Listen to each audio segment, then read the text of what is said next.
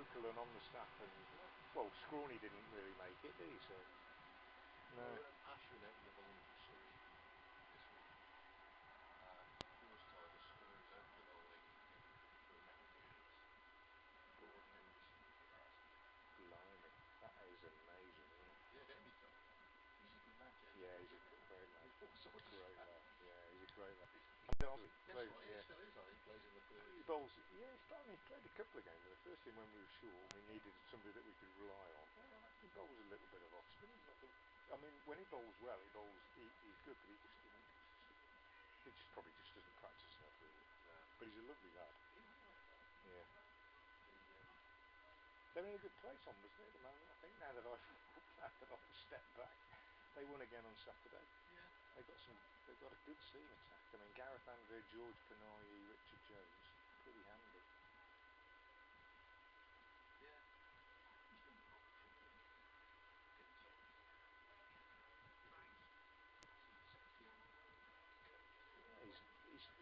He works for this. If you look very closely on the back of their shirts, they've got a blue thing at the top, and it's a cricketer, and it's Complete Cricket is the company. Remember Diddy David Smith? He runs it, and basically a lot of these guys work for him in the winter, and they do loads of one-on-ones. It's become quite a big company, and well, right from Birmingham over to Rugby and Coventry, and they do loads and loads of brands based in Solihull, based on Nolan Dorrit really, and I think Richard's had a bit of experience with him as well.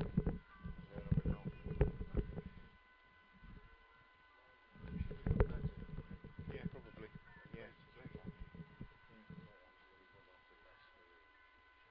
Well, that's it. He goes to Leicester. That's yeah. Oh, yeah, we'll speak. Yeah. Yeah,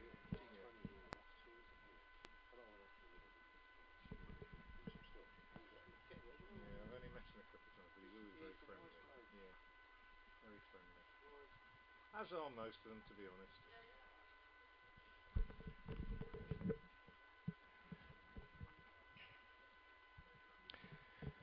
Yeah, I can hear you. Yeah, I'm here. Yeah, no worries. Okay. Yeah, perfect.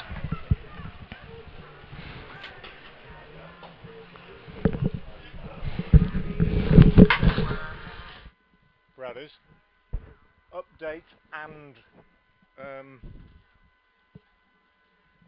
and commentary on Sunday apparently. That's what Dan says. Yeah. I'll check when I get there.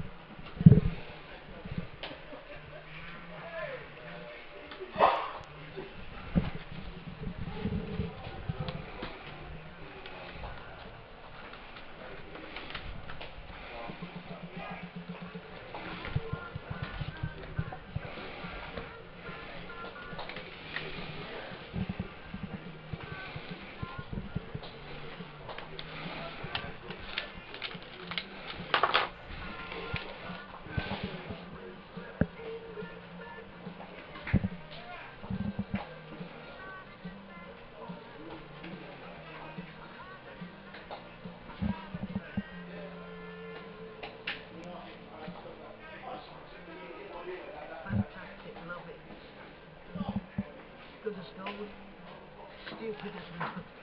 That was a bit of a treat, don't you think? Bit of a south. Carry on with God. Why not? I went to see the South, you know, that's one half of the was South. And they're still touring, and they're doing all the little theatres. If you ever get a chance, go and see the South. Went to Evesham, saw them at the Regal in Evesham the first time, and then we went to Lyme Regis. We made a weekend of it. I thought we couldn't get through. Couldn't even get through. We made a weekend of it. There was 300 in this tiny theatre run by volunteers in Lyme Regis, and they came on for an encore, and they did that. And the roof was lifted, man. The roof came off. It was great. What a great evening. Took me to the in front in my meeting.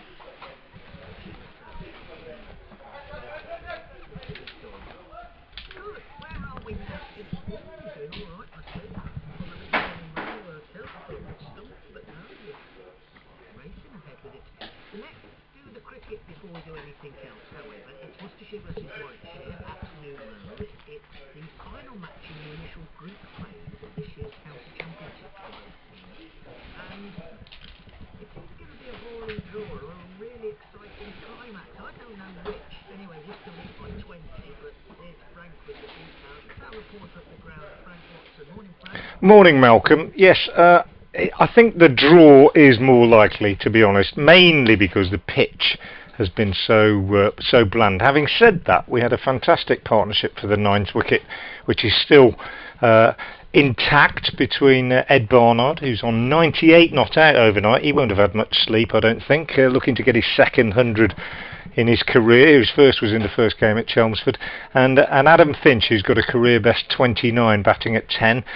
They've done really well, came together with a score on 324, so they've added 91 for this ninth wicket, and there is just a hope that if they can extend that partnership and get Worcestershire up to a lead of sort of, I don't know, 50, 60, something like that, and then Ish Sodhi, who got 6 wickets in the first innings, might be able to work a bit of magic. They might just put the Warwickshire batsmen under a little bit of pressure on this last day. So that's what we Pairs fans are hoping for, but as you say, the draw probably is the more likely scenario. Well, one thing you're not going to have any trouble with today, and that's the weather. You're prepared for a full day's play, and I can absolutely guarantee it. Yeah, thanks, Malcolm. Yeah, it is very nice. And just a quick word, if I may, on the beautiful south. I don't know, it's quite topical, this, because I've got this thing about Harry Maguire, the England centre half, being somehow related to Paul Heaton of the beautiful south. I don't think he is really, but if you look at them, there's an incredible physical likeness between those two. Something I've been banging on about ever since the start of the Euros. But there you go, just a bit of trivia. 415 for 8 here, and we're starting in about half an hour. Oh no facts whatsoever, and I honestly don't think there's any relationship really, but they are incredibly alike really. If he was somehow related, I wouldn't be at all surprised. Frank, thank you very much indeed. I'll have to look out the photos and see for myself. No artifacts, they're just not real. Yeah, so the cricket starts at 11 o'clock.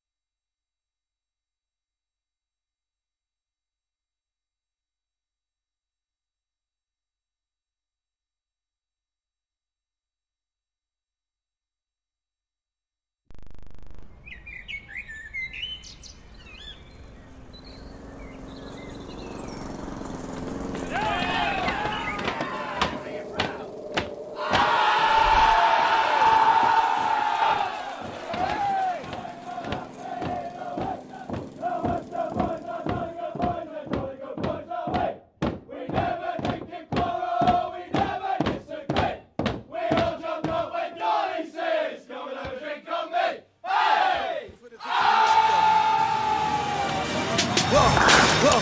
They ain't never seen nothing like this before. Lit the room when I came through the front door. Ask me if I should overcome, what for? Train in the trees, please pardon my sycamore. Touch burning sands, cross lands and stormy shore seasons in the year, yeah. Ain't no challenge for champions and chain no fear. Yup, the champ is here, switch gears. We keeping haters in the rear. At the blood, sweat and tears and my goal so near. I see my victory so clear. I see my victory so clear.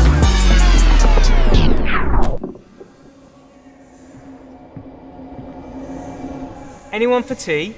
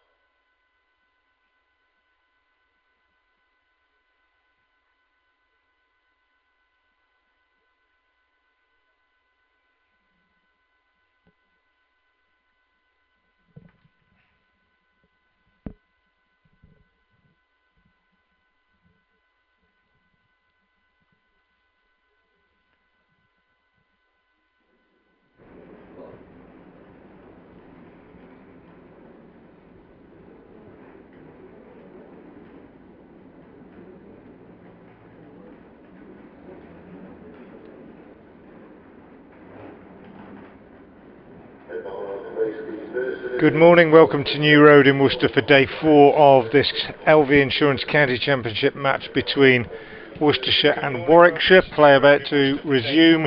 Ed Barnard will face the first ball of the day. He's on 400 and Worcestershire on 415 for 8. Ed Barnard is on 98.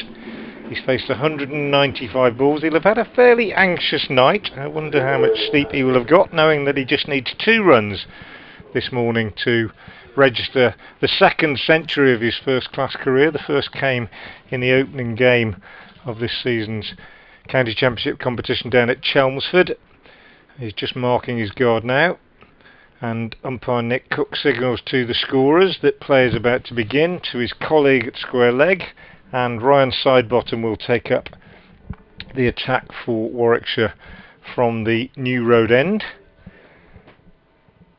Worcestershire leading by 20, remember, and Sidebottom comes in now to bowl to Barnard, and his first ball is down the leg side. Barnard misses it, and Michael Burgess tumbles to his left and parries it. He can't gather it cleanly, but there is no addition to the score. Cathedral clock chimes 11 as I speak. The Black Country flag flying at its peak, blowing fairly stiffly in a northeasterly. Weather absolutely beautiful today, and set fair according to the forecast for the rest of the game. Here's Sidebottom in again, bowls to Barnard, and he gets the first run of the day, the 99th of his innings, as he turns this one off his hip down to long leg. Matt Lamb is the fielder. You can see Liam Norwell going through some fairly busy exercises down at fine leg, suggesting that he's going to take up the attack in the second over. Adam Finch now on strike, 29 not out, a career best from Finch. These two came together with a score on 324 for 8, so they've added 92 for this 9th wicket. And Finch has faced 123 balls, and it's been a really good effort from the young fast bowler in his first outing of the season at this level. Sidebottom is into him, bowls, and he sways back out of the way of a short one, which is taken by Burgess. Nicely negotiated by Adam Finch. Bright sunshine here at New Road this morning, blue skies, and just a little bit of cloud, Simpson's cloud as I call it, and a little bit of cumulus, but a lovely day. Not much breeze, although, as I say, the flag on top of the cathedral, the Black Country flag, which was flying yesterday to celebrate Black Country Day, is stirring lazily now as Sidebottom comes in and bowls to Finch, who is, well, he's undone by that one, taken on the pad, I think, going back. He might have just got a bit of bat on it. Yeah, no, in fact, not taken on the pad. He got a thickish inside edge on it, and it squirted away to square leg for his first run of the day.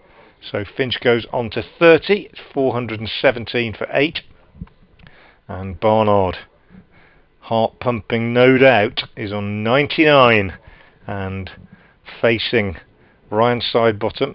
Just be hoping, I'm sure, for another one that he can just tuck away off his legs.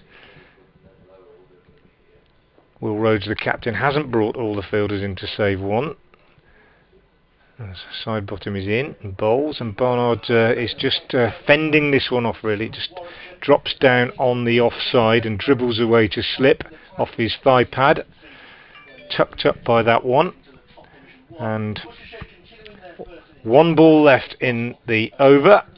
Worcestershire leading now by 22, hoping they can extend that lead to something a little bit more meaningful on this last day, and then perhaps that the bowlers can make early inroads and make something happen on this last day. Here's Sidebottom again in to Barnard, who's on 99. He bowls, and Barnard gets a short one, which he drops down in front of him, hoping it might run away on the leg side and he might be able to get a single. Sets off a couple of excited steps, but then, seeing that it hasn't gone very far, decides to give up any hope of a single, and That's the end of the first over. 2 runs coming from it. Barnard on 99. He's faced 199 balls. And Adam Finch is on 30. Liam Norwell, as I said, is going to take up the attack from the Diglis end. Norwell, he's bowled pretty well so far. 25 overs, 6 maidens, 2 for 53. And he will take up the attack, and he will be bowling initially to Adam Finch. Finch on 30. Bright sign, sparse crowd so far today. Maybe it will fill up a little bit as the day goes on, depending on what happens, I suppose, in the game. Here is Norwell from the Diglis end, right arm over, bowls to Finch down the leg side, not gathered by Michael Burgess, diving to his left, and the umpire signals a bye. So that's the 13th bye of the innings, and the score goes up to 417 for 8, and it brings Ed Barnard on to strike. Update for BBC Hereford and Worcester's FM listeners coming shortly. It would be lovely if we could coincide that with Barnard getting a single, but don't want to tempt fate too much. He is on 99 and waits now as Norwell moves in from the Diglis end. Bowls to him, and he drives this on the onside, and he's got his 100. Beats the diving Craig Miles at mid-wicket. So a tremendous effort from Ed Barnard, who reaches his second 100 of the season. 200 balls and 8 fours. A really excellent, outstanding effort from Ed Barnard. Helmet off, and applause all round the ground for him. Really excellent performance from the young Salopian.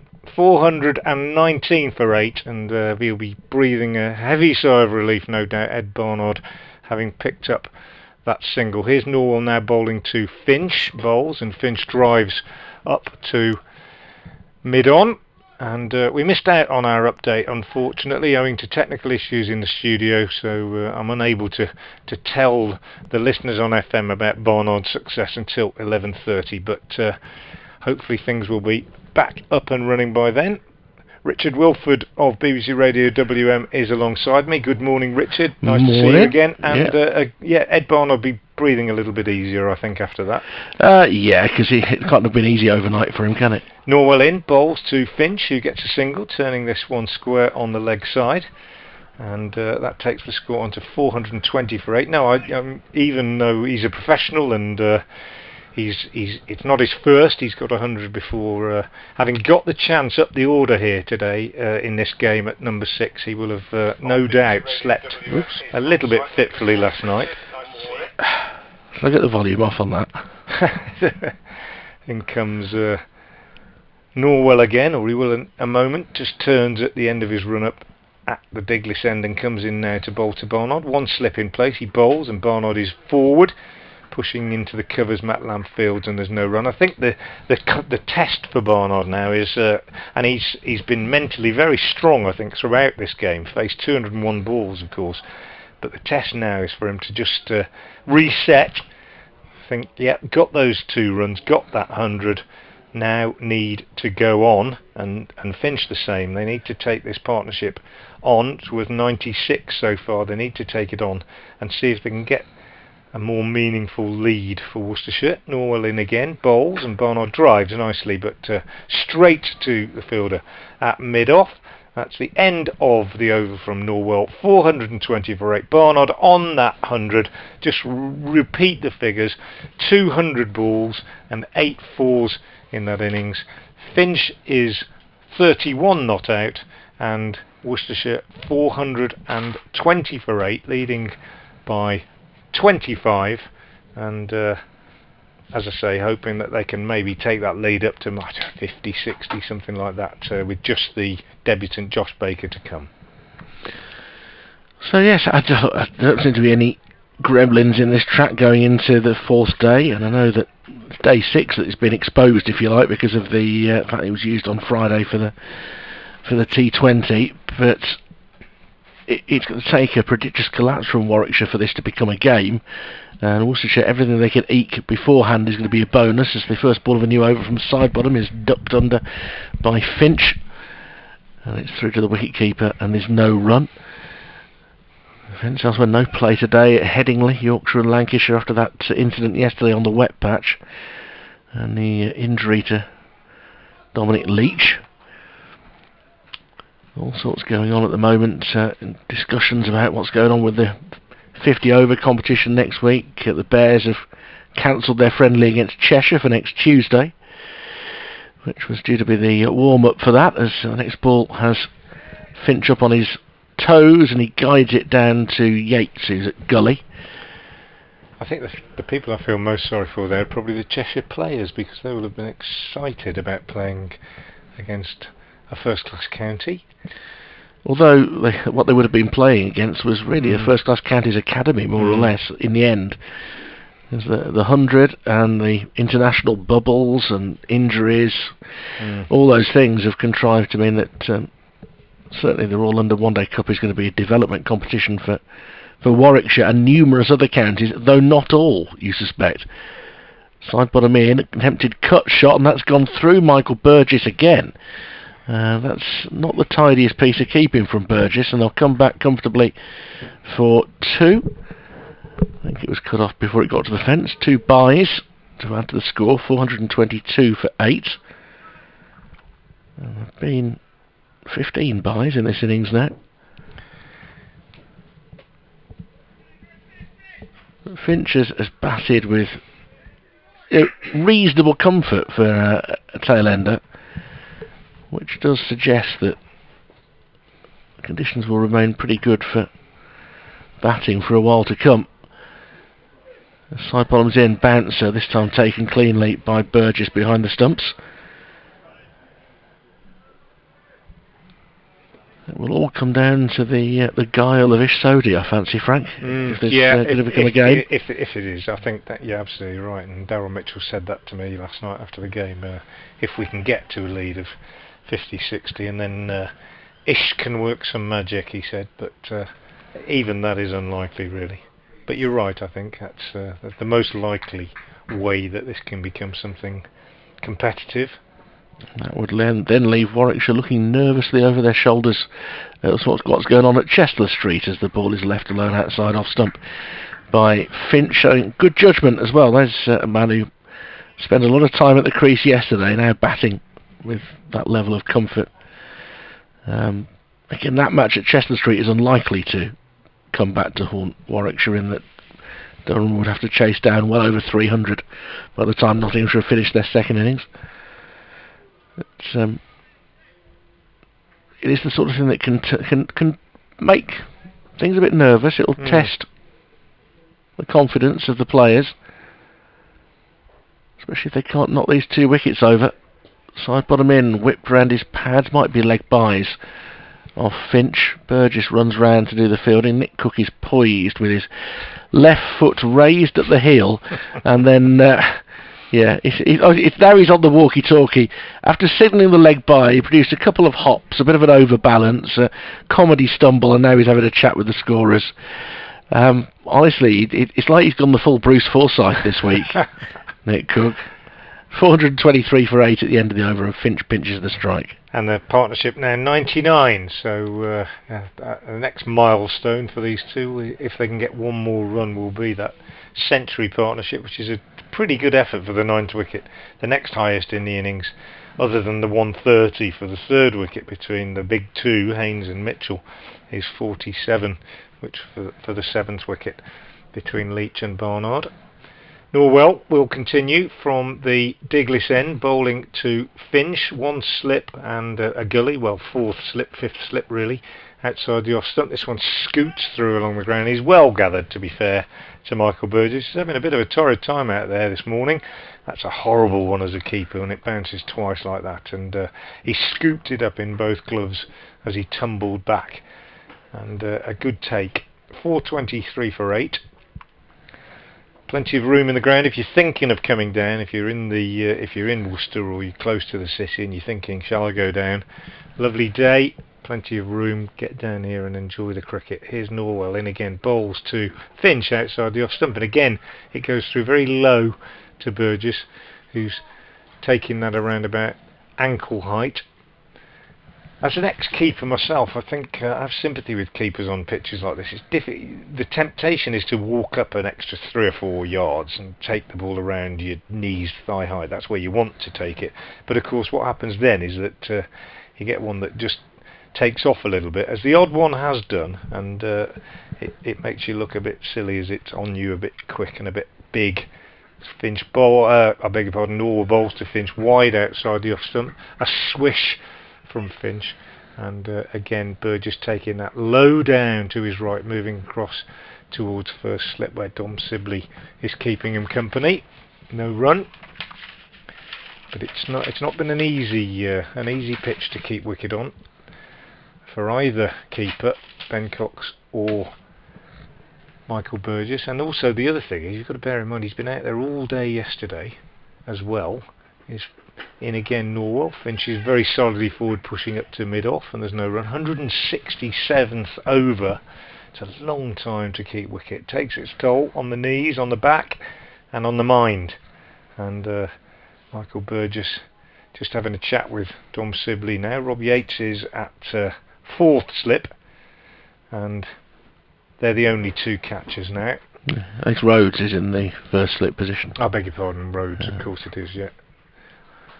In comes Norwell, bowls, and back goes Finch, plays out on the offside. I saw the 5 on his back, and then Dom Sibley wears 45, doesn't he? Yeah, he does get into slip sometimes, but he's at mid-off. It seems strangely satisfying when they opened together, particularly a couple of years ago when they had a lot of success opening together, and they were coming out as 35 and 45. Yeah. Don't know why it was satisfying. It just kind easier to tell apart when they're batting, aren't they? Because one's right and one's left-handed. And Sibley's rather the taller as well when they're together. The numbers are a great help on shirts. Here's Norwell in bowls and taken on the pad, Finch, and there's an appeal, but I think it's running down the leg side. Umpire not interested. And looking at the replay, that is the reason. End of the over. 423 for 8. Barnard is 100. Finch is 31. Yeah, just going back to the numbers on the shirts. I mean, you get to know your own team very well just from the way they move and so on. And in the field, it becomes pretty comfortable identifying them. But when you're commentating on another team, although they're obviously, the sun hats help, and certain people are a lot taller and smaller and whatever, but numbers do help, because the average county cricketer is a dark-haired, bearded man these days, I find. Is that right? The good ones aren't, but the average ones are. So there are a lot of dark-haired, bearded young men around at the moment. It seems to me. Well, here we've got a light brown-haired, bearded man in right side bottom, bowling to Ed Barnard, who I don't think has a beard. Yeah, he does. Does he? Yeah, just a little one. They can't be bothered to shave anymore, can they? That's the reality of it. Side bottom into bowl to Barnard, and the thick inside edge drops down in the crease in front of him. Sam Haynes sprints in and shows a rather inadequate right boot if he was intending to kick that onto the stumps. He pushed it past the post and it rolled through to Michael Burgess, and there's no run. The run was never on. Yeah, I heard you mention the flag of the Black Country, which is hanging a wee bit limply on the cathedral today. Today is the official Black Country Day. Oh, is it? Right. It was Black Country Eve yesterday. They were getting it up and ready, which is the thing to do, isn't it? Yeah. So, happy Black Country Day to all of those of you who were born at the heart of British industry. Side bottom comes in once more to bowl to Barnard, and that's a good short ball, and he has troubled the batsman with his use of the short ball at times, and certainly he's got better carry than just about anybody in this game, side bottom. Yeah, I'd agree with that. That was quick, wasn't it? That was a pretty sharp one from Simon. Not quite perfectly directed. He just went over Barnard's left shoulder, but unpleasant from a batting point of view. He's deserved something for his travails without a championship wicket in his 2 appearances this season. He's none for 52 in his 25th. And he's bowled very well, and this goes past the outside edge of Barnard's bat. And he chides himself, Barnard. The picture, yes. Isambard Kingdom Brunel that I was talking about yesterday. Frank has passed me the picture. Brunel wearing the hat that has become something of a cliche, not least if you used to watch Monty Python's artwork. Almost a chimney hat, isn't it, that Brunel wears, but behind him the chains, pretty much the length of his thigh, each of those chains, enormous length. Fantastic, isn't it? We're talking about this because of the Black Country flag, I hasten. Yeah, which has 3 chains on it.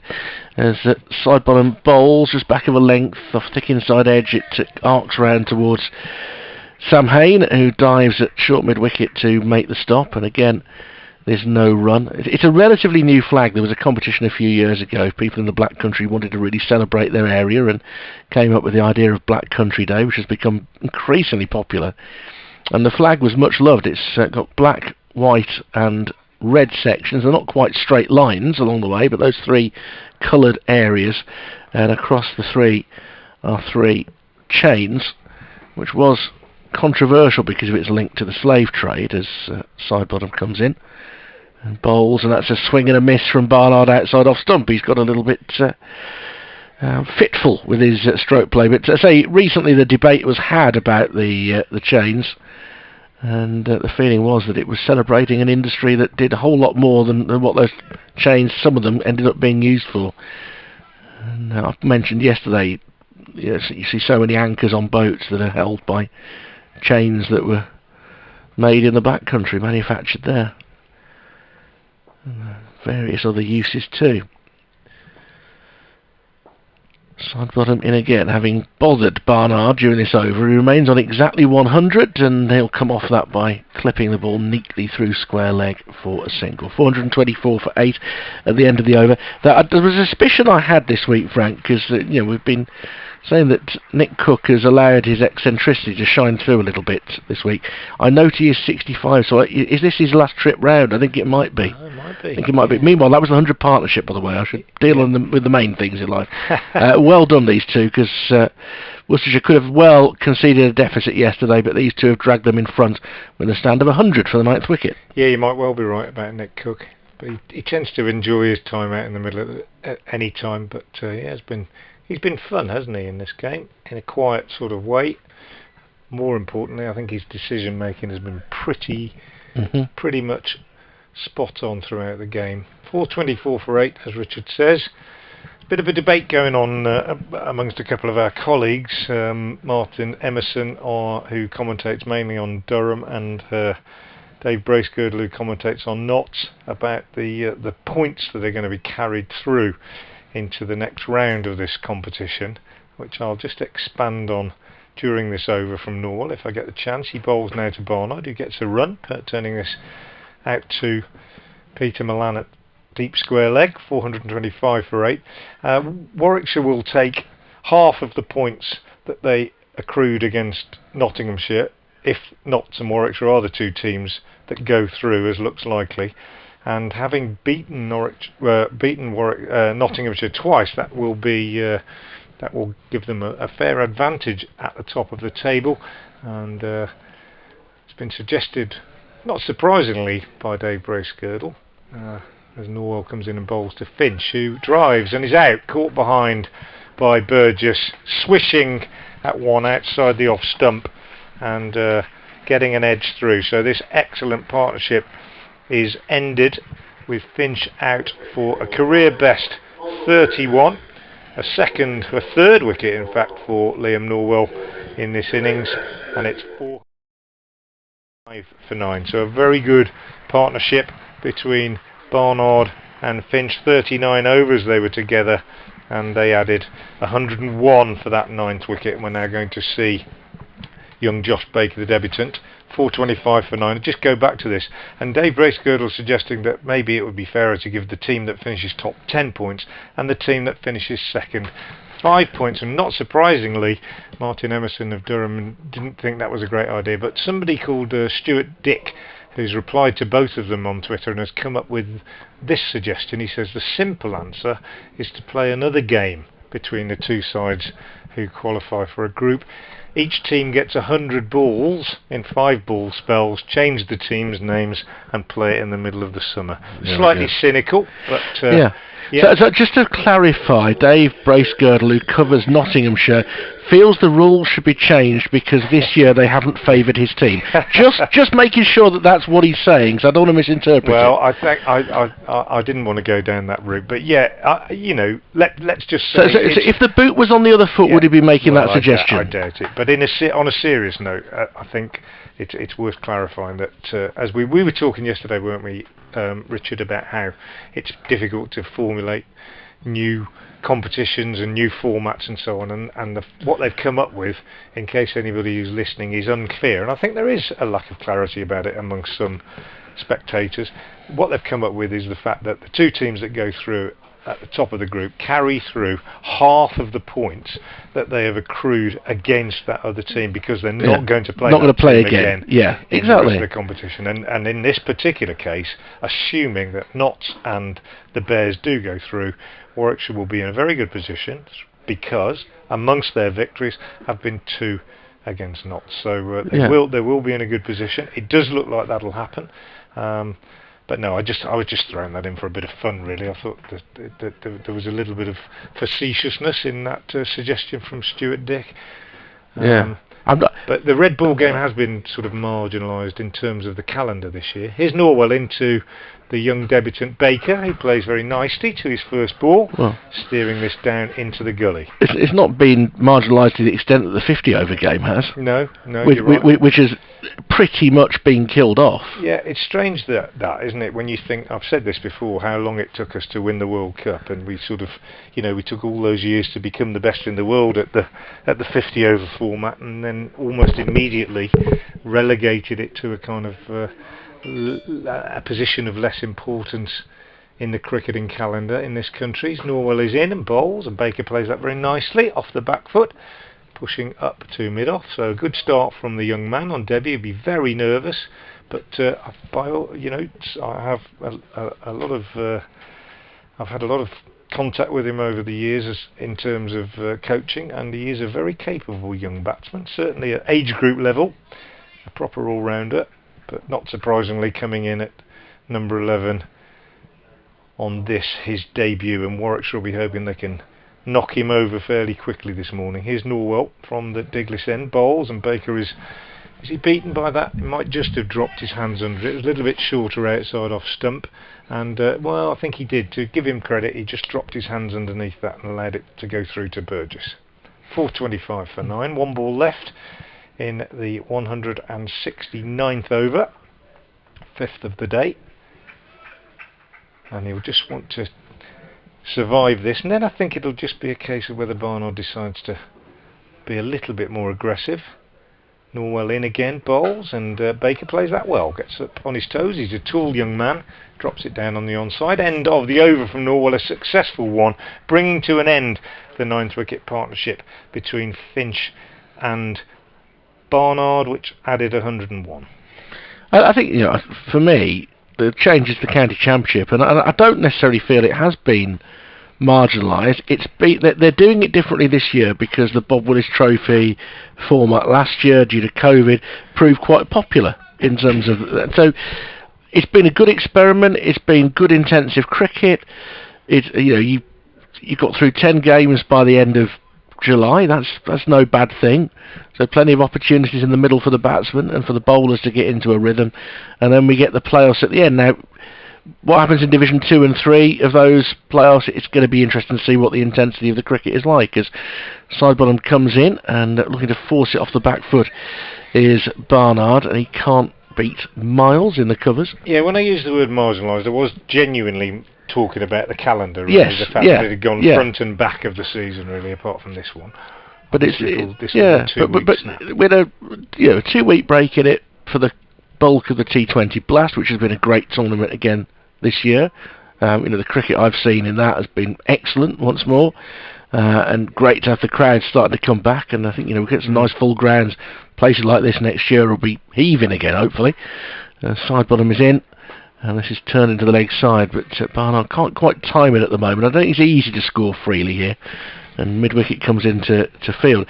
The 50-over game, it has, due to all sorts of considerations, amongst which COVID actually is one, but because of the 100 and the need for that to be a bubble situation because of COVID, and the fact that you've still got England players in a bubble, this year the 50-over competition is becoming a second 11 trophy. To all intents and purposes, the vast majority of counties are going to play young people, and it'll be really interesting to see them play. For those of us who love the game, for purists, it's going to be really interesting to see some young talent playing.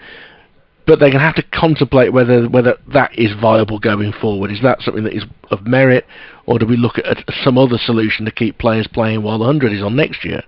As Barnard advances down the wicket, wanting to accelerate here, wanting to make the most of his chances, and it gets jammed between bat and pad and pops out into the offside. And Miles fields. It remains 425 for 9.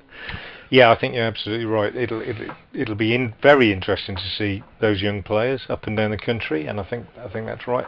I also agree with you about the Blast. I think it's a highly successful competition, and it's very much become an important, integral part of the county season. And it's been very successful again this year. Side ball in past umpire Cook, turned off his hip by Barnard, and there's a dive on the fence by Norwell. He still want to get a hand to the ball, but it rolls a bit further in front of the rope, so he has to chase it down, and they come back for 2. He then launches an impressively long throw, which gets to the bowler's end, but that was good commitment from Norwell. But 2 more to Barnard, who's been excellent, his second century of the summer, having made his maiden one earlier in the year, continuing his development as a fine all-rounder, Ed Barnard. And his batting, he'll be so pleased with the improvement in terms of the return, because he had the ability, but it's going big and getting the chance to bat at 6 as well. Sometimes you move somebody up a couple of places in the batting order, and they assume that position and become that player. And maybe that's what's happening with Barnard, who ducks under a bumper from side bottom, which goes through to Burgess. We were talking earlier in the week about the Bob Woolmer period at Warwickshire, and there were players there that would be asked to do something different. Graham Welsh started batting in the top 4 and was making runs doing that. Had quite a significant spell opening the batting, and it wasn't something he'd imagined doing. He thought he was basically the specialist swing bowler. And it's giving people the chance to show that they can do a bit more, as Frank will do a report now for BBC Hereford and Worcester. New road-based challenge, the county championship against Warwickshire and live to the ground. Well, we've had 2 significant moments this morning in the first half an hour. The first of them when Ed Barnard managed to reach 3 figures, his second first-class 100 for Worcestershire, the first having come earlier this year in the very first game at Chelmsford, and he reached his 100 off 200 balls with 8 fours. It's been a very, very impressive innings from the young man, promoted up to number 6 in the order. He's currently on 104. The other significant moment was when he lost his partner in that excellent 9-wicket partnership. Adam Finch and Barnard had put on 101, but a few minutes ago Finch, flirting at a wide one from Liam Norwell outside the off stump, caught behind by the Warwickshire wicketkeeper Michael Burgess for 31. The debutant Josh Baker has joined Ed Barnard. He's so far faced just 4 deliveries. He's not yet off the mark, and Worcestershire leading by 32 of 427 for 9. As Norwell is in and Baker is off the mark as he slices this one, steers, you could say, but a genuine edge down to third man, and really good running brings Ed Barnard back for 3, because that stopped a good 10 yards inside the boundary down at third man. It was pursued down here by Rob Yates and Sam Haynes, but Barnard, I think, sensing the opportunity to get back for 3 if he ran the first 2 really quickly, and in fact getting home quite comfortably. So excellent running from Barnard, 430 for 9, and Baker, heaving a heavy sigh of relief no doubt, is off the mark. He's now on 3, and he's happily at the non-striker's end as Norwell is in and bowls, and Barnard drives handsomely through extra cover for 4, full and a little bit wide from Norwell, not really wide, but wide enough to allow Barnard to get his arms free and he drove it through the covers, and it's gone underneath the literal wicket covers down at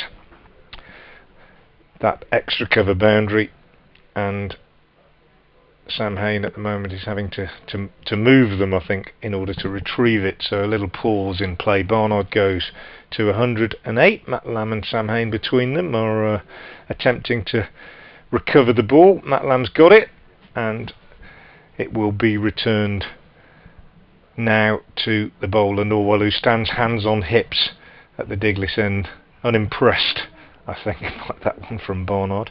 Field's going back now. They're going to try and give him one. Which it'll be interesting to see how soon in the over he takes it. Just 2 balls have gone. Norwell is in, bowls to him, and he does take a single, just steering this one down to third man nicely. Little one-day shot, just running it down off the face to third man. Rob Yates, the fielder down there, and Barnard happy to take the single. Moves on to 109, and the total to 435 for 9. Baker takes guard again. The field comes in. 2 slips, first and fifth, as Norwell is in to Baker. He bowls, and Baker plays solidly up to mid-off, and it's fielded there by Dom Sibley, and there's no run. He's no mug with the bat, Baker, that's for sure. I mean, there won't be many people that have seen him before who are watching the stream or in the ground. But certainly at age group level and in schools cricket and so on, he's regarded as a pretty capable batsman. This, of course, is a very different situation. And he waits now. Tall lad waits as Norwell bowls, and he drives off the front foot this time. Not with any great power, but firmly enough up to mid-off again, and there's no addition. He stays on 3. The man out today, Adam Finch, nicking Norwell behind to Michael Burgess a few minutes ago, out for a career best 31. An outstanding effort from Finch. Faced 141 balls. I think that's probably the most significant statistic about that innings. Norwell in, bowls again to Baker, who gets a short one and turns it on the leg side, and he's slightly uncomfortable, sort of off the splice, but he gets a single. Played it well enough. And he keeps the strike, because that was the last ball of the over. So Barnard obviously showing complete confidence in the young man. 436 for 9. Yeah, I think he might see a little bit more short stuff when he's facing Ryan Sidebottom on the evidence of that, because that was the first time he looked a novice. Because he's not batting at number 11 due to any sense of what his batting ability is. It's because he's a teenager playing his first championship game, and largely in the side for his slow left arm, which he bowled very nicely on the first day and a bit when Warwickshire were at the crease. So it could well be that his future as he goes ahead is somewhat higher up the order, but the way he's come forward, the way his technique looks very, very solid. Did look a bit awkward to that short ball. He was very straight in his position and protecting his face a bit there. And the shot he's just practiced is not dissimilar. So a helmet's being run on now as well for Sam Haynes, so no real surprise that Sidebottom is going to put in a short catcher on the leg side. So Haynes walks over a mat. That mat wasn't in position, was it, until this morning? No, that was put down overnight? Yeah. Whether it's a used wicket or whether it's a future wicket. Umpire Watts is practicing a few, well, I'm assuming cricket shots, but the arm position was somewhere between cricket bat and golf club. Really? Bit far from the body. I have to ask him. Here's Sidebottom in to bowl to the youngster, who will get off strike with a neat little flick round the corner. Baker, it's another single, takes him to 5, 437 for 9. So the lead's 42. This is taking more time out of the game, of course. Worcestershire will at least want to give themselves plenty of time to have a look to see if they can elicit a collapse and get one over on their local rivals and force them to worry what Durham are up to, or whether the ECB are particularly generous in their handout to Essex for the abandoned game. Don't think the ruling has occurred yet, which is not great, you know. It's 48 hours since that was done, and you would have hoped they had something in place in terms of what would happen because of a COVID abandonment. Side bottom to Barnard. Angles it down to third man, who's quite fine down there. Another single, 438 for 9. In terms of that game at Chestler Street, by the way, Notts 149 for 5, making very quiet progress this morning. They lead Durham by 312.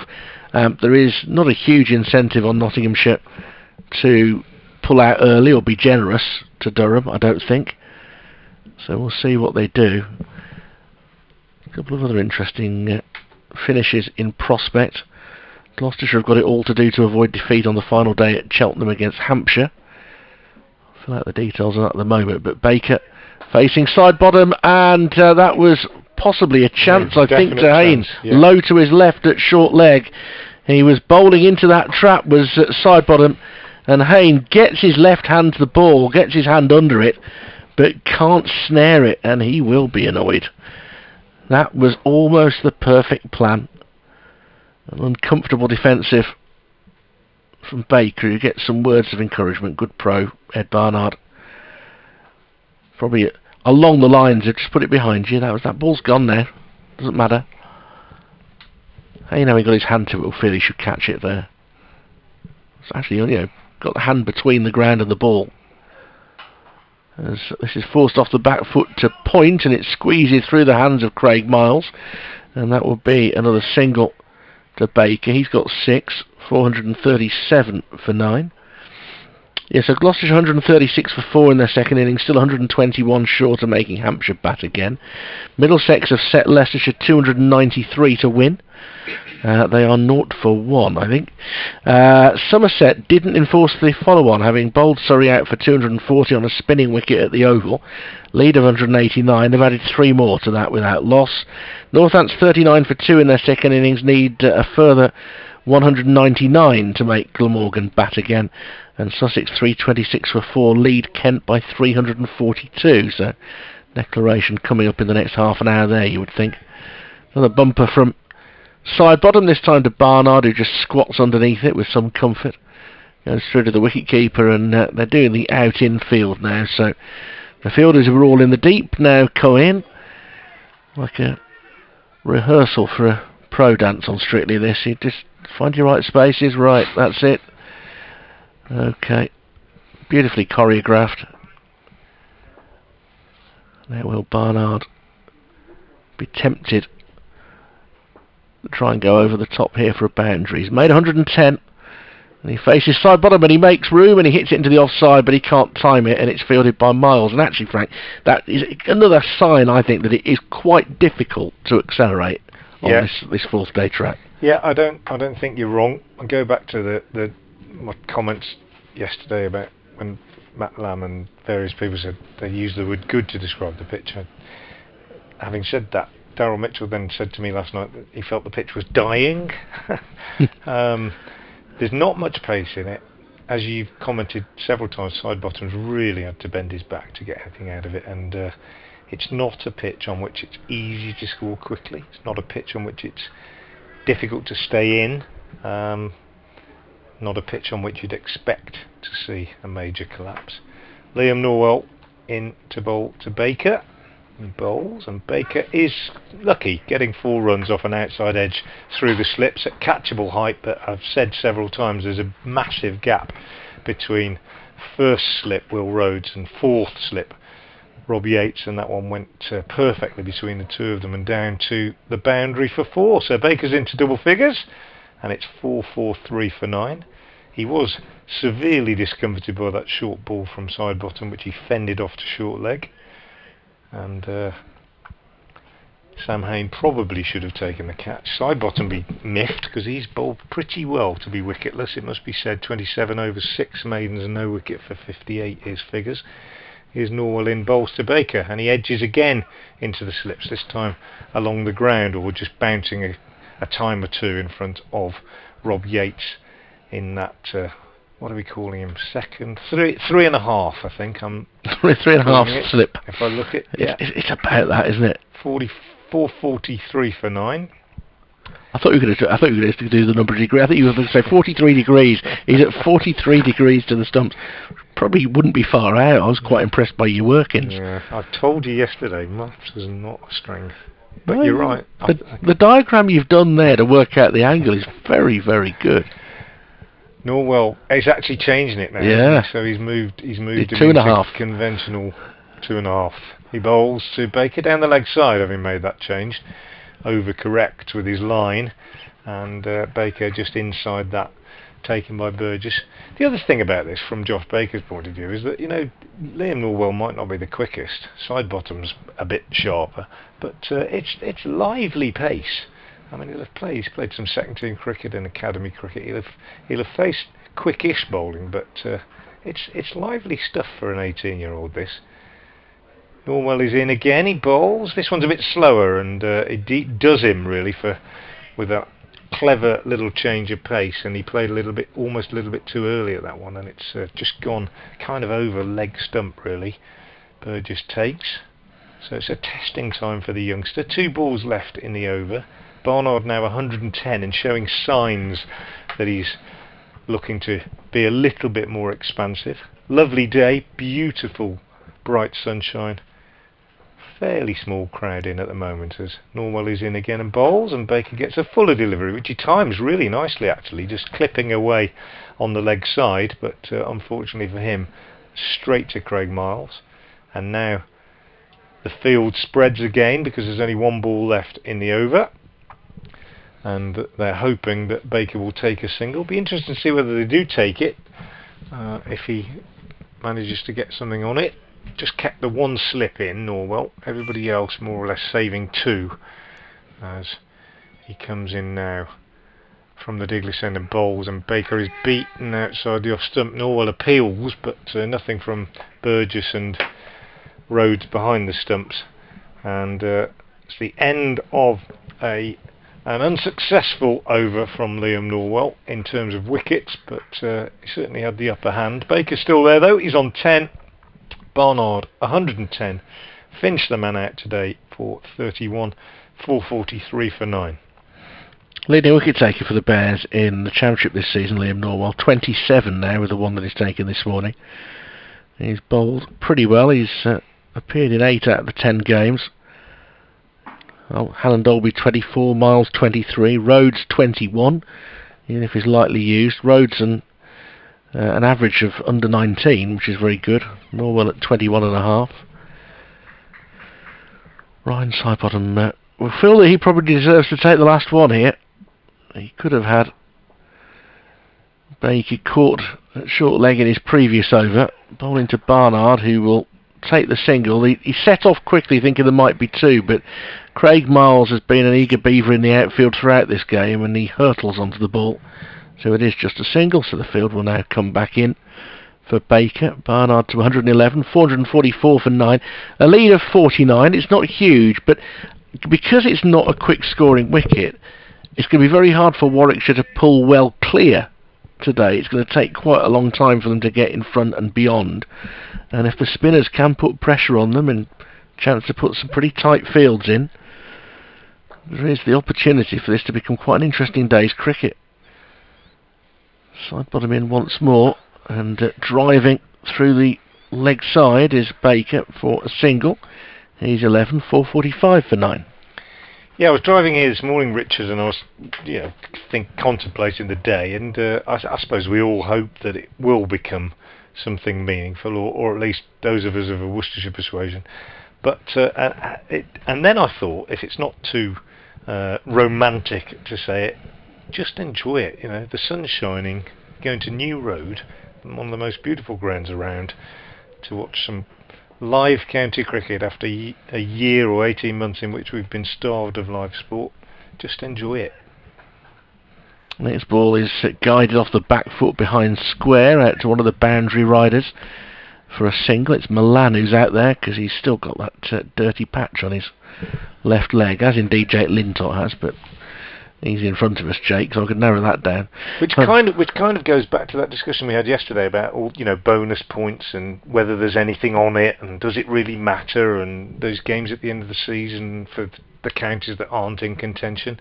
And what I said about Chris Dent at Gloucester last year, saying we just enjoy playing. I mean, let's enjoy the game for the game it is. Sidebottom once more bouncer ducking under it is Baker. That was a little bit more authoritative from him, actually, the way he got under that. It remains 446 for 9. He took his eye off it though, but it was banged in really short yesterday, as we said. In order to get the ball up over, I mean, Josh Baker's got to be 6'4", so to get it over his shoulder height, side bottom's really got to bang it in short.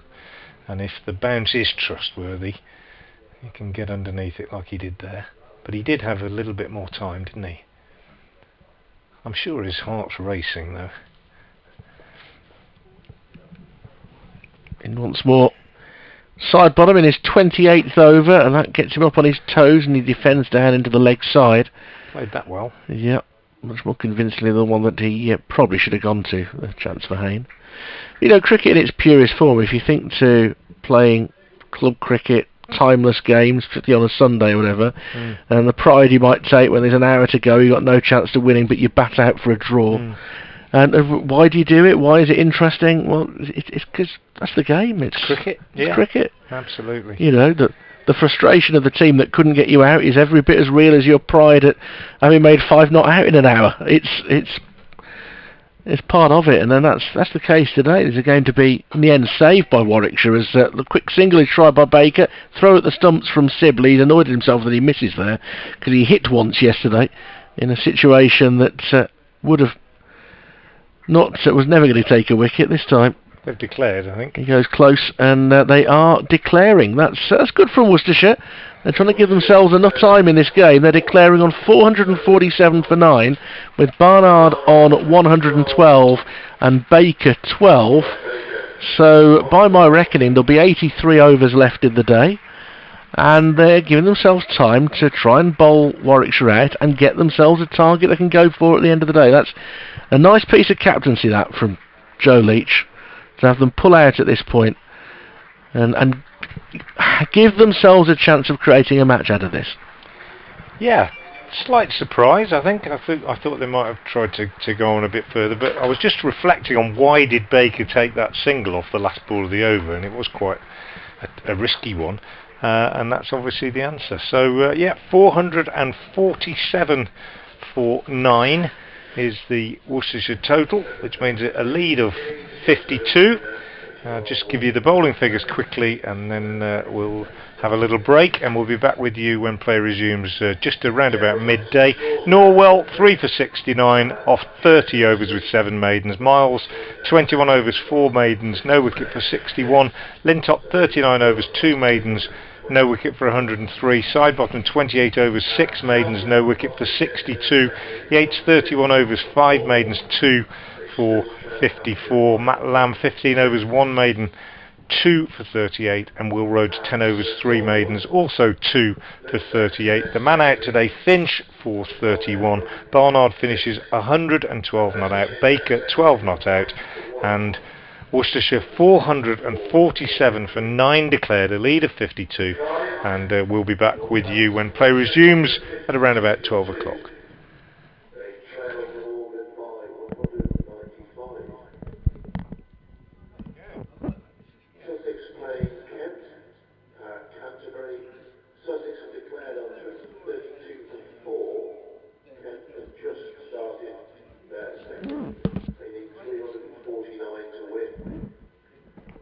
The match having played between Lancashire and Yorkshire has been abandoned as a draw.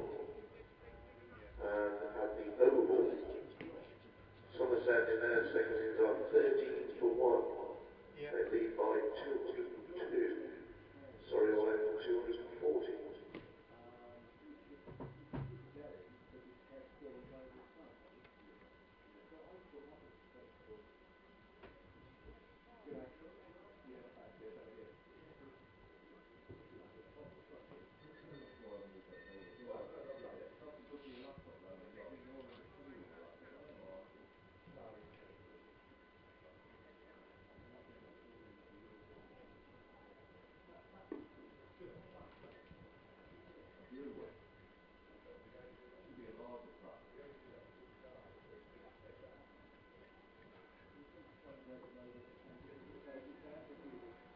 Scorecard in the Worcestershire first innings. Darren Mitchell, LBW to Norwell for 100. 22. Fell LBW against 2.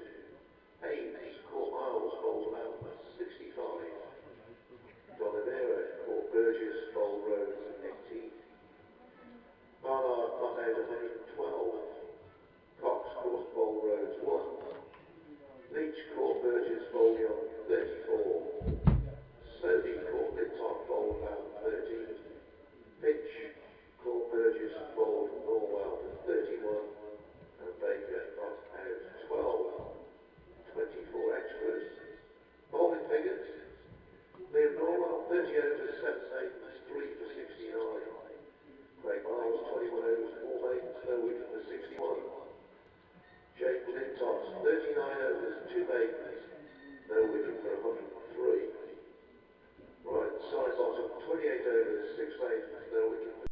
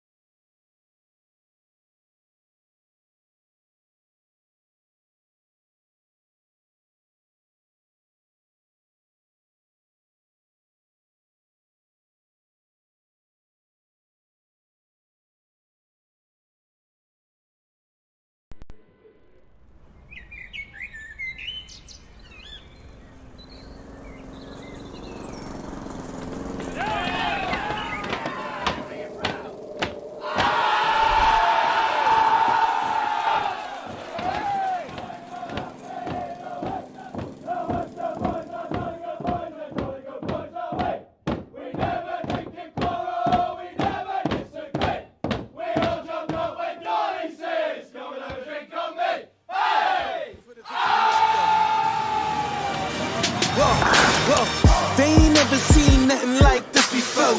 Lit the room when I came through the front door. Ask me if I should overcome, what for? Train in the trees, please pardon my sycamore. Touch burning sands, cross lands and stormy shore seasons in the year, yeah. Ain't no channel for champions and chain no fear. Yup, the champ is here, switch gears. We keeping haters in the rear. At the blood, sweat and tears and my goal so near. I see my victory so clear. I see my victory so clear.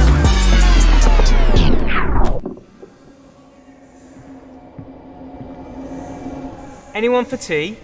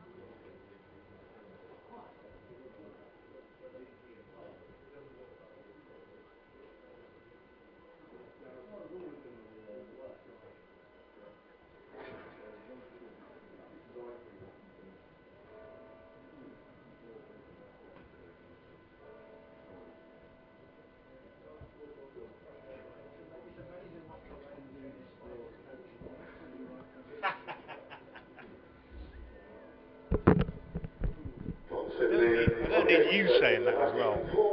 Bradley says it all the time.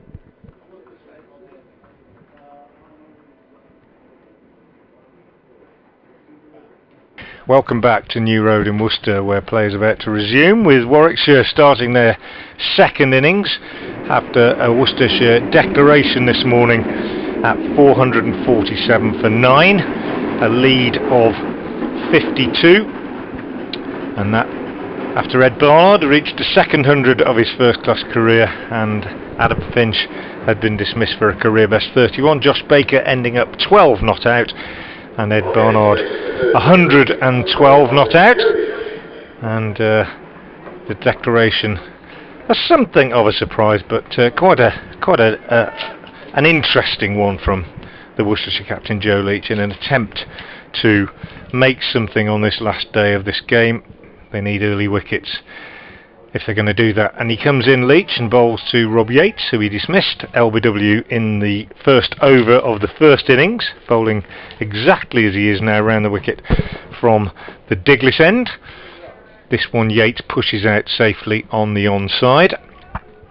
There's no run. Just after 12 o'clock, update for BBC Heaven Worcester's FM listeners coming shortly. Richard Wilford, my colleague, is next door at the moment, just informing BBC Radio WM listeners of events here at New Road, as Leach is in again, and Yates is off the mark, tucking this nicely off his legs behind square for a couple. Adam Finch, who will probably take the new ball from this Diglis end, goes round from his position at long leg to do the fielding. So Yates is away, he'll feel better, off a pair, and Warwickshire are 2 without loss and trailing at the moment by 50. Here comes that update. Well, Warwickshire have just started their second innings. They're 2 without loss. This after Worcestershire declared their first innings this morning on 447 for 9. 2 significant events this morning before that declaration. Ed Barnard reaching his second first-class 100, and he made that excellent innings. He made it. He made his 100 of 200 balls with 8 fours. Finished on 112 not out. Adam Finch, the one man out today, caught behind off Norwell for 31. Debutant Josh Baker finished unbeaten on 12. Worcestershire declaring then at 447 for 9, and Warwickshire in their second innings currently 2 without loss, trailing by 50. As this one is allowed through by Rob Yates outside the off stump and taken by wicketkeeper Ben Cox. Yates and Sibley opening the batting. Warwickshire will be just looking to bat the day out now, of course. Worcestershire will be hoping they can just get the nerves rattled a little bit with a couple of early wickets and see where they are at lunch. Bold-ish declaration, you could say, from Joe Leach. He's round the wicket now from the Diglis end. He bowls and Yates is forward, turning this on the leg side. Gets a single as the debutant Josh Baker moves round from mid-wicket to field. End of the first over, and the score is 3 without loss. All of those runs to Rob Yates. And it's good afternoon for the first time to Richard Wilford. Good afternoon. I think I'm not buying bold declaration, because actually there's no element of risk to it. No. They're not going to lose the game. I just think it was really positive to not merely let the innings run its course, but think, well, actually, let's get them in now, and it gives us a bit of time and a bit of leeway, and if there's a chase in the final hour, then fantastic. It shows a bit of ambition. Leach again, it wasn't the end of the over, that is. Last ball outside the off stump to Sibley, allowed through to Cox. 3 without loss then. Yeah, wrong word, bold, you're absolutely right. You could say imaginative, or you could say positive. Yeah, anyway, positive, trying to make positive. a game of it, yeah. But not bold, because, as you say, there's no element of risk. This might be considered a little bit more bold in that he's opening the bowling with Josh Baker, which I'm surprised at. But again, what is the main way that you're going to get wickets on this track? And you would hope it would be with spin. And I know that the Bears struggle to take a lot of wickets with spin, and what turn there is pretty slow turn. So more often than not, Worcestershire were very good, particularly Mitchell and Barnard, at getting onto the back foot and being able to play the turn that way. But you've got to make sure that you get plenty of overs and spin in. Hard ball for the slow left armour, not the end of the world. It's not something they'll be used to, Josh Baker, bowling with a brand new ball, but harder for the leg spinner generally, so Sodhi might wait 15-20 minutes. But this hour before lunch is crucial. They do need the 2 wickets. I was listening to you as I was waiting to do a report. That a couple of wickets before lunch has to be the target here. So Yates is on strike, and that one is glanced behind. There's a chase on, but Mitchell gives that up fairly early, because that's going to make it down to the ropes for 4, and he did get a bit of bat on it. So Yates, who missed out in the first innings, has all 7 runs on the board for Warwickshire at the start of this second innings, and that was a bit of a loosener for Baker, but he acquitted himself well in the first innings. He wouldn't have had an awful lot of notice that he was going to get this opportunity, and it's only a couple of weeks since he finished his school year. So that one was a similar line, but this time it gets trapped on the pads of Yates. He's only going to benefit from the experience this week, Josh Baker. Wickets in the first innings. Looked like he was perfectly capable as he came in at number 11 this morning. And now he has Yates just rushing a little bit to play that defensive shot. It'll be interesting to see whether he does get much turn and whether there's the added bounce. He's a tall bowler, that's an advantage for him, Frank, as well, with this hard new ball as he draws Yates forward and he defends out into mid-wicket and there's no run. And you mentioned he just finished his schooling, I mean, literally 2 weeks ago, and to be given the new ball in this situation must give him a lot of confidence. Just a little bit of turn there, that previous delivery, as again Yates comes forward and defends. But I think yesterday when I spoke to Will Rhodes, he was saying even if you hit the footholes, you're not getting a lot of turn from this wicket. He certainly didn't describe it as good. I know the night before Matt Lamb did. Will Rhodes' description was a little less flattering, but then he'd been in the dirt all day. As Yates half drives up towards mid-on. Neat piece of footwork by Sodhi to flick it up into his hands, and at the end of the second over, Warwickshire 7 without loss. Turgid, I believe, was the word that he used. And, I've heard that word used. Yeah, but going back to Josh Baker, the psychological impact of being given the new ball must be a really positive one on the young man, and not only that, just seeing him complete that first over and the 38-year-old Darryl Mitchell going over and giving him a little fist punt, saying well done, must be feeling $1 million at the moment, Josh Baker. Very, very exciting time for him.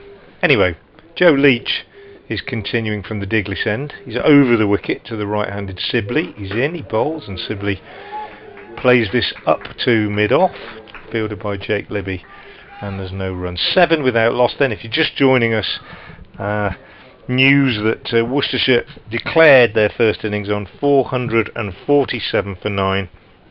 Ed Barnard was 112 not out, his second first-class 100, and Josh Baker was 12 not out. Finch, the man out today for 31. Norwell finishing with 3 wickets for 69, 2 each for Yates, Lamb and Rhodes.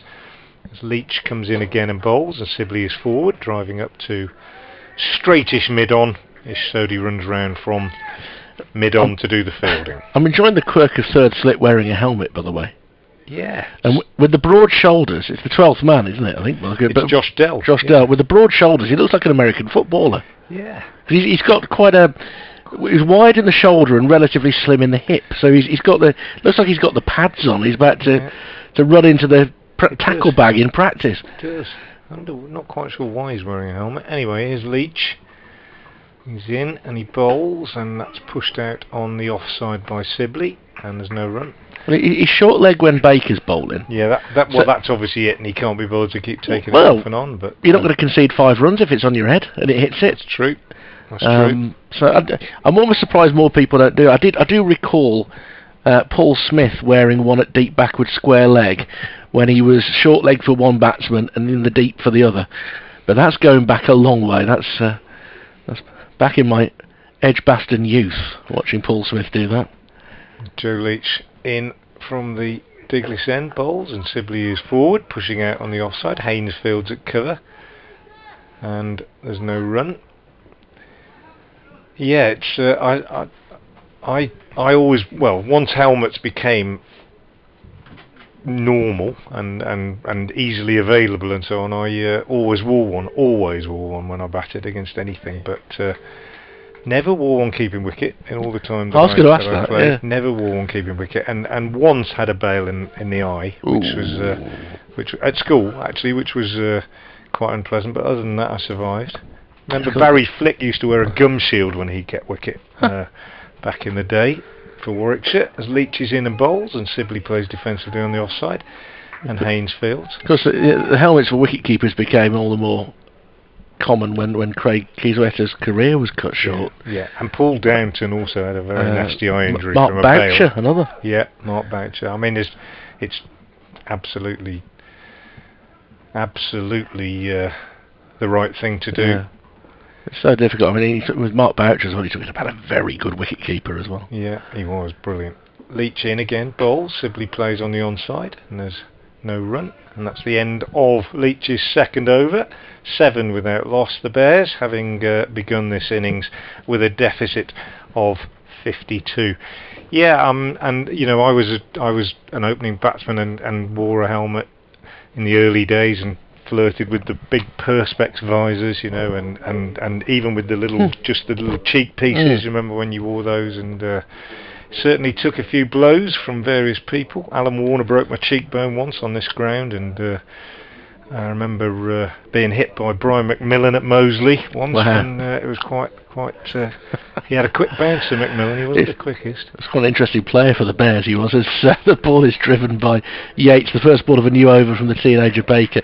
The interesting thing with Brian McMillan, when they signed him, they thought they were signing a fast bowler. And he made, I think, half a dozen centuries in the championship that season, and didn't bowl too much. Brilliant cricketer. As Yates again, big right foot forward rather, as a left-hander, defends Baker back into his follow-through. He was an outstanding cricketer, and another one who would have been very much adaptable to the modern formats. Oh yeah, wouldn't he? Yeah. As Baker again will field another ball that's patted down the track towards him. And a great guy as well. Really fantastic company. Once more, Baker approaches. Yates turns it round the corner to short leg, a couple of bounces, and he fields.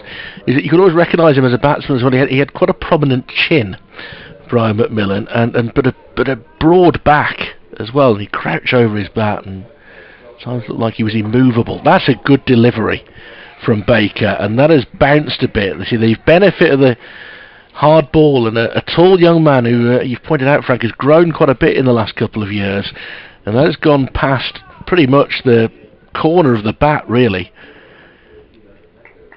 And it bounced off Ben Cox, but that was considerable bounce. And the next delivery, Yates tries to cover up, and it almost squeezes past him again. Really good end to the over from Josh Baker, and if Warwickshire were thinking this isn't going to be a real test to make sure they get safe and secure that top 2 finish, then that was very much a reminder. 7 without loss they are. They trail by 45. Yates has 7. Sibley yet to score. Just watching the replays of those last couple of balls, they turned as well. You know, he's getting a bit of purchase, a bit more than he did in the first innings, which you'd expect as the pitch is a little bit older. But that was, as you said, Richard, a very, very good over from the young man. He started out a bit wider, you know. Those last couple of deliveries, he's really going for the foothold, thinking that's the only place that it's going to turn enough. And that last ball, he's just caught the edge of one. So it may well offer a bit more than it has done on the first 3 days. Leach from the Diglis end, bowls to Sibley. Cox now standing up to the stumps with his helmet on, pushed out on the offside. And there is no run. Bright sunshine, beautiful day here at New Road. Really, really perfect. Not too hot, but pretty warm in the sunshine. Those in the Basil D'Oliveira stand to be well advised to have a bit of sun cream on and to have their hats on. And most of the players with some sort of head protection, as they tend to these days. You don't see many bareheaded fielders these days. Leach is in and bowls, and Sibley is very, very well forward. Gets down into that very low forward defensive position and blocks it back up the pitch to the bowler. we have the perfect angle for the best view of this cricket ground. It may not be the perfect view for watching wicket to wicket cricket, Yeah. but this today with beautiful clouds, I mean nice clouds in the blue sky, is how Worcester looks at its very best. It's lovely. Yeah, absolutely. Couldn't agree more. Here's Leach. He's in bowls, and this one's outside the off stump. Not gathered cleanly by Cox, having been left by Sibley. It dribbles away to slip. 7 without loss. Yeah, there are a few more beautiful views. We've had the discussion a couple of times this year about grounds while I've been on air, and invited people to tell us their favourite grounds and their favourite views. It's always a fertile topic, and there are a few better views in English county cricket than the view that we've got, Richard, as you say, across to the cathedral with the willow trees on the banks of the Severn. And it looks mighty fine today, with the Black Country flag flying at its top as Leach bowls again, and Sibley's off the mark, steering this one behind square on the offside. They take 1. They won't come back for 2 because it's the fleet-footed Ed Barnard doing the fielding, running back from backward point. Sibley goes to 1-8 without loss. As a West Midlander, this will always be my favourite ground for the outlook, but I do enjoy from the press facilities the view behind the pavilion at Southampton when you look up to the forest goes up above on a hill over the top, and I think that on a sunny day, actually sometimes on a stormy day, that's quite spectacular with the clouds that you get there. And Tunbridge Wells a couple of years ago, Lovely. That's a beautiful ground. If you go at the right time of year when the rhododendron, yeah. His Leach round the wicket bowls, and Yates drives up to mid-off, and there's no run. I mentioned when I was up at Durham, and forgive me if you heard me say this, because Will Young, the Kiwi, was batting for Durham, and he comes from New Plymouth in the North Island, which is where I spent one winter as a young cricketer, and that has got, in my opinion, the most beautiful cricket ground in the whole world, Puckakura Park in New Plymouth. And I was lucky enough to play there, and had lots of people tweeting in from New Plymouth saying they were listening because of Will Young playing, and they were agreeing with me. Queenstown also looks fantastic. I've never been there in New Zealand. As Leach bowls again, and Yates blocks back up to the bowler. Tell us what you think if you want to. I'm at Frank Watson 58 on Twitter, and Richard is at Wilford WM. Always happy to hear from you. But yeah, I mean. And the other thing, Richard, when you do our job and you go around the grounds, is you have favourites for different reasons, don't you? Yeah. I think I'm the only person on the circuit, but I really like, not for its commentary facilities, but for its kind of old-fashionedness, shall we say. I really like Wantage Road at Northampton. I like the red brick streets around the ground, and on a T20 night, I think it has a lovely atmosphere at Wantage Road as well. But most people would say, "Goodness me, you must be mad." Not for me. But there you go. If they're playing cricket on it, most of the time I'm going to like it, and I'm not going to say which grounds I don't enjoy going to, because why be negative about it? Yeah. But you know, I love my days at Trent Bridge. Very welcoming ground, brilliant view.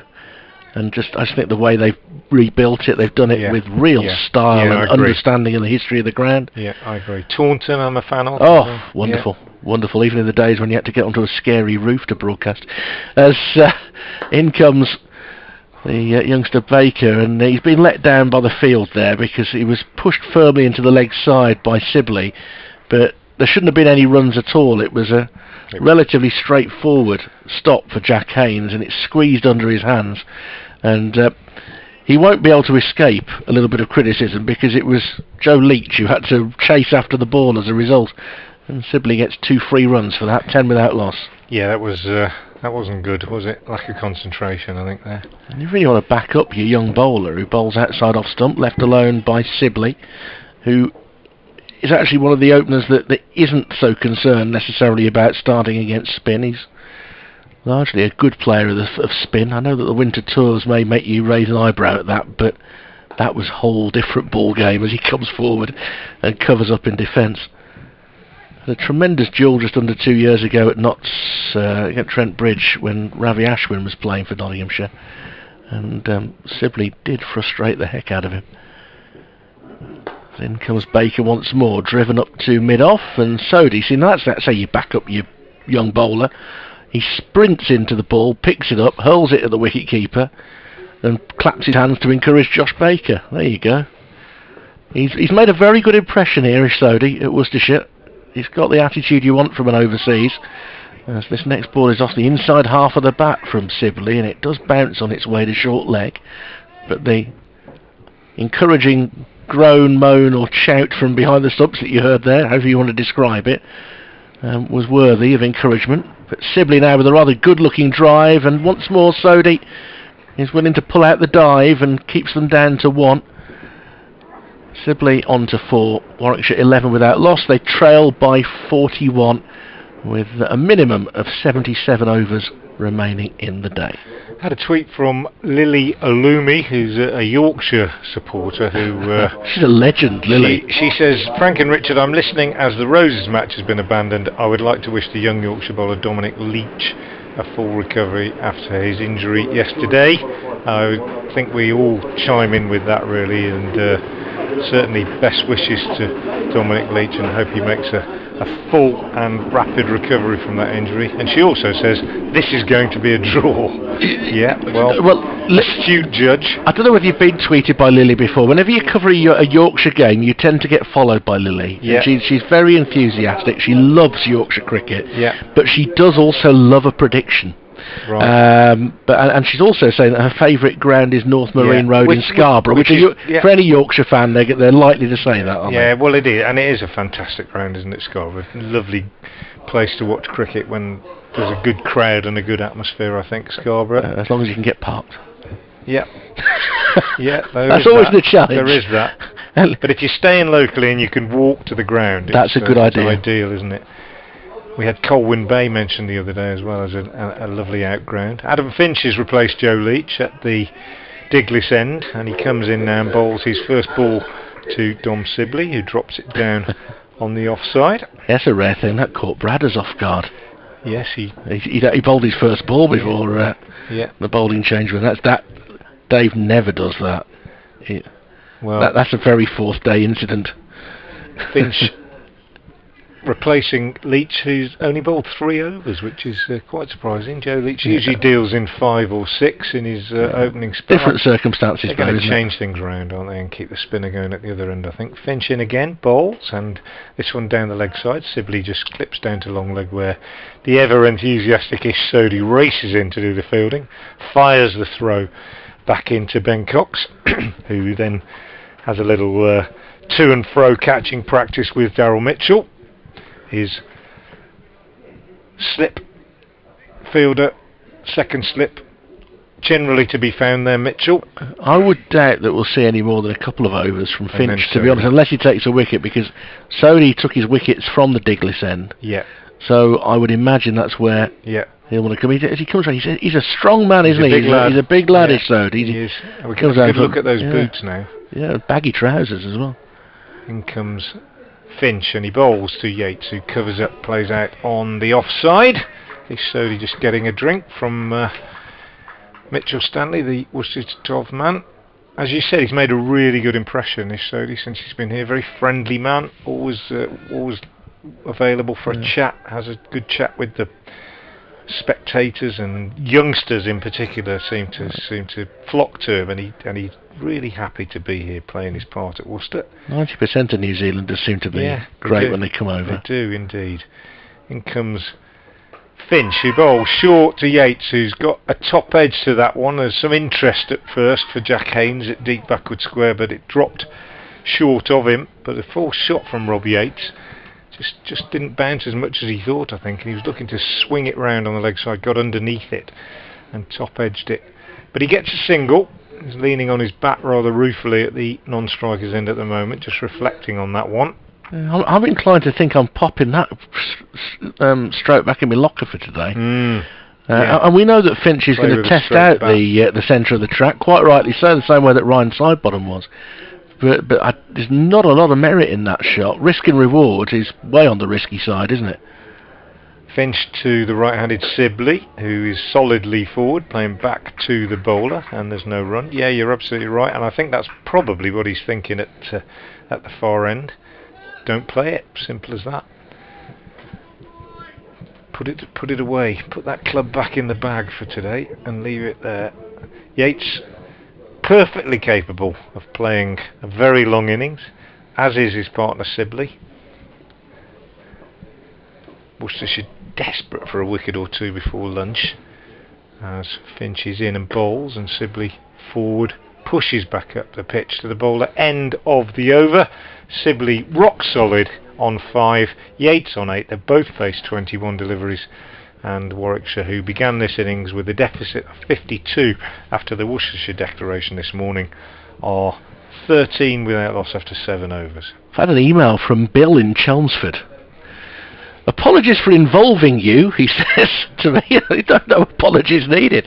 But as an Essex supporter, I'd really like to see Worcester win this current game against Warwickshire, if for nothing else but to give the ECB a problem in deciding how many points to award Essex for the COVID abandonment of the Derbyshire match. If Warwickshire do lose this game, Essex would have qualified in second place, assuming they would have beaten a winless Derbyshire in 4 days or less, with their bowling points of 3 already gained from the curtailed match, and say 2 batting points. As Baker draws Yates forward in defence, and he plays it out on the offside. Yes, it's assuming a lot, but the fact remains that Essex have had their chance of qualification removed by no fault of their own, and in addition, I and a few other faithful Essex supporters had a promising weekend curtailed rather early. Yates with a nice drive through the offside here, hasn't given it a full flow of the bat, so it'll be chased down by Haynes.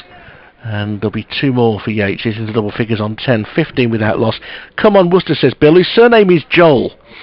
So I'd be interested to know what age he is to have been called Bill Joel, really. But look, he didn't have to apologise. I like the email just the way it is. As Baker bowls just outside off stump, defended by Yates. But I do feel for Essex, but I also think the ECB should have made a decision by now on that.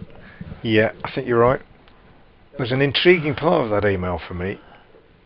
Yates drives into the offside, and that's a better piece of fielding by Haynes. And that is what a promising weekend in Derby looks like. Oh, you're not going to upset the people of Derby. I lived there for 12 years when I was at Repton, just outside Derby, and it's not my favourite place in the world. That's a powerful drive by Yates, is fielded by Haynes, diving to his right, but the yells of encouragement from the wicketkeeper and those around him is that they're enjoying seeing Yates reaching and driving here, because they'll feel that keeps Baker in the game, although that shorter ball isn't so good, and a rare lapse from the young bowler, and he's cut behind square. Nice. And that will go all the way to the rope for 4. That was beautifully dispatched by Yates. He's got 14. Warwickshire 19 without loss at the end of the over. They trail by 33. Yeah, I'm only being silly really, but about Derby. But no, an interesting, an away trip. If you're going to watch the whole game with a few friends, is probably something that you do feel a bit miffed about missing out on, Mr. Joel. And but I agree with you, Richard. I think I don't see why it's taking so long for them to decide on the points thing. Maybe they're just waiting to see how everything else pans out points wise, and then they'll come in with something that doesn't make too much difference. That's my guess. But it's a tricky one, isn't it? It's an unprecedented problem, and not one they anticipated. And we've already talked about the difficulties with allocating points in this different format. There was some argument, wasn't there, towards the beginning of the season about the 8 for a draw, which had been very beneficial for Worcestershire when they drew their first 5 games. Here's Finch from the Diglis end, bowls, bouncer to Sibley, who keeps his eye on it, just rocks back out of the way and allows it through to Cox. I think the incentive for a draw is not a bad thing, though. It is a skill in itself playing for a draw. If we alluded to it in terms of club cricket a little bit earlier this morning, I kind of get it. Value the draw value, not just rolling over and allowing yourself to be defeated. It's funny with Bill's email. I think it's a perfectly reasonable assumption that given the weather this week, they probably would have won at Derby. It's an odd situation, really. Finch again into Sibley, plays defensively off the back foot, no run this time. Fielded by Barnard at cover point. 19 without loss it remains. But in the 48 hours since that abandonment, the ECB should have made a ruling so that the teams that are still playing know what their target is to make sure they get through in the top 2. And also, it was such a possibility that it was going to happen in the game. I'm surprised there wasn't kind of a regulation in place. Yeah. Here's Finch again from the Diglis end bowl. Sibley punches this one away on the leg side for a single. Jake Libby is on the boundary out at deep square leg, and they go to 20 without loss, so the deficit now is just 32. And Ish Sodhi makes his way across again from fine leg to third man down in front of us. It won't be long, I don't think, before we see the Kiwi introduced into the attack. Left-hander Yates on strike now. Finch decides to go round the wicket to him, and he comes in and bowls now, and Yates is very studiously, watchfully forward, pushing back up the pitch to the bowler, and there is no addition to the score. Yates has looked pretty good today for his 14, missed out in the first innings when he was LBW to Joe Leach without scoring, but he made 100 on his return to the side after illness last week, and he's enjoying a pretty good season, the young left-hander. Certainly highly rated by very many good judges around the circuit, I think. Finch is in and bowls, and again Yates is forward, pushing up to mid-on where Joe Leach does the fielding. Certainly think we might see Rob Yates at the top of the order for Warwickshire for a good few years to come. Update for BBC Hereford and Worcester's FM listeners on the way. Well, Warwickshire have begun their second innings. They are 20 without loss as we approach the end of the 9th over.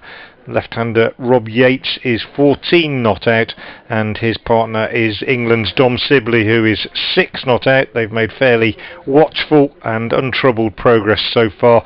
They came together, obviously, with Worcestershire having declared in their first innings on 447 for 9, 52 runs ahead on first innings. Adam Finch out today for 31, Liam Norwell finishing with 3 wickets, and the other main event of the morning was Ed Barnard reaching his second first-class 100. He finished on 112 not out. Josh Baker, the debutant, finished on 12 not out. Baker's opened the bowling for Worcestershire here, but no successes as yet for the pairs. Warwickshire in their second innings, still trailing by 32, 20 without loss.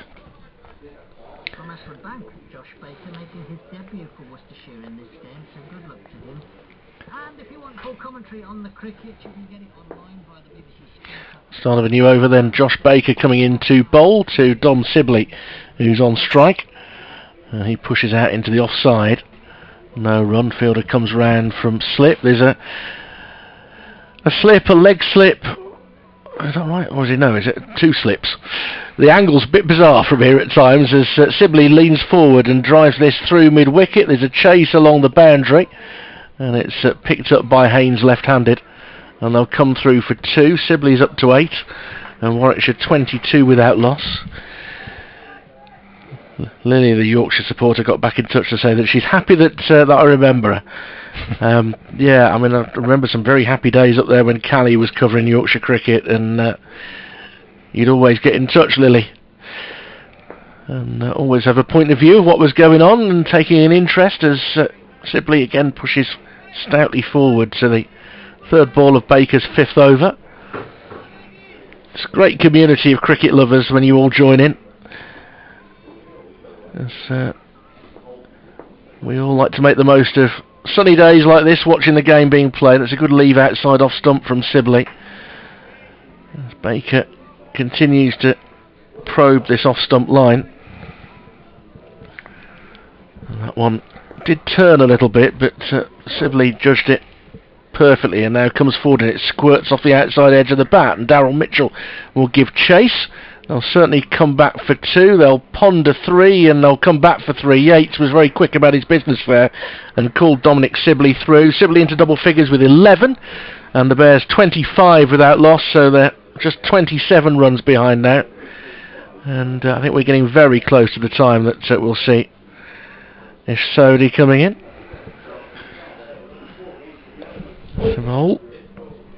Mentioned Rob Yates being impressing people, Frank, this year, but he's got to work on the feast and famine thing. 3 centuries, but not a lot else in other innings as he comes forward and defends, which is not to criticise him particularly, he's a super talent, and having watched a lot of his cricket over the past 3 seasons, he's got a great chance to go on to higher honours. But when you've got 300s in 10 games and your average is well down in the low 30s, that's something that you want to push up and make sure you are getting some 30s and 40s along the way. But when he gets himself set, I remember him batting really well down at Hampshire a couple of years ago when he got thrown in the deep end in 2019 and played an awful lot more championship cricket than was expected of him as a teenager. But he looked the part straight away, Rob Yates.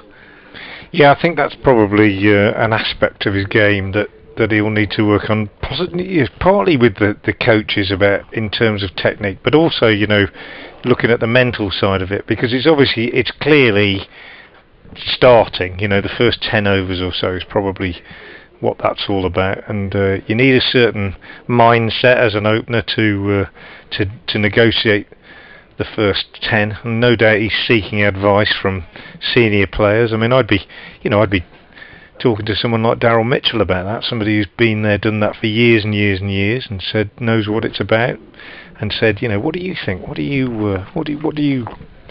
your methods of getting through that first 10 overs? What's going through your mind? I'm sure he is. I mean, there's so much support available, but I think he looks a really good player. Finch going round the wicket to the right-handed Sibley now with a short leg in.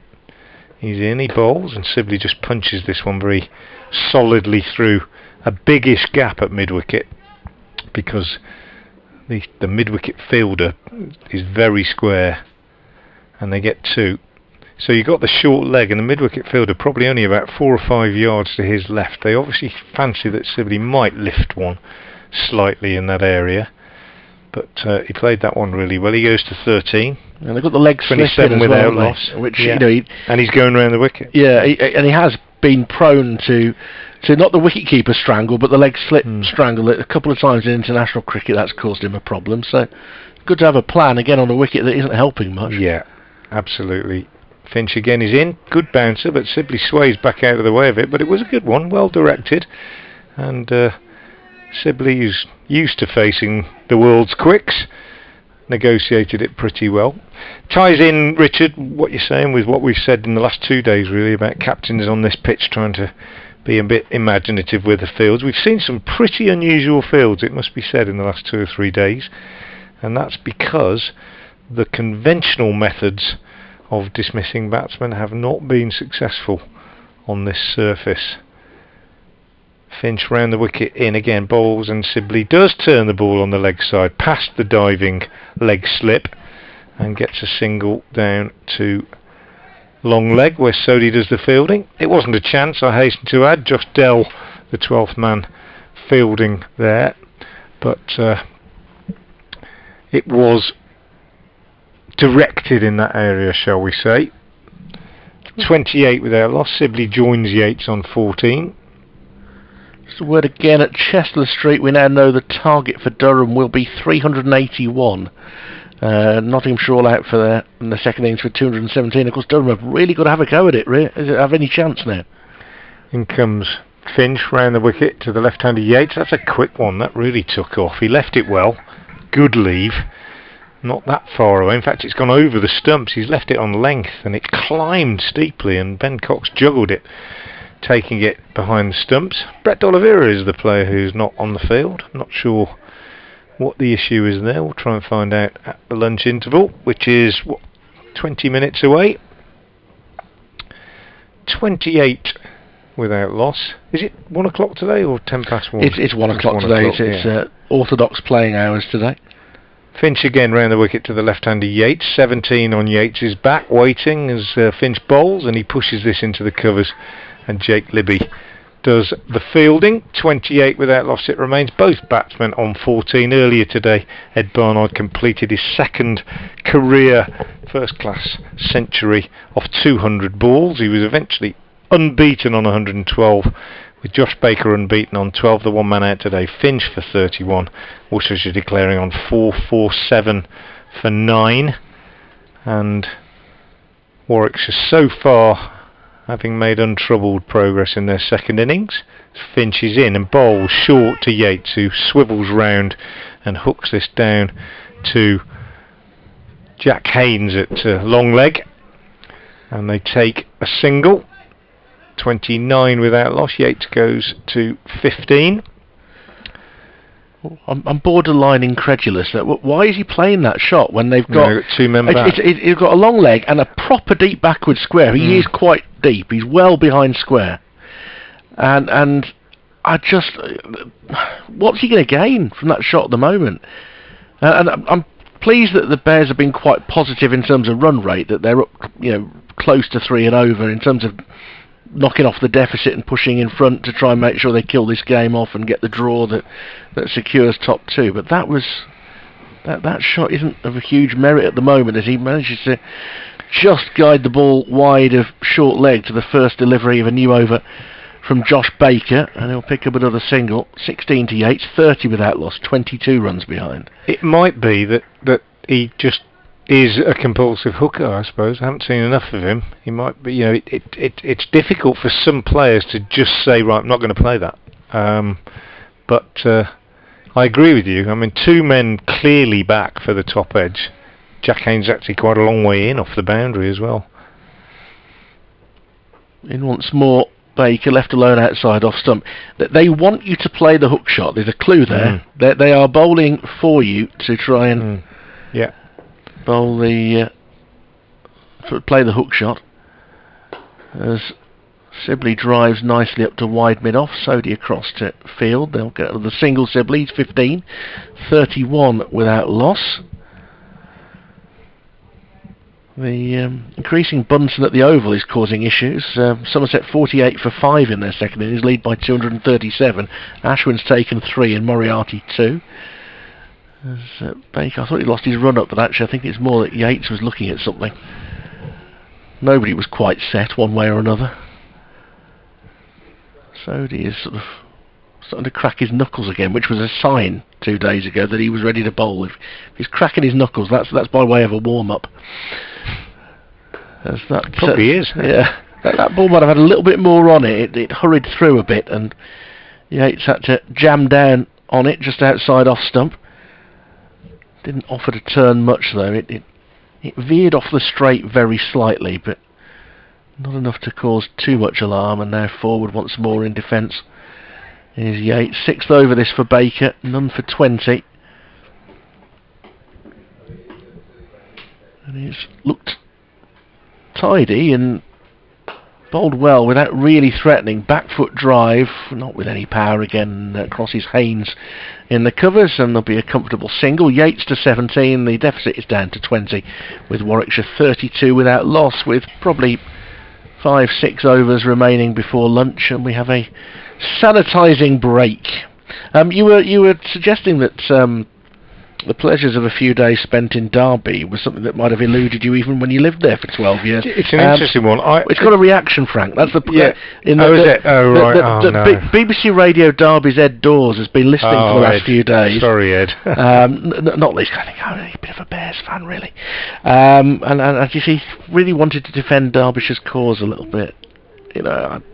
See, the danger is when you say it publicly, somebody with a vested interest will be listening. In my defence, let me just say this, in my defence, Ed, and all other Derby people, I lived at Repton for 12 years, and when you live in a community like that, you really live in the village. You don't go out and get around that much, and I knew my way to the county ground, to the railway station, to Pride Park, and probably to the supermarket. Other than that, I didn't really get involved a great deal in Derby. I did work a little bit with the academy and do a bit of coaching with the Derbyshire setup, but I've got lots of good friends there. Stayed there recently when I did the double header, Trent Bridge and Headingley, and I've got nothing against it at all, really. And I was kind of joking with that email that came in, so forgive me, Ed. And actually, going back to our discussion about grounds, Derby's one of those that gets stick, doesn't it? It's improved massively over the years, and they've turned the square around and everything. But it's another one that I really enjoy going to. Yeah. And also see Dave Houghton as well, an old friend who spent much time down here and also helped me a bit with coaching and stuff at Repton. So forgive me, Ed, and and honestly, I'm not. I was only really joking. Always a pleasure to go and work with Fletch as well, who's the greatest possible company as well. Of course, I had a good time up there earlier in the season. Here is Sodhi, as you said he might, coming quickly into the attack. He's going round the wicket from the Diglis end. He bowls to Yates, who tickles this one round the corner off his pads, little bit short from Sodhi, and he gets a single. So the right-hander Sibley will come on strike, which might please Sodhi. Be interesting to see how soon he goes round the wicket to the right-handers, because that's how he got most of his success in the first innings. So you don't also know, Frank, for the rest of this season, if you're wondering when Sodhi's going to come on, just look for him cracking his knuckles. Yeah. Unfortunately, he won't be around for that much longer, I don't think. You never know with the impression he's made, though, do you? You never know. No, I suppose you don't. I don't know whether the commitments he's got. Anyway, he's going to bowl over the wicket to the right-handed Sibley with a short leg and two slips very close together. He comes in and bowls, and this one is slightly too full, and Sibley just turns it away on the leg side for a single. 34 without loss. Yates goes to 18. Sibley has 16, and Sodhi will go round the wicket now to the left-handed Yates. He's in now and he bowls, and Yates is very, very solidly forward to this and pushing back to the bowler, and there's no run. So what was Ed saying? Was he saying that actually Derby's a wonderful place with lots of lovely places to visit? Do you know, I think he just wanted to put you on edge. Yeah, okay. Well, he succeeded, didn't he? Here's Sodhi again, he's in and bowls to Yates, who's forward and pushes out on the yard side. I haven't had much response on the grounds, though, I must admit, apart from Lily saying about Scarborough, that favourite grounds. We did talk the other day when Mike Taylor was here about out grounds and how we missed them, because we were talking about Cheltenham. Yeah. And festival cricket and so on. Hopefully it'll make something of a return once all this COVID nonsense is sorted out. Yates forward, this one turns a little bit, and that one does squirt off the inside edge, albeit along the ground, past the short leg fielder, Tom Fell.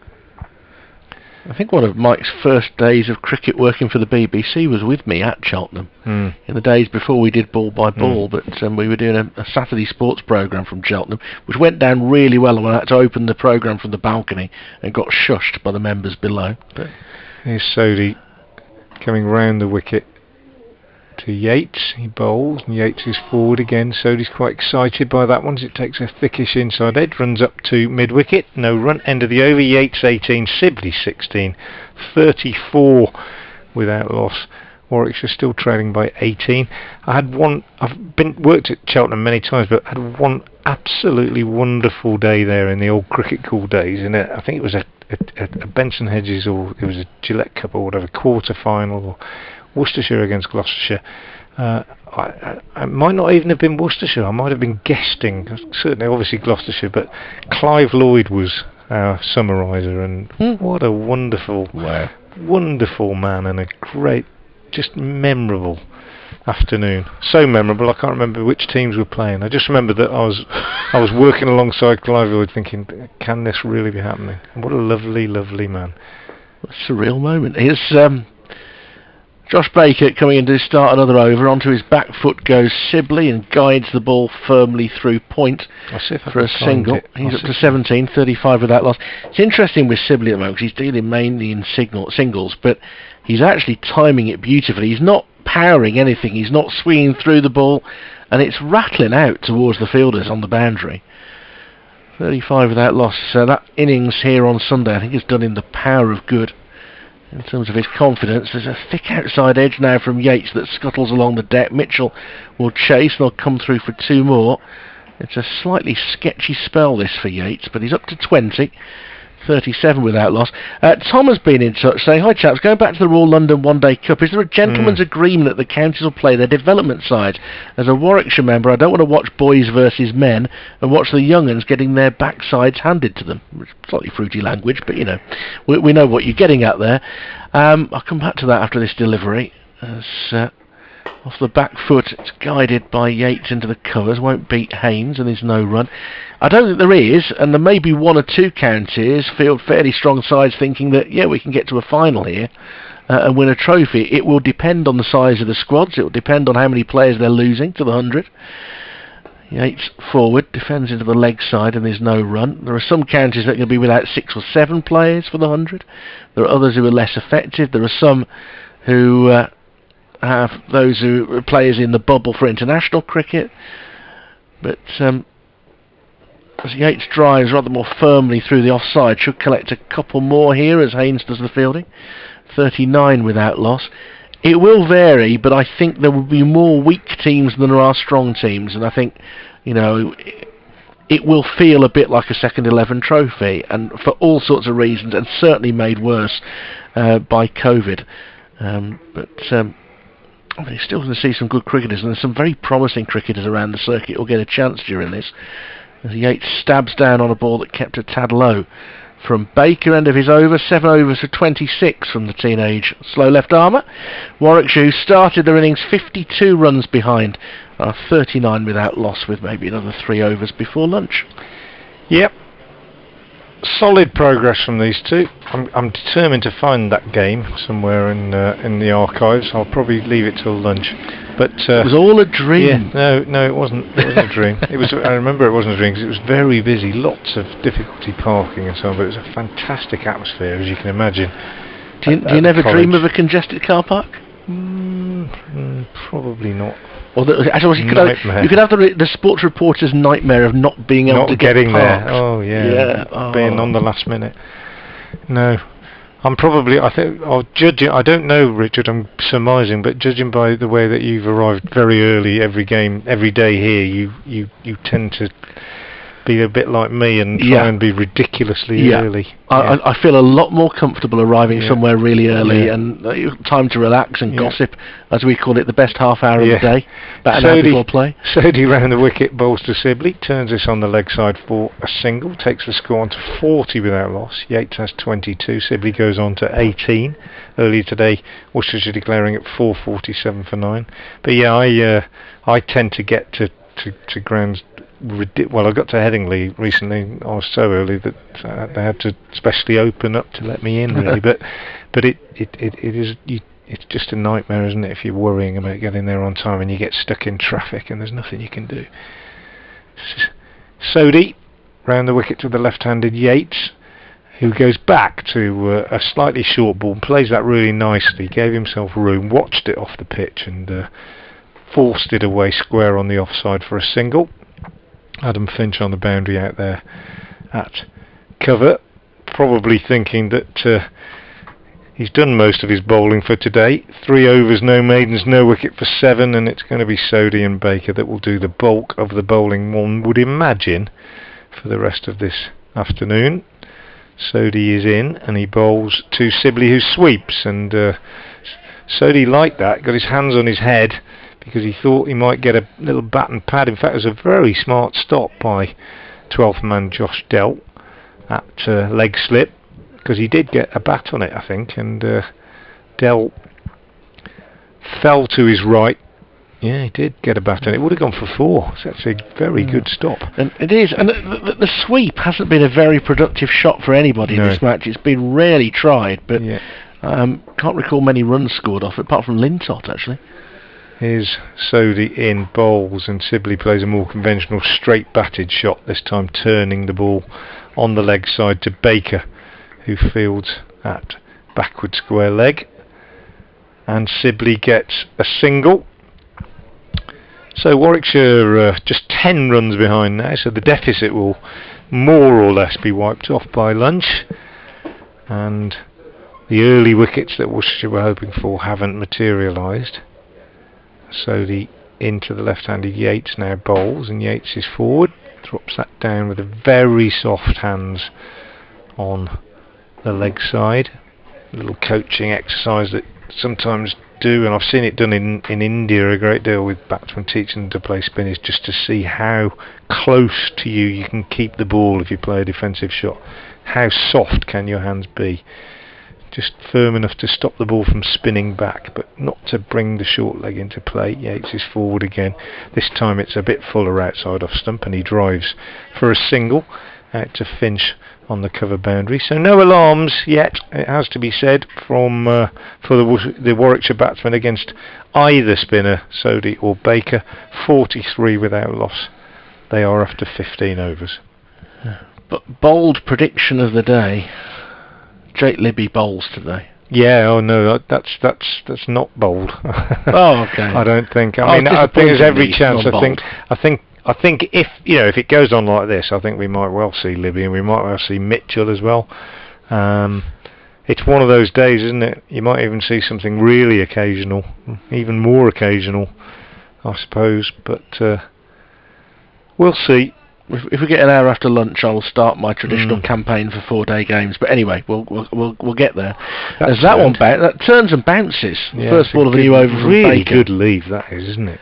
Wow, gosh, it's hit the footholds quite wide and turned a long way, but actually a good leave on height. Yeah, as much as anything. And Yates gets in behind a rather straighter ball, but there is something to be said for pitching it out in those well, encouraging that, definitely, for Baker. Encouraging to see a ball turn like that. As the ball is guided out into the offside, and there's no run.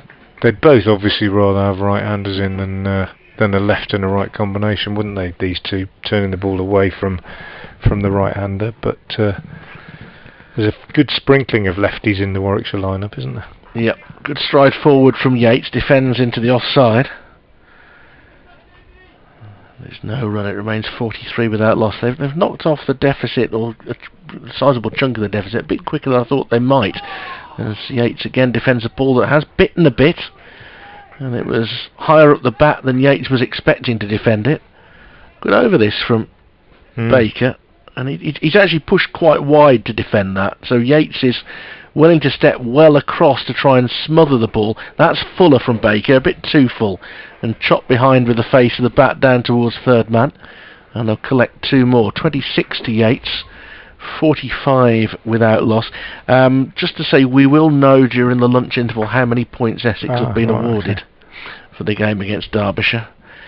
So I shall say no more than that at this juncture, but I'll be off doing a report, but we'll talk about that, I dare say, after the interval. Actually, I was wrong saying there's a good sprinkle of lefties. There's not really, is there? There's only Will Rhodes, isn't there, to come? Because Milan, Haynes, Lamb, Burgess, Lintop, Miles, North, Sidebottom, all right-handed, aren't they? So... well, Will Rhodes is a good sprinkling of left-handers. Yeah. But seriously, if they were to get the two left-handers out, then they would be bowling it exclusively right-handers, which would suit them. 45 without loss. Unbalanced batting order from that point of view. Worcestershire had the same for a long time.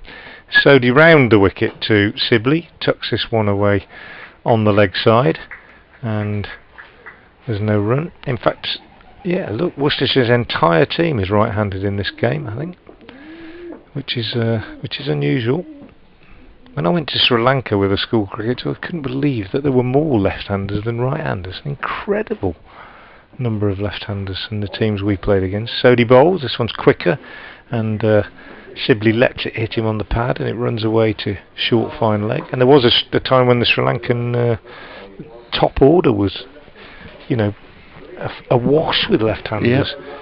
Whether it is something genetic in that country, I'm not sure, but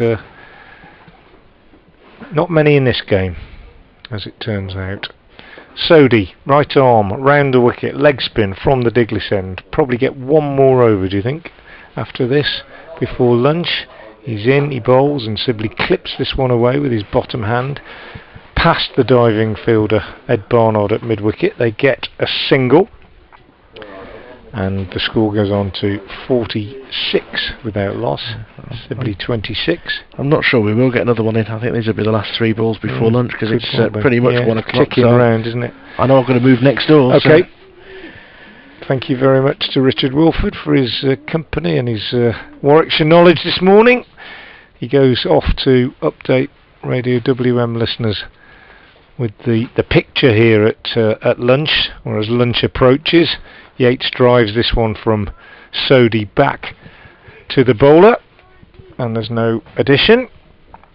It's been a fairly interesting morning. I suppose you could say that the last hour has been a little bit disappointing from a Worcestershire point of view after they made that declaration, but not entirely unexpected that they found it difficult to make inroads in this Warwickshire second innings, as Yates is forward again and pushes this one back up the pitch. And Sodhi stands at the end of his follow-through with his chin in his hands, just wondering about something, possibly planning his next little attack. He's going to bowl round the wicket to Yates. Last ball of the morning, probably. He comes in now and he bowls, and Yates is beaten outside the off stump by a good one. So whatever it was that Sodhi was thinking about, it worked. Don't think it was a googly, he just went on with the arm but past the outside edge. Yates played inside it. End of the session. Lunch here at New Road, Warwickshire. 46 without loss. Yates on 26 and Sibley on 20, and we've had 17 overs of the Warwickshire second innings, and they're just 8 runs behind the Worcestershire first innings total of 447 for 9 declared. And it must be said that following that declaration Worcestershire would have been hoping for some success before lunch, but they haven't got any, and despite the fact that Baker has bowled pretty well, Sibley's bowled, I beg your pardon, Leach bowled pretty well, Finch bowled pretty well, Sodhi's bowled pretty well, but the pitch offering little in the way of genuine assistance. What turn and bouncer is quite slow, and it certainly looks as though this game is destined for a draw. We will be back with further commentary at 1:40, and until then, thank you very much for listening. I hope you've enjoyed our coverage, and do join us later on.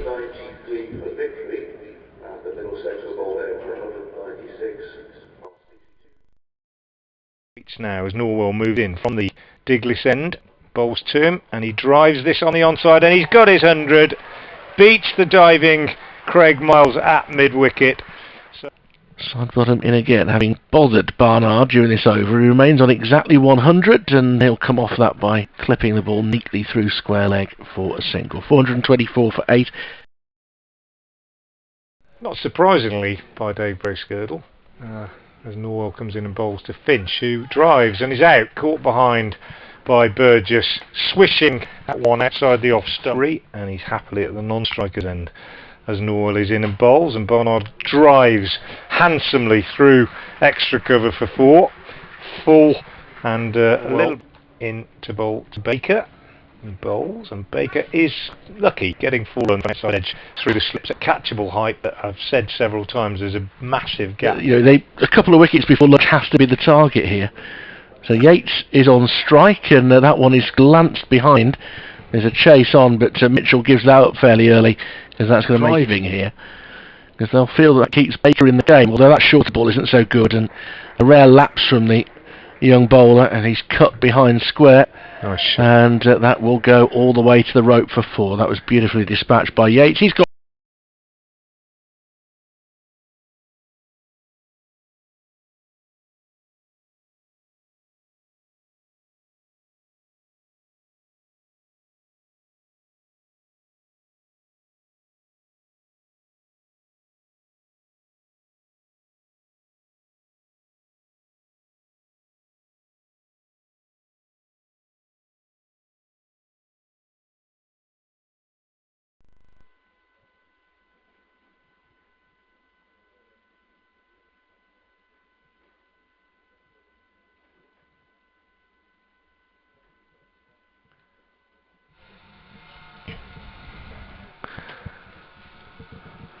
Lunch being taken here at New Road with Warwickshire in their second innings, 46 without loss. That's a deficit of just 6 runs now after Worcestershire declared their first innings on 447 for 9 declared. The man out today was Adam Finch for a career best 31. Ed Barnard was left unbeaten on 112, his second first-class century of the season and the second of his career. And Josh Baker, the teenage debutant, was 12 not out. So Worcestershire declaring with a first innings lead of 52, but no successes in an hour's bowling before the interval. Rob Yates is on 26, Dom Sibley is on 20, and Warwickshire are 46 without loss. The game looks destined for a draw.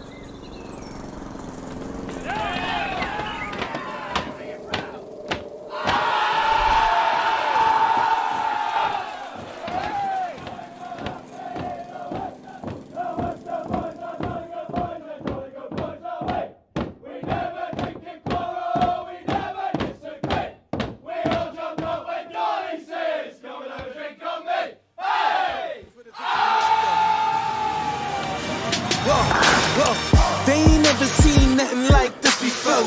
Lit the room when I came through the front door. Ask me if I stress overcome, what for? Train in the trees, please walk my sycamore. Touch burning sands, cross lands and stormy shore seasons in the year, yeah. Ain't no challenge for champions and chain no fear. Yeah, the champ is here, switch gears. We're keeping haters in the rear. After blood, sweat and tears and my goal so near. I see my victory so clear. I see my victory so clear.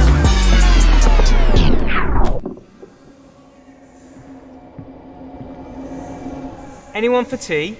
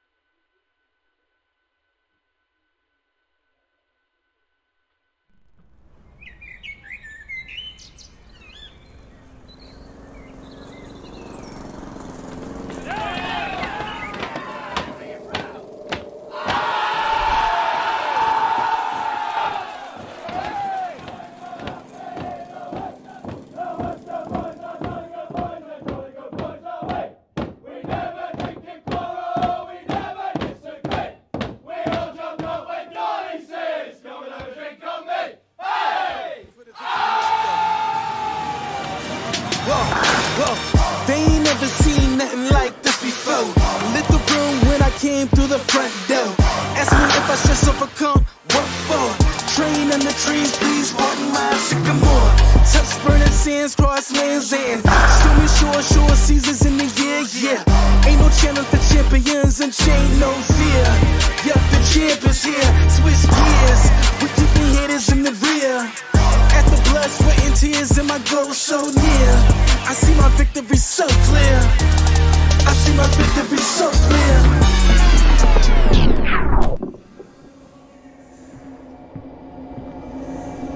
Anyone for tea?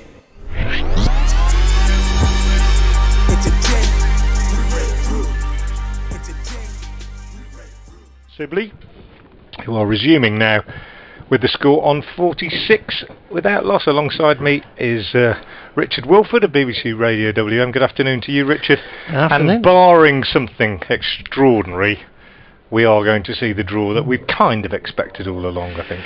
Yeah, both teams have gone about their cricket the right way today, but it should be pointed out only one wicket went down in the session, and that was a tail ender. Josh Baker is going to continue as bowled unchanged in this Warwickshire second innings, and his first delivery is driven up to mid-off by Dom Sibley. There'll be no run. Sibley on 20 has looked in good order in this match, 100 runs in the match for him. It looks much more like his old self, I have to say. Rob Yates is on 26. And Sibley crouches, get into position, and comes forward to turn the ball into mid-wicket, where it will be picked up by Barnard, who is one of 3 floppy sun hats in the field. This is a match high.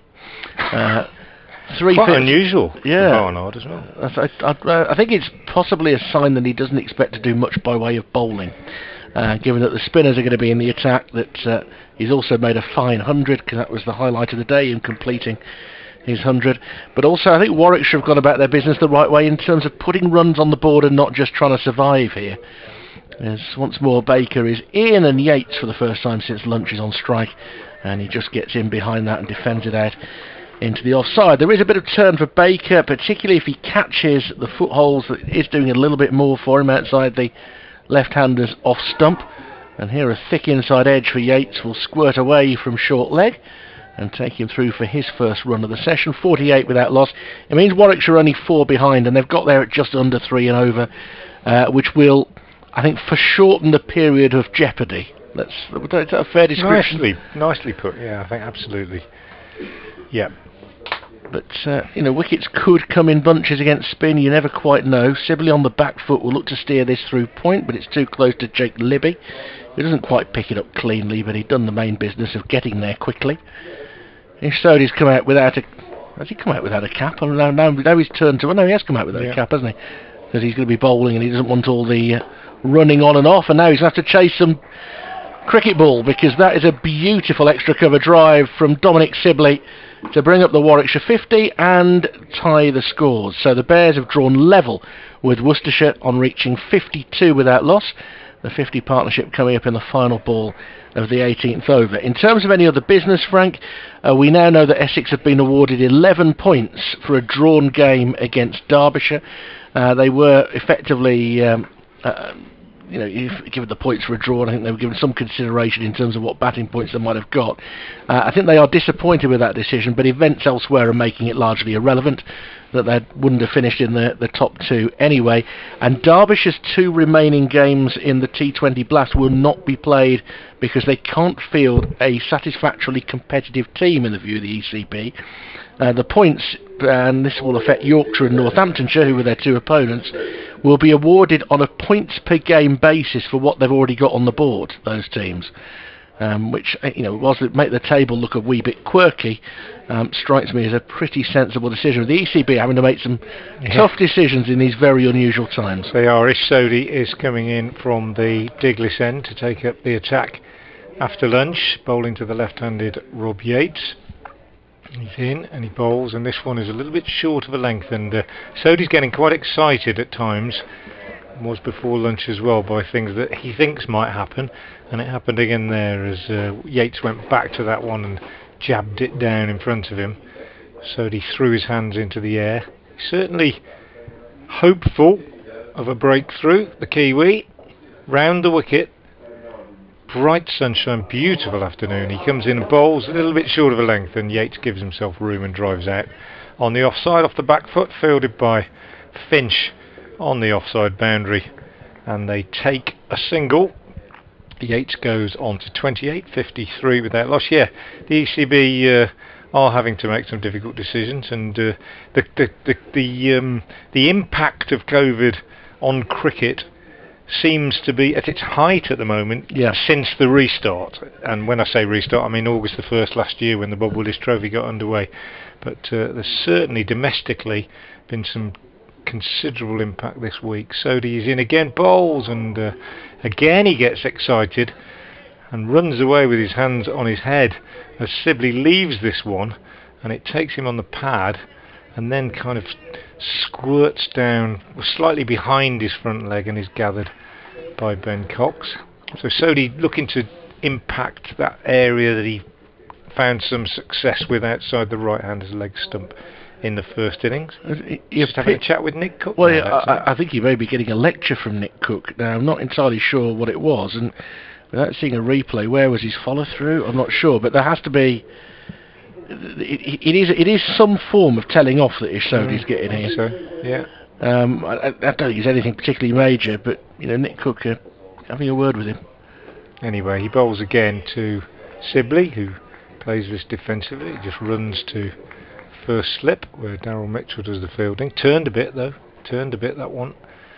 I don't think it can be his follow-through, because he's been following through miles away on the away to the right. It might be just getting overexcited. He might have said something, I don't know.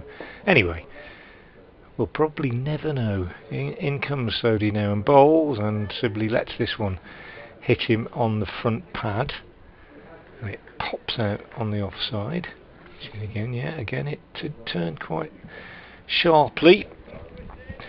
So, asking a few questions, shall we say, Sodhi of the right-hander. Sibley, he's pretty unflappable at the crease, isn't he? Stands now. He's played pretty well, I think, for his 25 or 49 deliveries.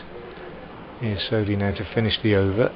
Bowls, and Sibley goes back and turns this on the leg side. Again, a groan and hands thrown skywards by Sodhi, but no alarms. A single taken. Sibley keeps the strike. He's 26 off 50 deliveries, and it's 54 without loss. Yeah, I'd go as far as to say he's pretty unflappable in life, Dom Sibley. He deals with everything with relative calm, doesn't let things bother him too much, and I guess for an opening batsman that's not a bad temperament to have. If you ask me, it's not a bad temperament to have for anybody really, and in life in general. I think it's especially in this day and age with the problems that we've seen people having with their sort of mental stability during lockdowns and all the rest of it. It's an admirable quality. It really is. 54 without loss, a lead of 2 for Warwickshire, and Baker pulls out of his run up there. Again, I'm not sure what was first, Sibley standing up, or I thought that might be the case. Don't know whether there was an insect or something like that around him. It had that air about it. Beautiful sunny afternoon. And Sibley comes forward very watchfully. Rob Yates has at least temporarily become the Bears' leading scorer in the Championship this season. He's moved one ahead of Sam Haynes, 516 for Yates, 515 for Haynes. Their average is currently in the 34s. Sibley, thick inside edge. It goes along the ground to short leg, where it's picked up there. Tom Fell in short it is, isn't it? I think. Yes, I can see the 9 now. I could see the 2. I was trying to see if I could find the 9. He just turned round rather obligingly as he fields again as the ball hops into his hands from another defensive from Sibley. To making his 5th appearance of this Championship summer. Defends again well forward. It was his first 50 of the season in the first innings, that innings of 80. Bears batting averages are modest this year, but often played in some quite testing conditions. Dominic Sibley's about to add a few more runs to it, probably 4. It's going to be a real teaser for Leach. It was a lovely straight drive. He's just leant on it as much as anything, as Dominic Sibley. And Leach was always in the game, but always likely to lose as it crossed the rope with him about 2 feet shy of being able to make a dive. Sibley goes to 30, and the Bears 58 without loss. Yeah, just feeling that Baker's erring on the side of fullness a little bit. Well, he's drawn an edge there from Sibley, and it's dropped just short, I think, of Darryl Mitchell at slip. It was a beauty. He's bowling left arm round wicket to Sibley. It's pitched on off stump and offered to go away. It's an authentic edge, and it's dropped just before Darryl Mitchell, and that will give Josh Baker an enormous amount of encouragement. End of the over, 58 without loss. And it was slower. It was a little bit slower, and it was just a little bit shorter. Not short, but just a little bit shorter of that slightly full length that he's been bowling. I thought it in the first innings that he bowled a tad full and a tad quick, but I'm not an expert spin bowler, and he is coached and tutored and mentored by people that know a lot more. But that last one was absolutely beautifully bowled. Sodhi is in and bowls to the left-handed Yates, who goes back and pushes down on the onside, and Fell's quite busy at the moment at short leg. Josh Baker just fielding in front of us now, walking back towards us, stroking his chin thoughtfully, no doubt reflecting on that last one and how he can just get more into that exact spot. Beautifully bowled. Wouldn't have been a surprise if that had carried to slip, and Sibley, to his credit, played it with pretty soft hands. Sodhi in, Yates is forward, pushing up to the sun-hatted Ed Barnard at a straightish mid-wicket. You want some form of headwear out there this afternoon. That's a pretty hot and bright sun out there at New Road today. probably as warm as it's been all season. Out in the middle, Sodhi from the Diglis end bowls, quicker, shorter, and cut by Yates out to deep cover where Adam Finch makes a good tumbling stop, gets a little ripple of applause from a smattering of spectators in the seats just alongside the main scoreboard on that far side of the ground. Yates goes to 30 where he joins Sibley, 60 without loss. And Sodhi again is in and bowls, and Yates is again forward and pushing out on the onside, and Barnard is again called into action at short mid wicket. Sodhi once more then turns, rolling the ball from right to left hand at the end of his run, and then moves in 4 or 5 paces round the wicket, bowls, and Yates gets a full delivery which he chips back. Not sure if it was a bump ball or if it was in the air. Sodhi went for the return catch. So yeah, I think it was in the air actually, and he got a hand on it, but it was a very difficult chance as he dived up and high away to his left, and he was unable to hold on to it. So potentially a let off for Yates,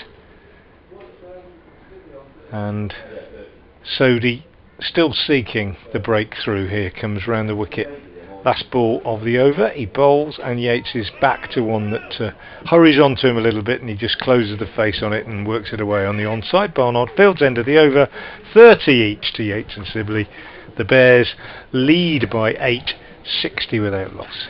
Causing some discomfort is Ish Sodhi, and you know, you just have to be slightly guarded at the moment still, Warwickshire, against wickets going in a bunch, with quite a long tail playing in this game, and that feels a long way away when it's none down, 60 without loss. But Sodhi could take 2 or 3 in quick succession. It would put a different complexion on things, so Yates just has to be a wee bit guarded. The near caught and bowled chance was a slightly peculiar shot, so he's just got to clear his mind and work out his processes to take on Sodhi bowling leg breaks from round the wicket. Certainly seemed to pick up on the googly in that over, as Sibley drives the first ball of a new over from Baker without any timing to mid wicket. Baker so nearly had him at the end of that last over, and he'll have another go here. Left arm round the wicket, off the back foot he's steered in front of square for a single, 61 without loss. You know, he's a teenager. On his bedroom wall he's blue tacking the picture of his victims. He's got Sam Haynes and Will Rhodes there, and he very nearly added the current England Test opener, Dominic Sibley, and that would have been a big moment for him. Yeah, it's incredible really to think that he was 2 when Daryl Mitchell made his debut for Worcestershire, and they're out there in the same team. Since Mitchell was a few years older than, of course, Baker is making his debut. That's nice from Yates. Rocks onto the back foot and waits for the ball before cutting it into the offside. Again, doesn't have to hit it too hard. Just happy to play it out there. Slight hesitation from Yates about the 3rd run, but Sibley always wants it. Really good arm, actually, to be fair, the throw that came in from Barnard. 3 more for Yates, though. He's 33, 64 without loss, and there are 12 runs in the credit column now.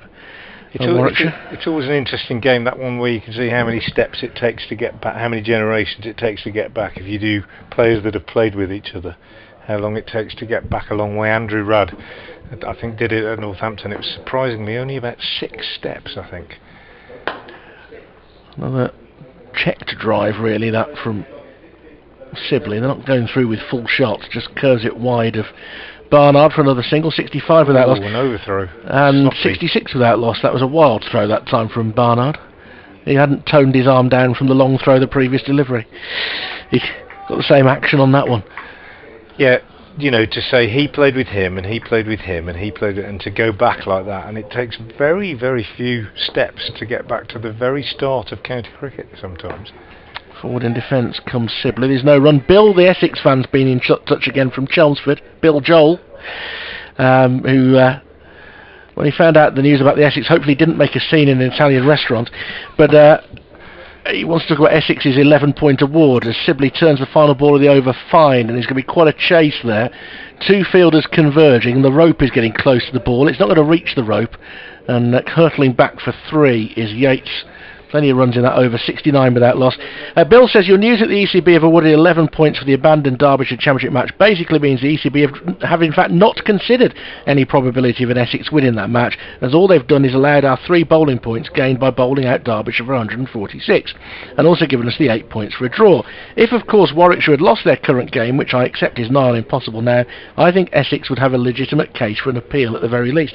In response to that, one thing I would say is I think they did probably consider it, but it's a really awkward precedent to set. You can't really award somebody a win.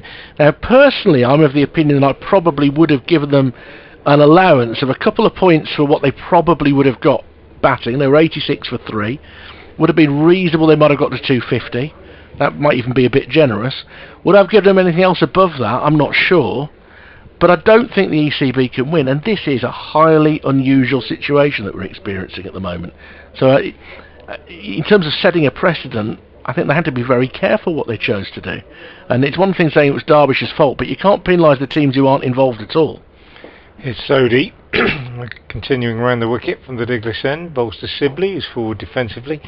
Yeah, I think the other thing about that is I just wonder if they waited until where this game was, you know, to see whether it was very unlikely that there would be a result here before they made that judgment. There's no other explanation for why it took so long to come up with that result. Sodhi round the wicket again, bowls, Sibley drives expansively this time, but up to mid-off, and there is no run. 69 without loss. Richard nipping off to do an update for BBC Radio WM. Yates 33, Sibley 36 on strike.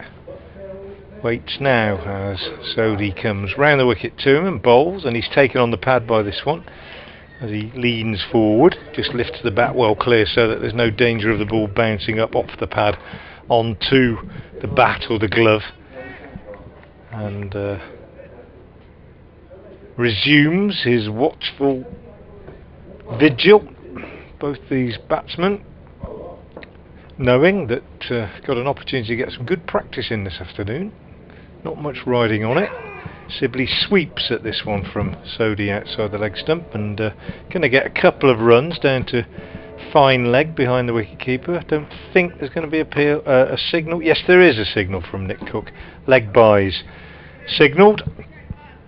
So the first extras of the game.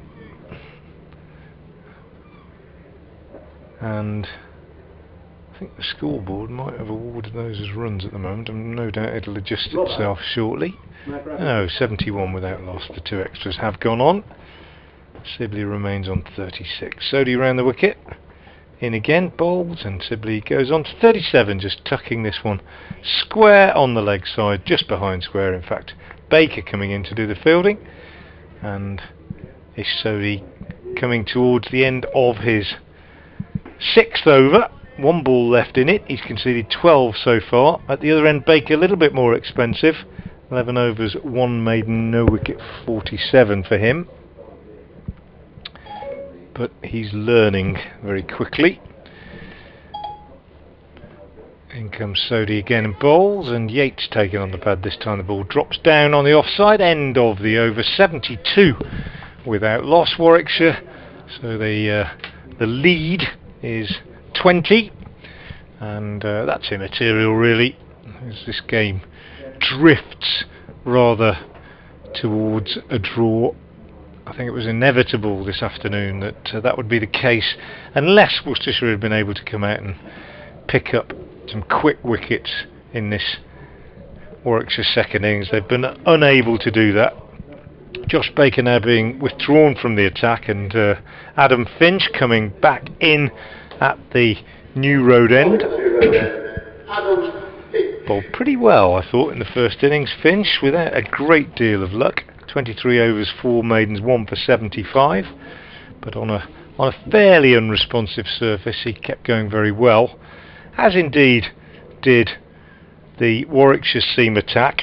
Norwell 3 for 69 in that Worcestershire first innings, and side bottom I thought particularly unfortunate. 28 overs, 6 maidens, no wicket for 62, but bowled better than that, I think. Anyway, he had a catch drop this morning when he had Josh Baker put down at short leg. Difficult one to Sam Haynes, just fending off a short one, diving to his left. Here comes Finch from the New Road end, round the wicket to the right-handed Sibley, who swivels round and hooks him for 4. Lovely shot, dropped short, bit of a loose knee, you could say, and Sibley onto it quickly, swivelling round and pulling it away on the leg side for 4. Good shot from him, takes him on to 41, and the total to 76 without loss. Well, the game meandering towards a draw, I'm afraid. Worcestershire having declared this morning on 447 for 9 declared, a lead of 52. They would have been hoping for some early wickets in the Warwickshire second innings if they were going to have any chance of forcing any kind of meaningful contest. That hasn't materialised. In fact, Warwickshire are going along very nicely in their second innings. Yates is on 33, Sibley on 41, and the visitors are 76 without loss, which is a lead of 24. Finch having been swatted to the boundary very nicely by Sibley. First ball of this over. Richard Wilford's back and he'll take over the commentary. So in he comes round the wicket, does Finch, and drops one short that Sibley ducks under. Entertaining day at the Oval, where Somerset have been bowled out for 69 by Surrey, but setting 259 to win, which may be quite the challenge. Ashwin 6 for 27 and Moriarty 4 for 20. There are about 8 spinners involved in that match, so you can imagine that that could be quite an entertaining finish. Well, I would favour Somerset. I think I'd take the runs on the board, but not very often you stand a good chance of winning when you've been bowled out for 69. Finch in again, off the back foot, firmly struck by Sibley. So the bowler sort of deflect it in his follow through. This game is going to turn into a bit of a dramatic contest. It is going to have to happen pretty soon, you would think. Durham chasing 381 to beat Nottinghamshire, are 41 without loss. Notionally you'd think they'd have to go for it to have any chance of getting in the top 2. They will, but 4 and over at the moment. Ball down the leg side, there's a peel, and Sibley's going to go to a leg side catch. Now that might change the complexion of the game. They needed quick wickets, and Sibley, who has in his international career been susceptible down the leg side, gets a little nick. He's strangled. The catch taken by Ben Cox. Warwickshire 76 for 1, the lead at 24. Yeah, Cox bowled in time in the game, Tom Sibley, and a rare moment of success for Worcestershire. That wicket coming in the 24th over, and Tom Sibley the man out. New batsman coming out is Peter Milan, who made 100 in the first innings, striding out very purposefully. Just mention a tweet I've had from Richard Dawson, who says Worcestershire seem to be pairing flat tracks this year. Looking at where they are in the Championship, it isn't working if it was a plan to produce no result pitches. Well, I can only say it absolutely is not a plan. It's the result of a lack of new grass growth on the square caused by the later than usual floods here at New Road. It's a real problem. 2 pitches used very early on in the season for the games here against Notts and Essex were both well, if anything, even more unresponsive than this one. There was a thought at one stage that those 2 games would have to be played at Kidderminster because of the very late floods, and I think the ground staff have really to be complimented for getting any pitches out at all, but it's certainly not a plan to produce no result pitches, and they've just done the best they can. They've tried to get the best pitches that they can, and it's been difficult. They've had some advice, I think, from ECB inspectors and so on, but it just hasn't worked out. So Peter Milan to face for the first time in this Warwickshire second innings, and Finch in round the wicket, short ball through to the wicket keeper, and Finch has done as much as anybody in this match to try and extract something from a wicket that lacks a bit of pace, and he will produce a series of hostile overs. Good bowling change by Joe Leach to bring him on after Baker started getting a little bit of tap. 76 for 1, and there's just a chink in the doorway now. It wasn't even a really good delivery from Finch. It was just down the leg side, and Sibley just went to swing it round, and it just followed him a bit and went off the face to Cox. A real strangle. He'd be devastated. Sibley, very, very annoyed. But he is prone to the strangle. Yeah. Yeah. Well, there we go. Sodhi to continue from the New Road end.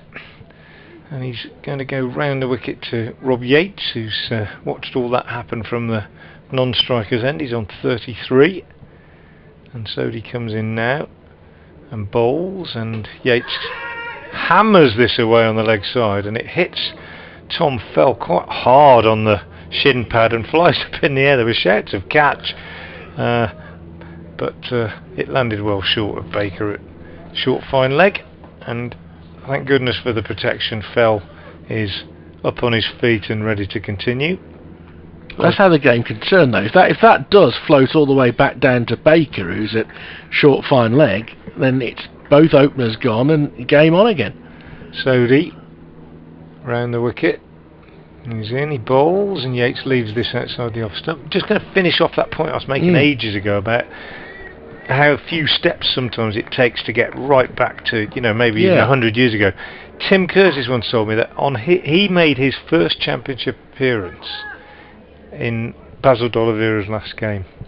So there you go. That would be a couple of steps going back quite a long way. As Sodhi comes in, bowls, and Yates pushes out into the offside. So then you would say, right, who was nearing the very end of their career when Basil D'Oliveira started? And then that might be someone like Rowley Jenkins or someone like that, I suppose, and then you could go back a bit further, and it's fascinating little game to play if you've got all the necessary stats. Sodhi again bowls, and Yates is forward, pushing back up the pitch to the bowler, and there's no run. Yates, he's looked pretty good, I think, in this innings. This is a test for him now, isn't it, given what you were saying before about feast or famine, because he's in now, 33 off 76 balls, and Sodhi is into him now, and he plays this nicely off the back foot, and in fact he's got a couple of runs that he shouldn't get, because it's a pretty ordinary piece of fielding by Josh Dell, the 12th man, at short extra cover, and they get 3 runs. It shouldn't have been any really, but 3 it is. Yates goes to 36, 79 for 1, but if he's going to push that average up as you were suggesting he needs to, then this is an ideal opportunity. I mean, if he really gets his head down out there, there's no reason why he shouldn't still be there at the end really of the day, barring a freak delivery or something like that. Flat pitch, ball's 25 overs old, he's seen the worst of it off. Have a net, young man. Sodhi in, bowls, and Milan kicks it away on the onside into the hands of short leg. End of the over. Milan yet to get off the mark. Yates 36, the one man out since lunch. Sibley caught down the leg side by Ben Cox off Finch for 41. We have further correspondence nicely on emails. Here's John Rollinson who's been in touch saying, hi guys, enjoying your commentary on the live stream. Following on from Billy Joel's valid points about Essex, tell us about it. There's also a further consideration about the Durham Notts game. We've actually discussed this off air a little bit this week. Given that each qualifying team carries forward half the points gained against their fellow qualifier into the next group stage, you would think that Notts would prefer Durham to qualify with them rather than the Bears.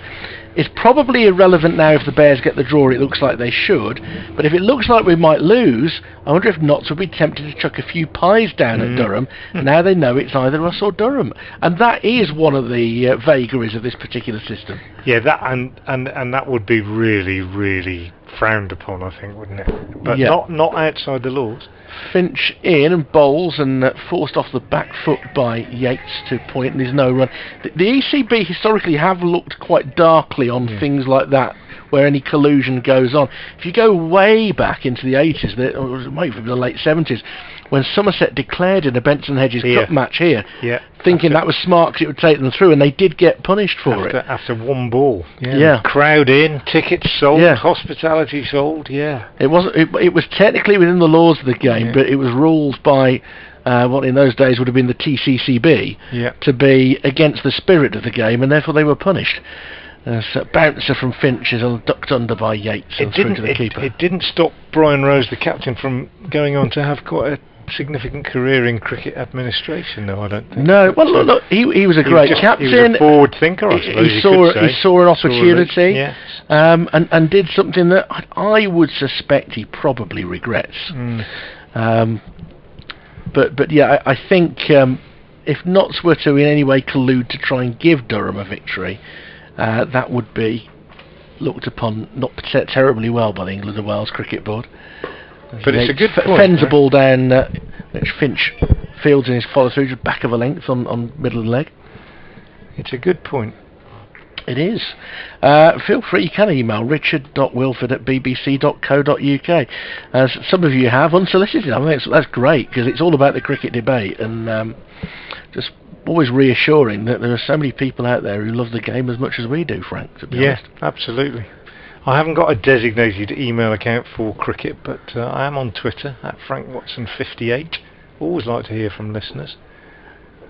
And the wicket Finching again, jabbing down on it on off stump is Yates, played it out on the leg side, and there's no run. And especially on days like this, when you know, not being in any way derogatory about it, but the cricket is not liable to produce a result, and you let your mind wander a bit, don't you, and think about the rest of the season and the rules of the competitions and what's happening elsewhere and that kind of thing.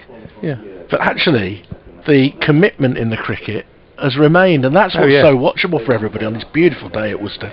Going forward in defence is Yates, drives it up towards mid-on, no run. Yeah, absolutely. I think the players have applied themselves very professionally. There's not in any sign on either side of any player not giving it their all out there, but it's just the way the game's fallen out, isn't it? The intensity of Adam Finch in this spell on a hot day, where he's having to almost break his back to get anything out of the surface, is exemplary. I was saying when you were next door as well about Ryan Sidebottom and how hard he tried in that innings with wicketless all the way through. He certainly deserves something for his efforts. That's a nice looking on drive from Yates. Hasn't gone full flourish, so Leach will be able to capture it a couple of yards in from the rope in front of the hotel, and two more for Rob Yates. He's 38. 81 for 1 Warwickshire. They lead by 29.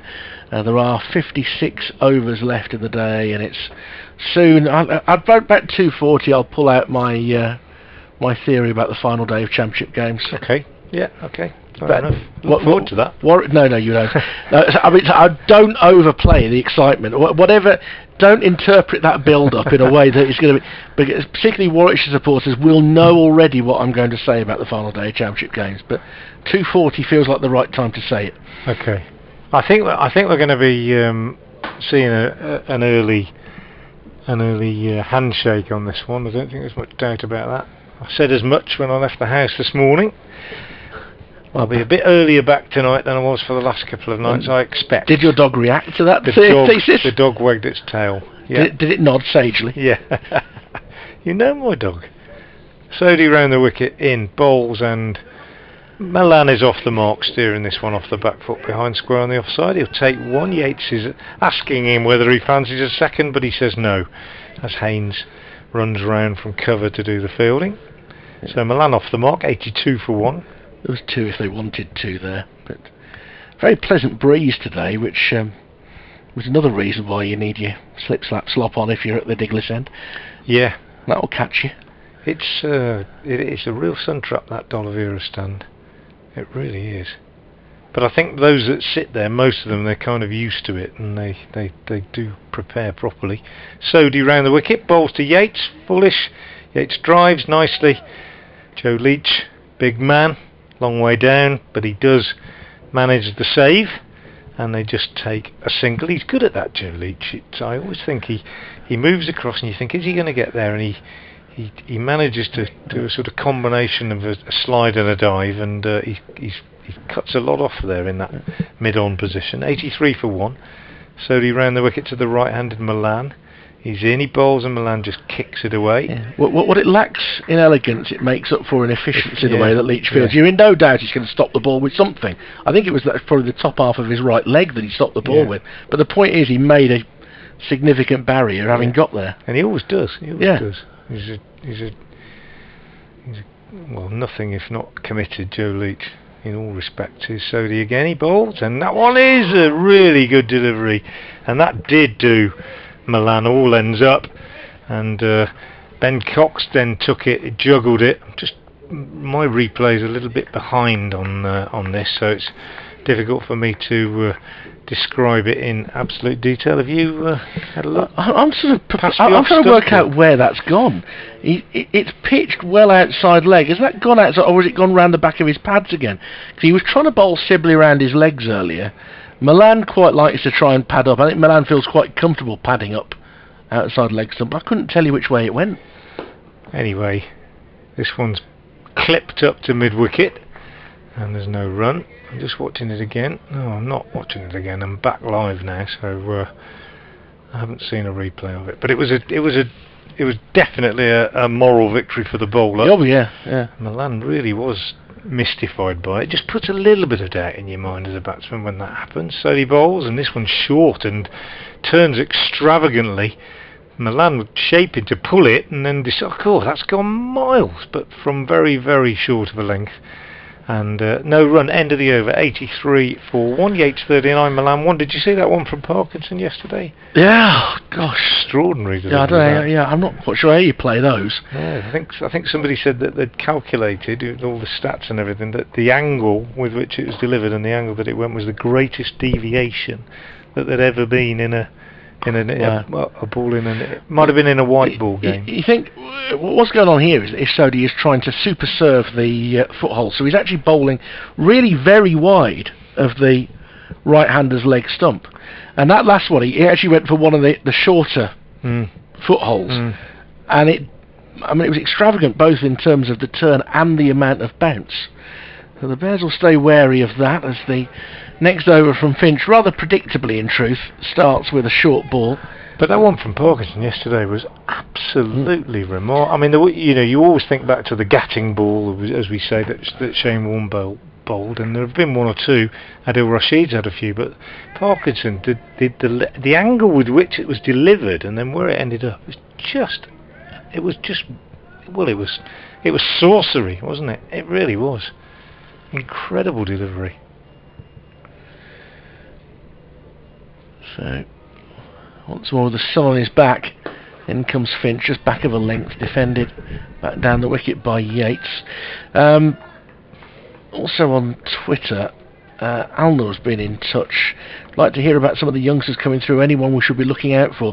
Well, interestingly, of course, should the Royal London One Day Cup continue as it is scheduled to for the middle of next week, and there would appear to be some doubt circulating in the cricket world as to what is going to be happening with the One Day Cup with the amount of COVID cases around at the moment. Of course, we're going to see a lot of youngsters on the county circuit getting a chance in first team games. Another bumper from Finch that Yates ducks under. The Bears have already given Jacob Bethel at 17 some T20 blast games. I think he will undoubtedly be involved.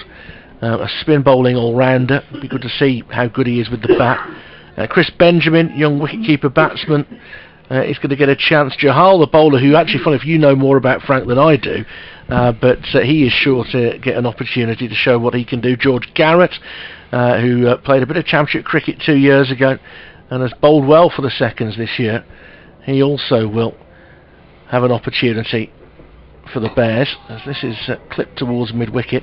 And Amir Khan, this 15-year-old schoolboy who made a century for the seconds last week, would not be out of the ordinary to see him actually make a first-team debut. What do you know about Jahal? Well, Manraj was in the Warwickshire under-15 squad that I coached 3 or 4 years ago, along with Dan Mosley and Ethan Brooks, and you very skillful bowler. We used to think with lots of variety. Probably then just lacked a little bit of physicality.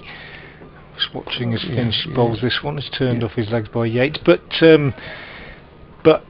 looking at him here when he was warming up the other day, I was just struck by how much he's grown, how tall he is, and how he's also looks in much better shape as well. He's just a boy, really, of course. But the man standing down there with us, Kadir Ali, who is just outside in his role here as a second team coach at Worcestershire, he had a lot to do with Man Riders' development and took him to West Bromwich Dartmouth too, where he's taken the new ball for the last couple of years in the Birmingham League. So probably a very different bowler now from when I last saw him, but good prospect, I think. I look forward to seeing him. Yates got a single off that last ball to go to 40. It's 84 for 1. Milan facing Finch, gets high onto his toes to defend it out into the offside end of the over. 84 for 1. Warwickshire lead by 32. I say, don't want to overplay the fact that, but there is some debate about whether the One Day Cup can continue quite as it's scheduled to do, because so many players are involved with the 100, so many are involved in bubbles for the 100 and for international cricket, and a lot of counties have got quite a severe injury list. You add to that the issues with COVID at Derby and at Kent, and it's all looking a bit complex to get this cricket played at a time that infection rates seem to be growing a little bit, and that's not a point that's meant to be political or anything. It's just that, you know, we're seeing it for ourselves. You know, when you see stories like today of the Birmingham City football goalkeeper Neil Etheridge being in hospital with COVID, it just makes you kind of catch your breath a little bit and say, well, you know, we're not looking at this being behind us just yet. The likelihood, incidentally, if the white ball game does go ahead as expected, of Worcestershire including quite a lot of young cricketers, is also quite strong. I think we're liable to see Josh Baker playing regularly for sure. As Sodhi starts a new over bowling to Yates, who drives nicely through extra cover. That might well go all the way. No, didn't get all of it. Joe Leake just pulled it up just inside the rope. They only get 2, in fact. So Yates goes to 42, and it's 86 for 1. And incidentally, strange coincidence, having talked about that time I had with Warwickshire under-15s, that one of that squad is now here at Worcester, Jack Banton, and I think he will probably feature in the white ball competition at some stage. I think he's quite close to being given a go. Brother of Tom, of course, who also was once with Warwickshire, now with Somerset. Is Sodhi round the wicket, bowls again to Yates, who pushes out on the offside. I think we'll see Gareth Roderick getting a go behind the stumps, with Ben Cox being involved in the 100, and that'll be a chance for him to turn his batting form around a little bit after a disappointing start to his Worcestershire career since his move up the M5 from Bristol. 86 for 1, Sodhi round the wicket. Third ball of the 29th over of the innings, he bowls, and Yates drops that down on the onside, and fielded at short leg by Tom Fell. So I think we're liable to see a few youngsters blooded too in the Worcestershire side if that competition goes ahead as we expect it to do. And I think we should add that we have no reason to suggest that it won't, other than a little bit of worry about the effect that COVID's had on cricket generally in the last 10 days or so, as this one is driven by Yates into the covers where Josh Dell does the fielding. Dell, one of 2 substitutes I think on the field at the moment, as I've just seen Adam Finch going off briefly. I think we've got a sub out there on the cover boundary as well. Just check that in a minute. As Sodhi comes in again round the wicket and bowls, and Yates goes short and cuts the ball out to short third man. And it's Mitchell Stanley, I think, out there doing the fielding, running round. He didn't do the fielding, but he ran round as if he was going to. Actually, it's not. It's Jack Banton. There you are. He's right on cue. It's subliminal. Wearing It's subliminal. 77. I think you probably caught him, and obviously he's another one who's chosen his squad number based on his favourite bingo number, Sunset Strip. Yeah. 88 for 1 with that 2 for Yates, and clips this one very nicely up to mid-on, but Libby fields and there's no run. End of the over. Yates 44, Milan 1, 88 for 1-ish. Sodhi 9 overs, no maidens, no wicket for 21, and Finch I think is staying off the field, so we'll probably have a change in the bowling now. Well, I mean, definitely. I think if he stays off, Well, yeah, I think we might. We could have a sizable delay otherwise. Looks like Joe Leach is going to bowl. It is Jack Banton who's fielding as 88 for 1. Lead is 36. 54 overs scheduled in the day, minimum of. We won't see as many as 54 overs you would fancy at this juncture. I for one certainly hope that things continue as scheduled, because the notion of county cricketers having to sit back and twiddle their thumbs for 3 weeks while the 100's played is when not the heat ideal. wave comes in. Yeah. But a lot of circumstances haven't helped. There are certainly more county players involved in the 100 now than was originally anticipated, because of the overseas players, quite a few are not travelling because of coronavirus. So it may be a competition that we can't begin to judge until next year. We've certainly spent quite a bit of time prejudging it. Yeah. But for the good of cricket, you want it to work, because you want the income in the game to help keep the county circuit going. There are those who think the county circuit is unnecessarily large. I tend to be in the camp that's quite opposite to that, because the more competitive cricket you've got played at this level, the more players you can bring through, as has rather been proven by the England one-day side this week. Yeah, absolutely. Absolutely. To beat Pakistan 3-0 with a shadow side when probably the best 20 players aren't available. Yeah, and not just to do it, but to do it in such style. It's tremendous. Leach comes in and then starts a new spell, and that's very full, pushed out behind square on the offside by Milan, and there's no run. And those players who were involved, guess where they've learnt their trade and done the hard yards, and most importantly learnt to deal with pressure.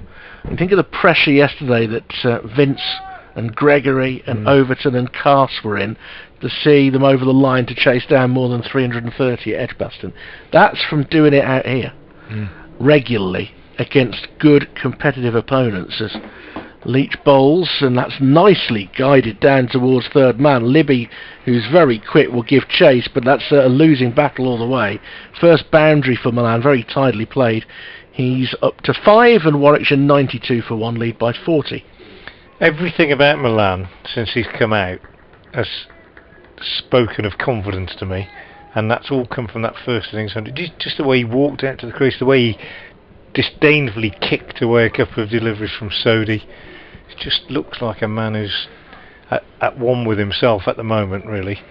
And that would figure, really, wouldn't it? After he played so well in the first innings, and it was his first 100 for Warwickshire, and by far and away his best score for them. But he just got better and better in that first innings. He really did, and he looks in good order at the moment. The run of low scores was very frustrating, because at times you could see there was a really good batsman out there, as he again punches this away off the back foot behind square, and they run hard so they can come through for 2, because Libby was down at third man. His throw has Baker back-wheeling very rapidly to try and prevent any overthrows, and actually the young man may have been a little bit unaware of what was going on around him there. I think that was a little bit of a lesson to Josh Baker, that you've got to get into position, because so often at this level you see a long throw to the opposite end, and at least he got his legs behind the ball and blocked it, even at the expense of a slight bruise. But Milan up to 7, won't add one here because he's clipped towards mid-wicket. He's picked up by Dell.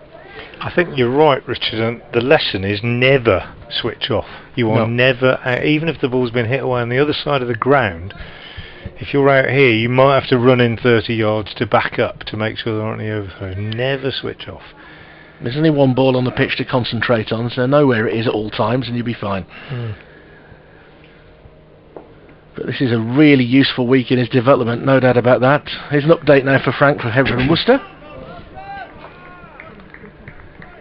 Well, the game is meandering towards a draw, but Worcestershire have managed to pick up a wicket in the afternoon session. Adam Finch, the successful bowler, for the second time in the game, dismissing the England opening batsman Dominic Sibley. Bit of a strangle, caught down the leg side as he attempted to flick one away down to long leg. That was 76 for 1 in the 24th over. Since then, fairly sedate progress being made by the Warwickshire batsman. Rob Yates, the left-handed young opener who's having a good season, he's on 44 at the moment, and first innings centurion Peter Milan has joined him. He's just moved on to 8, and currently Warwickshire are 95 for 1, which is a lead of 43, but as I say, the draw is looking the most likely outcome.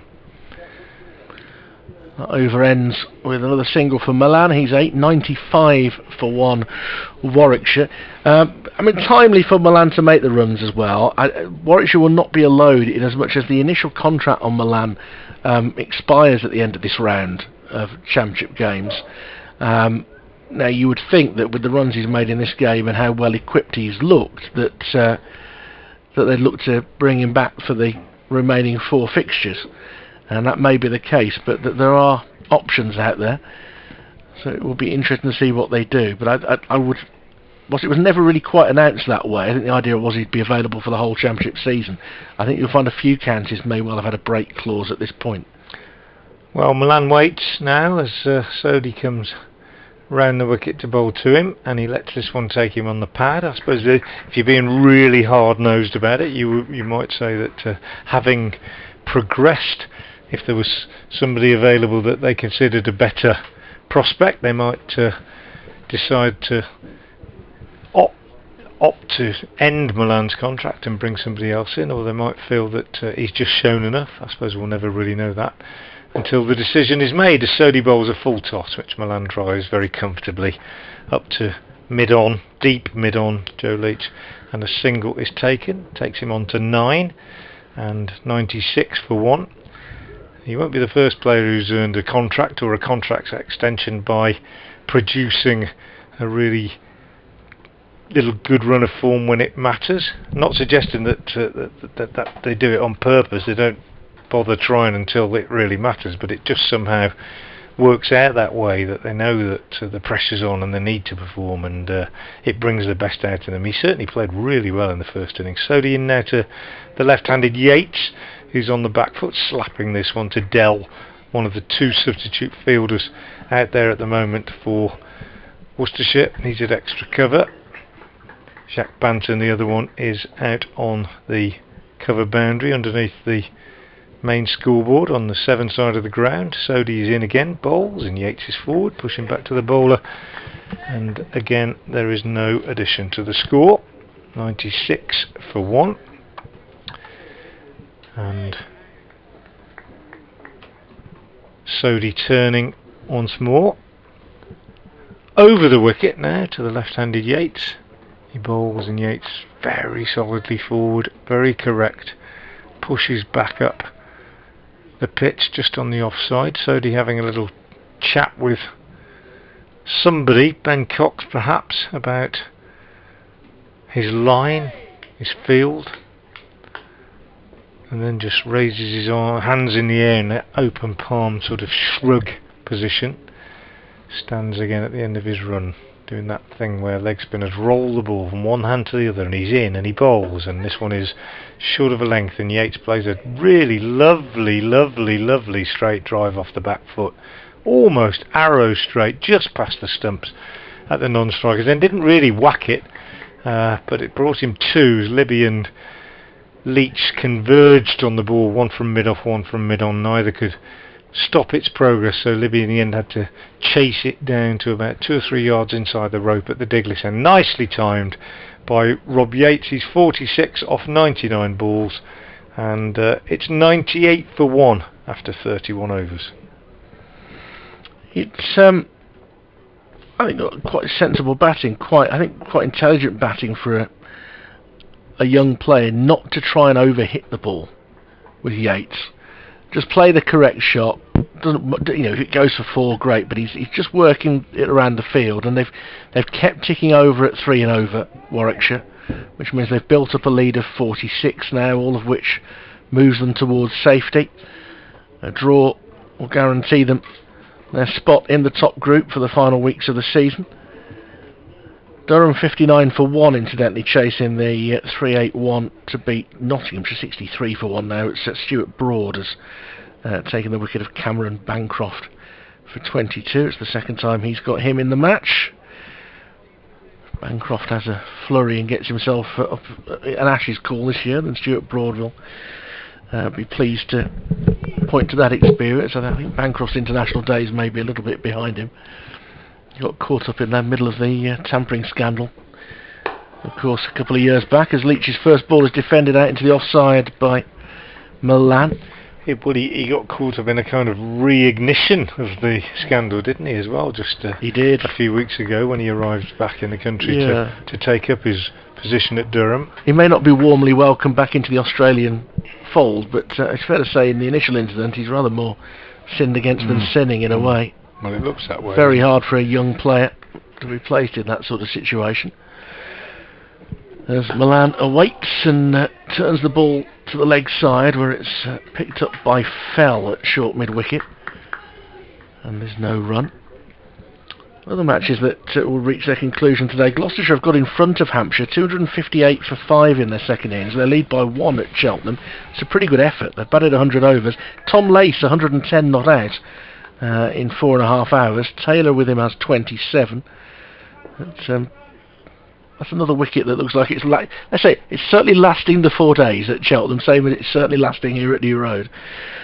It's a good effort though to try and bat to safety. That 8-point thing, maybe.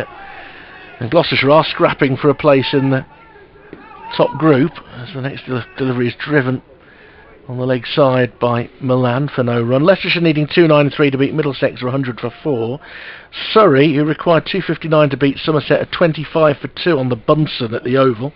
Van der Merwe and Leach have a wicket each, no shock there. Kent needing 349 to beat Sussex, 108 for 1. That's a good effort from a very young Kent side.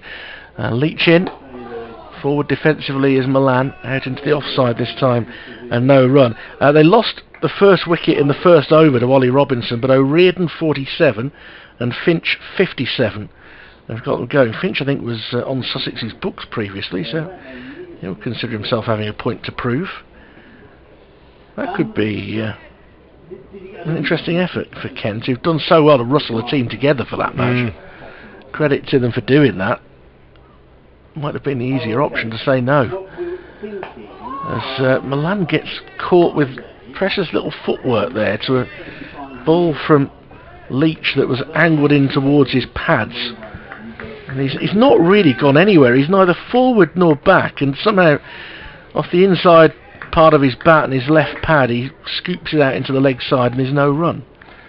Finch is he's not still with Sussex. It's not one of those where they've turned up and said, we've only got 10, or we've got 12, you can have one of ours. I think he's been playing for Kent seconds for a while this summer. No, it could have happened. Forward comes Milan, there's no run. There was a curious situation all those years ago when the Bears went to Horsham. It was a match I was talking about once or twice over the course of this week. That at that point, Sussex took James Treadwell on loan from Kent, but during the time he was playing Championship cricket for Sussex, he was still playing T20 cricket for Kent, played against Sussex in the T20. Loans like that for me I find quite hard to get my head around. Yeah, we had a strange one at Bristol last year when Gareth Roderick, who'd signed for Worcestershire but not till the end of the season, was actually included in the Gloucestershire side and played against Worcestershire. And so we were thinking, have a good look at him, because this is what we're going to get next year. But no, I was thinking more of the club scenario where you turn up on a Sunday and say we've only got 10 and they say, well, we've got an extra chap, you can have him, and he gets 50 or something. Sodhi's in, bowls, and Yates drives up to mid-off. You're talking about Yates' temperament and the way he's gone about it.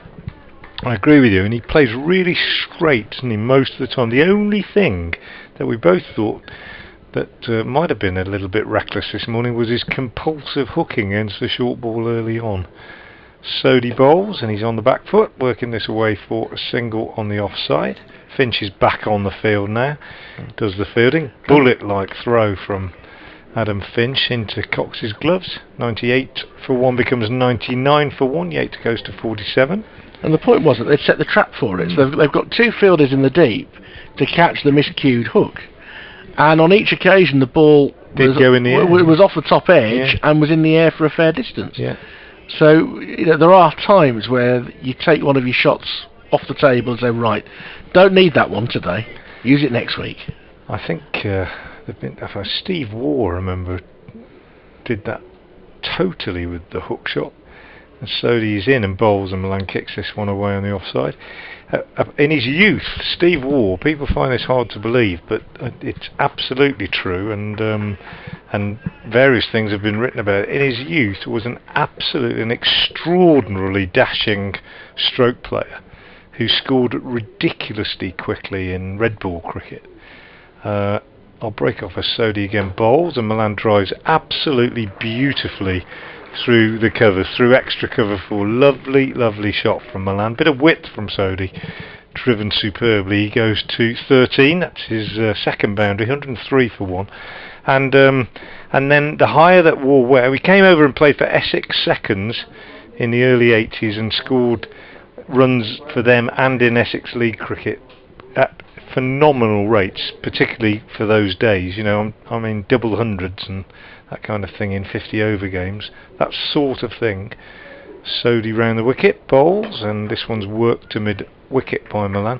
And then the higher he went, the more circumspect he became, and certainly when he went into Test cricket, I've read in his huge autobiography that he just said, you know, that shot is going to get me out more often than any other. The hook shot, I'm just not going to play it at all. It will no longer exist, as this one's kicked away by Milan. And it wasn't a case of just saying I'm not going to play it today. He said I'm not playing it at all, and he became, I think most of us would agree, as the over ends, 103 for 1, one of the most obdurate batsmen, and at times one that you know, eschewed a good few shots, but then, you know, might surprise you in a one-day international or something when you suddenly saw that actually he did have a remarkable array of shots.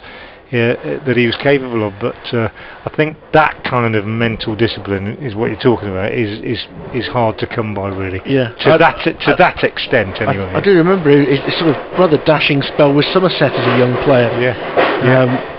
But I suppose in English cricket, the trolley's going past. Don't worry, I'll turn it. Somebody's off the trolley. But in terms of English cricket, the player who would stand out for taking all the shots off the table that he felt he might get out to was Alistair Cook, who really limited himself to 2.5 scoring shots for as successful an international career as any England batsman has ever had. And you know, you have to admire his discipline and self-control, which are the keys. Look, we've got past 2:40, so I'll ask you this question. Okay. How many wickets do Worcestershire need before tea to have a chance of winning this game? Tea, what is tea? Tea's an hour away, so 55 minutes 20 away. 20 to 4.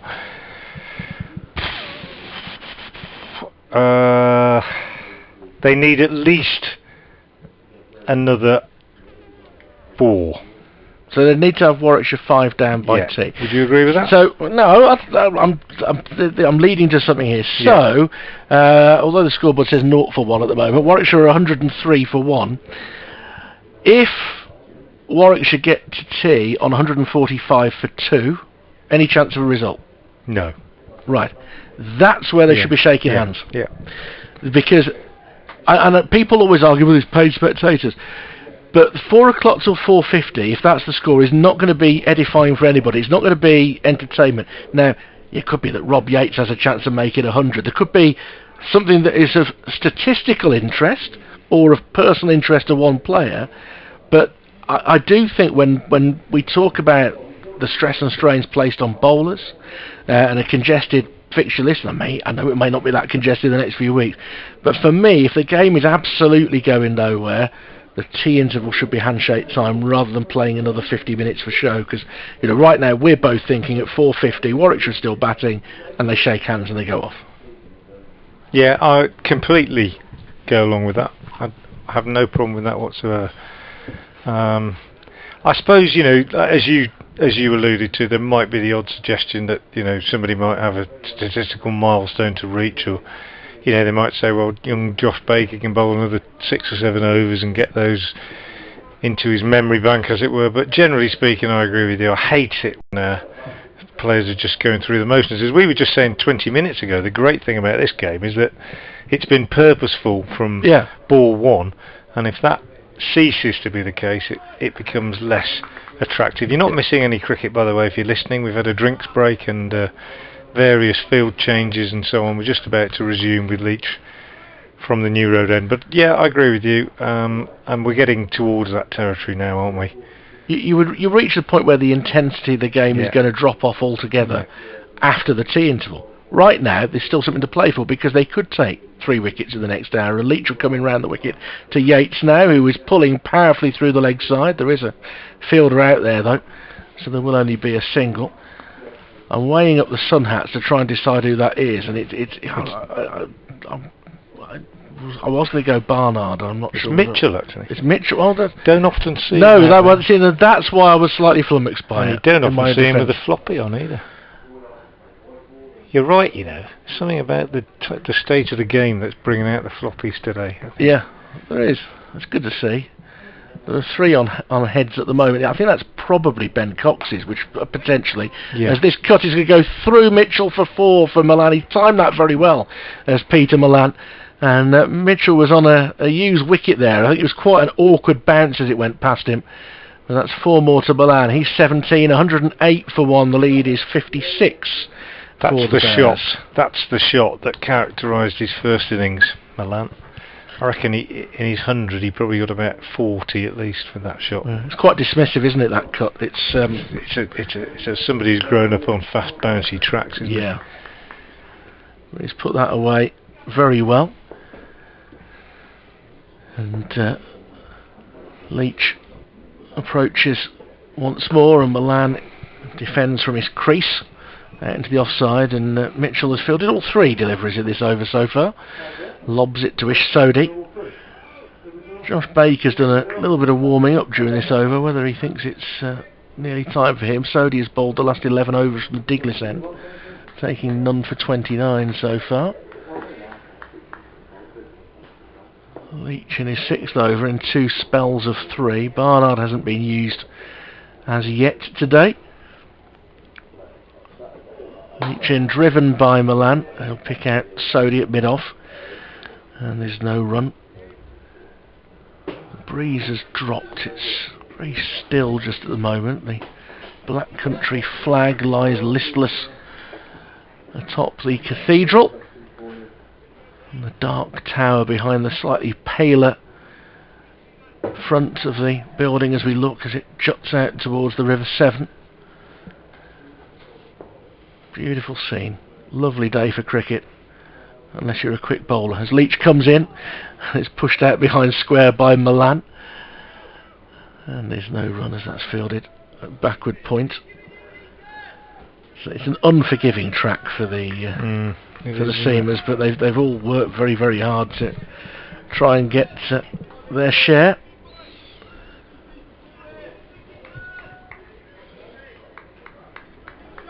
So the equation is that Warwickshire lead by 56. They've 9 wickets standing, 49 overs and 1 ball minimum if we were to play all the way to the close. And the equation starts to drag closer and closer to the draw in terms of the numbers, let alone the state of the game that we can see unfold in front of our eyes as Milan comes forward in defence and pushes it out into the offside. 108 for 1 Warwickshire. We have seen only 20 wickets fall, and we're more than halfway through the final day.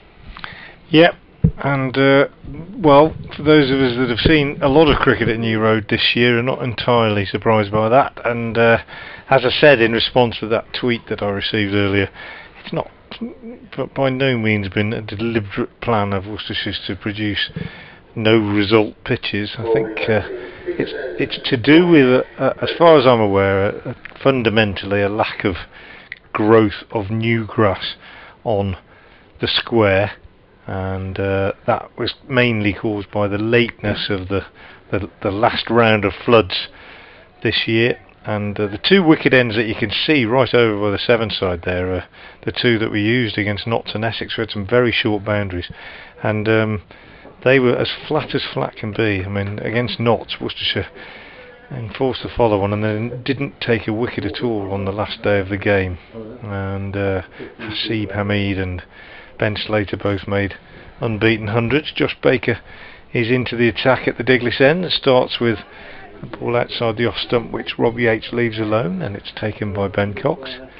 And this one has, well, it's not been quite like that, but it's not far off really. It's offered very little in the way of assistance to the bowlers, as Baker is in again, bit of slow turn maybe, and he drops it down on the offside. Yates, who's on 48, no doubt saying to himself, just dig in here and have a net, basically, and he's pushing this one out on the offside. And again, there's no run as Josh Dell, substitute fielder, comes in from extra cover to do the fielding. Dell on the field for Brett D'Oliveira. We're not sure yet the reason for his absence. This one is pushed into the covers, and Dell again does the fielding. 108 for 1. Yates 48, Milan 17. Baker in his 12th over, first of a new spell, bowls, and this one is pushed up to mid-off. And again, there is no run. So a good start by Baker in his second spell. And here he is again now. He bowls, and Yates is forward, pushes this one back up the pitch. End of a tidy over from Josh Baker. 108 for 1 the score. Yates has 48, Milan has 17, and Josh Baker, having bowled that maiden, 12 overs, 2 maidens, no wicket for 47.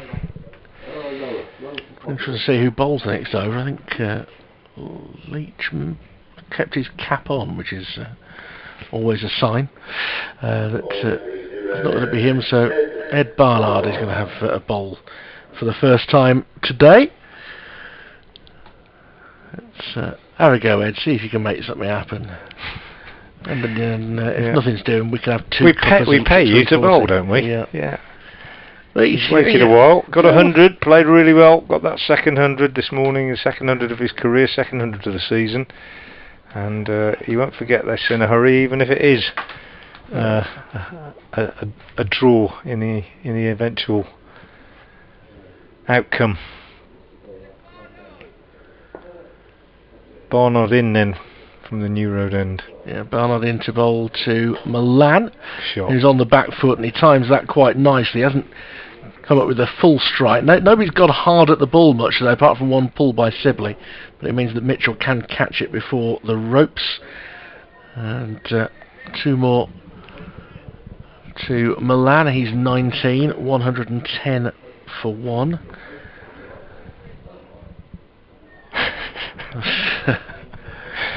Got some smutty listeners. An amusing tweet from Smutty.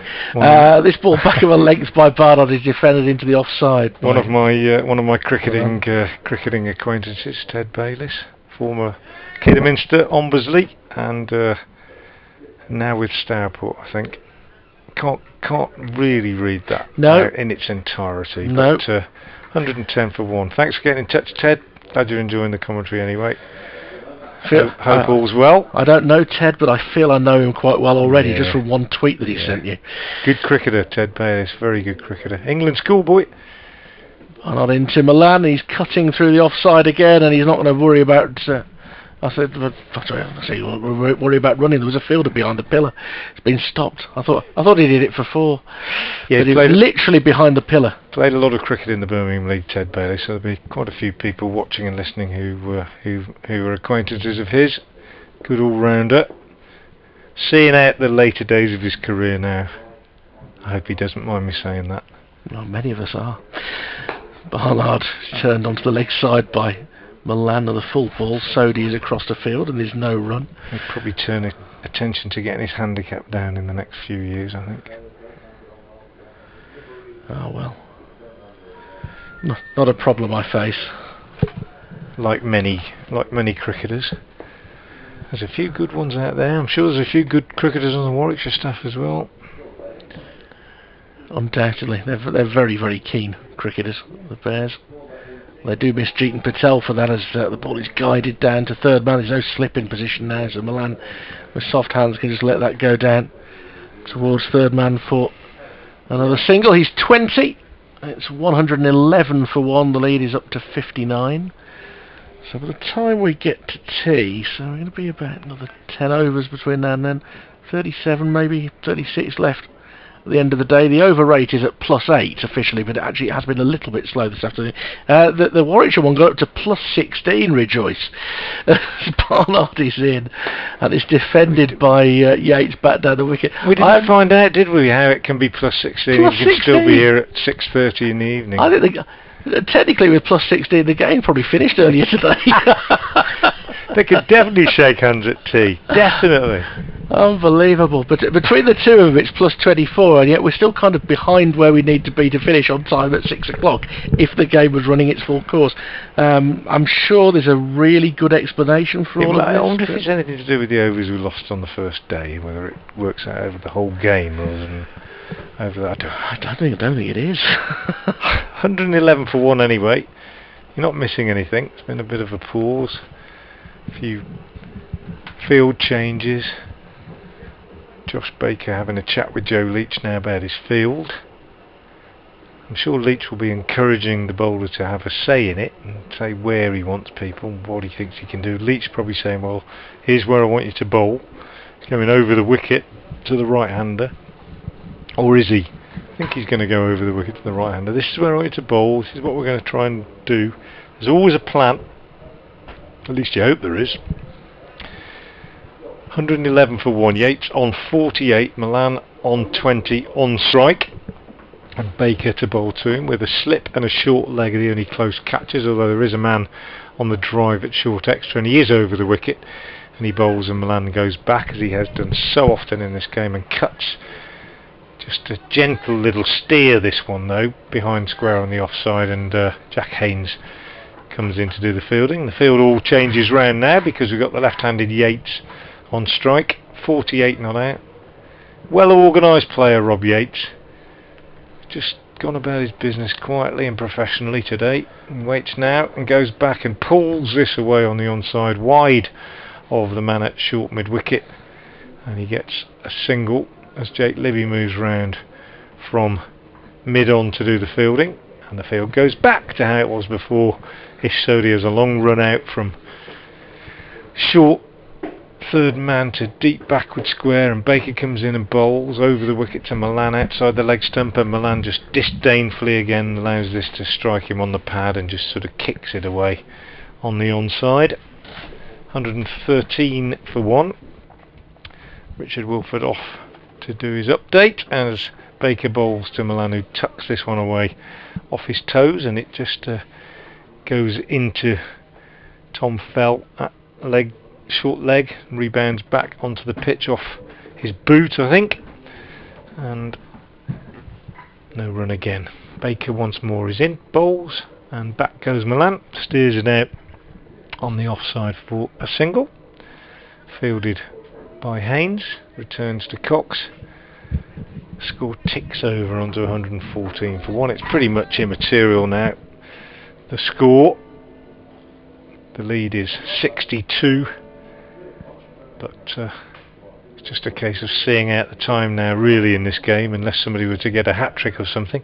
Baker bowls to Yates, who pushes his back up the pitch to the bowler end of the over as the cathedral clock chimes 3. Yates on the cusp of another 50, 49 not out off 111 balls, and Milan has 22. Baker now 13 overs, 2 maidens, no wicket for 50. I think Joe Leach will be seeing it as a good opportunity to give Baker a good long bowl this afternoon. Give him that little bit of experience out there in the middle. To be fair, for a young spinner, he's had a good few overs in the game, hasn't he? He bowled 22 in the first innings, and he's already bowled 13, so 35 overs already on his debut. As Barnard comes in and bowls, and this one is driven by Milan into the covers. Doesn't really time it though, gets a bottom half of the bat, sort of toe end on it really, and it runs out to Tom Fell, who's in that short extra cover position. We've also got Ish Sodhi in the shortish mid-wicket position. No slip. Those are the only 2 fielders that could realistically be described as catchers, as Barnard comes in and bowls to Milan. Good delivery, nipped back slightly, and Milan just plays it down into the ground in front of him, and it runs away on the offside. And there's no run. Earlier today then, Worcestershire resuming on their overnight score of 415 for 8, with Ed Barnard on 98 and Adam Finch on 29, and they took that partnership for the 9th wicket to 101 before Finch was out. Barnard bowls to Milan, who cuts down to third man. He'll get 1, he'll come back for 2 as Finch does the fielding. So Milan moves on to 24 and the total to 116 for 1. And after Finch was out for 31, Barnard, who had completed the second first-class 100 of his career, went on to finish on an unbeaten 112. Josh Baker was unbeaten on 12, and Worcestershire declared at 447 for 9. In comes Barnard outside the off-stump, left alone by Milan, taken by Cox. And for Warwickshire, the 1 wicket taker today, Liam Norwell, he finished with 3 for 69, and there were 2 wickets each for Yates, Lamb and Rhodes. And Worcestershire, just update FM listeners now, Warwickshire are making solid, steady progress in their second innings as this game meanders towards an inevitable draw, barring something absolutely miraculous. Worcestershire having declared this morning on 447 for 9, with Ed Barnard having completed his second first-class century of the season and indeed of his career. So Warwickshire with their first innings deficit of 52, but no early breakthroughs for Worcestershire. Just one man out, Sibley, who went shortly after lunch, caught by Ben Cox down the leg side off Aaron Finch for 41, but Yates on 49, Milan on 24 still there, in the 38th over, and Warwickshire in their second innings 116 for 1, but this game will be a draw, he said confidently, as Milan cuts once again down to wide third man for 4. Very, very strong in that area, Peter Milan, and he's moved on to 28. Yates has 49, and at the end of that over, 120 for 1 is the Warwickshire score. That's a lead of 68, and Richard Wilford is back. And we had a little discussion saying that Worcestershire would need 4 more wickets before tea, and that isn't going to happen either. Well, it doesn't look that way. In other news, Amy Jones appointed captain of the Birmingham Phoenix today. So 111 caps that she's won for England. As Baker is in from the Diglis end. Tucked away on the onside by Yates, hits a short leg fielder, no run. It's because Australian all-rounder Elise Perry sadly isn't going to be coming over for the tournament. She does expect to come in 2022. She's replaced by Australian leg spinner Katie Mack. Baker again in from the Diglis end. This one pushed back up the pitch by Yates, and there's no run. 120 for 1. Baker is in again, bowls, and turned on the onside by Yates again. Getting through his overs pretty quickly now, Josh Baker. Second one of his new spell. Short run up over the wicket, bowls to the left-handed Yates, who pushes this one away on the onside and gets a single. It's a little thickish outside edge, but it's brought up his 50 off 115 balls. Gets applause from his teammates on the balcony of the Graham Hick Pavilion, and a smattering of applause around the ground as well for the Solihull-born youngster. 121 for 1 the total. Yates goes to 50, as I say, off 115 balls. Milan on 28 off 46 balls. Nobody's in any great hurry.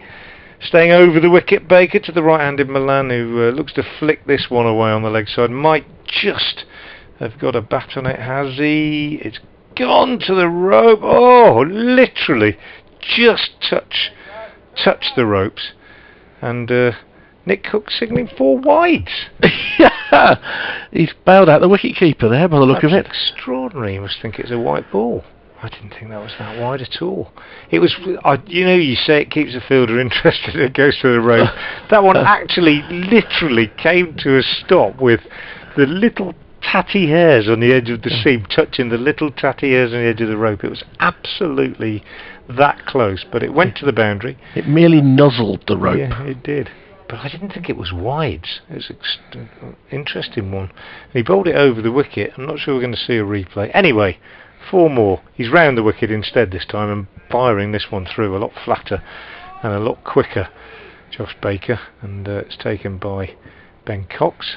1 ball left in the 39th over. He's in, he bowls, and Milan plays a clever little paddle sweep down to fine leg for 4. I think Josh Baker's finding out how tough it is to bowl to a really experienced batsman by Milan, like Milan on this pitch, and Milan goes on to 32 with that boundary, and the Bears moving along apace now are 130 for 1. Baker now 14 overs, 2 maidens, no wicket for 60. Further news from the 100.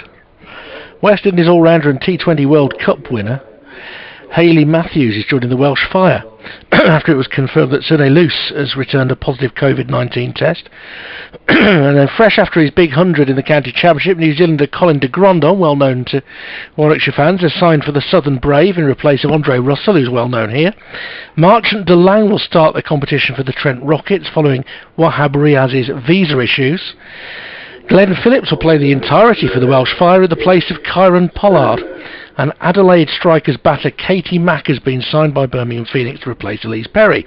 Ollie Pope will miss the start of the 100 with a quad injury. So a lot of changes, and that's part of the issue with the One Day Cup.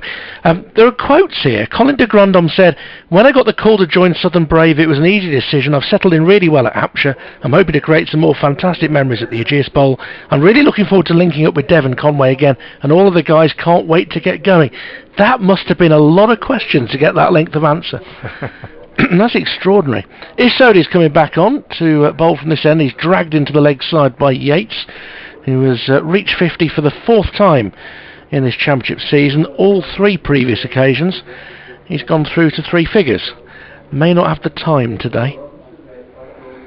Yeah, we'll see. No, he may not. Or he'd probably just be thinking, just stick around and see where you are after tea maybe, and see if you're 70 or 80, but have a net basically. Yeah, I mean there's 20 odd overs left of cricket realistically in this. Yeah. I think we'll play till 4:50, and assuming Warwickshire are batting then, which they should be, at that point they can declare, and that would be the end of the game.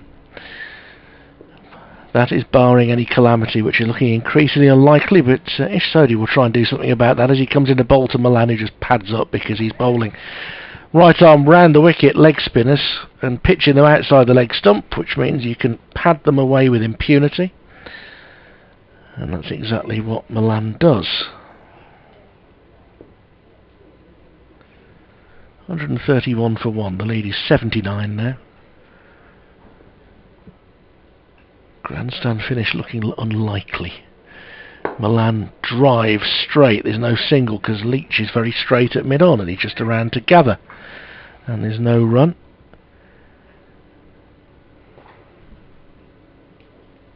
Little bit of a gust or 2 in the trees to the left of the cathedral as we look.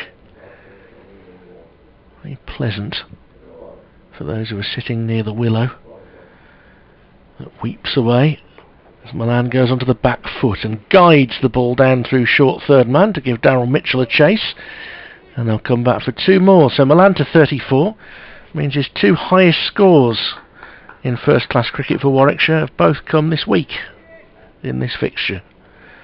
Century in the first innings and 34 now. That's form, I suppose. He did look confident from the minute he walked out, I thought, today. His boundary in the previous over brought up the 50 partnership, and now he's on the back foot again and carving it wide of Finch, who will have to chase, and the ball I think will stay away from him. Yes, it crosses the rope. He went for the foot first dive, which I'm always a little wary of. It never works. It rarely works. Never works. I think it's there to show willing as much as anything, or to get into first base before the throw, whichever is appropriate. But 4 more to Milan. He's 38, 137 for 1. It never works. Phil Newport always used to do it, and I've said to him for years and years, it never works. I'm not sure how it could possibly work, really.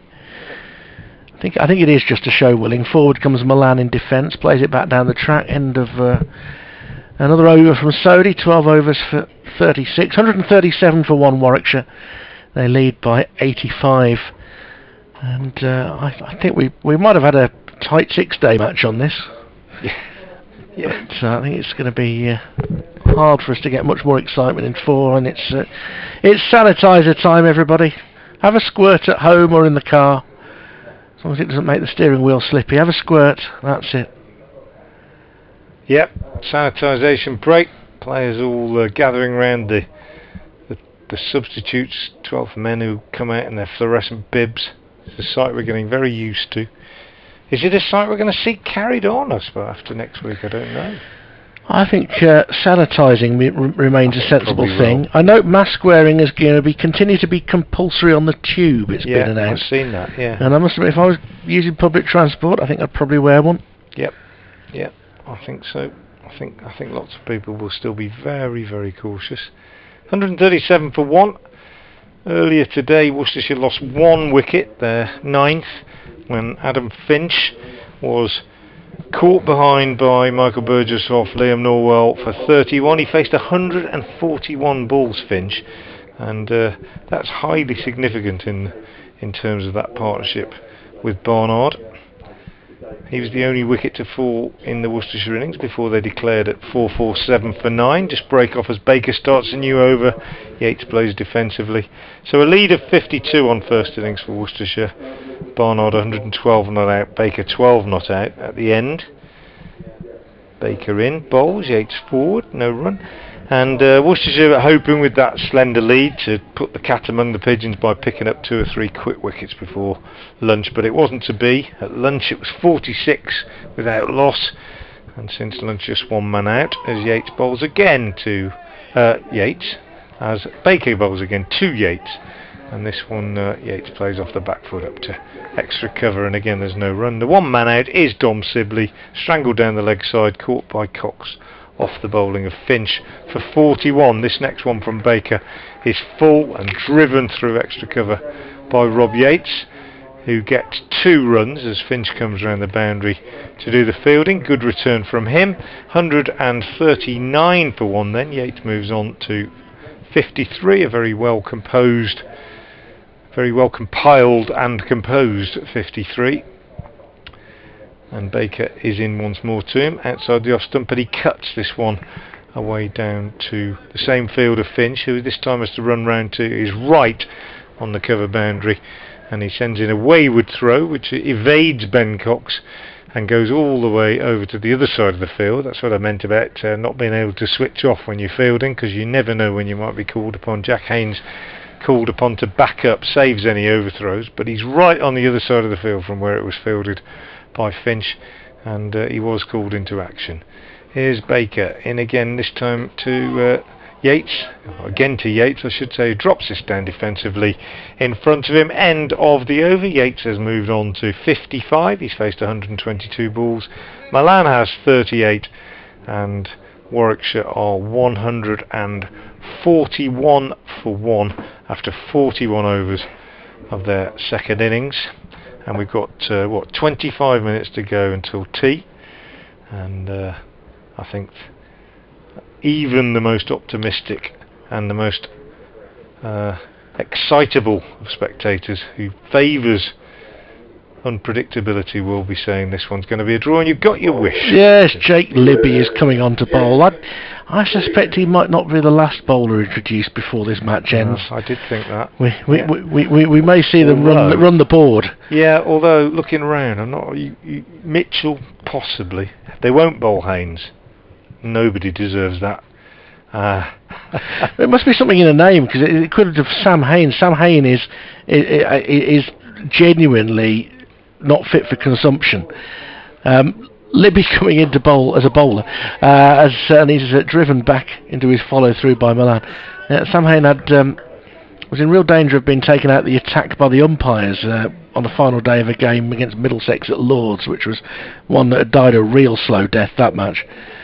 As Milan onto the back foot, getting guided out to the offside. I don't think they'll bowl Jack Haynes. I've never seen Tom Fell bowl. First time for everything. Yeah.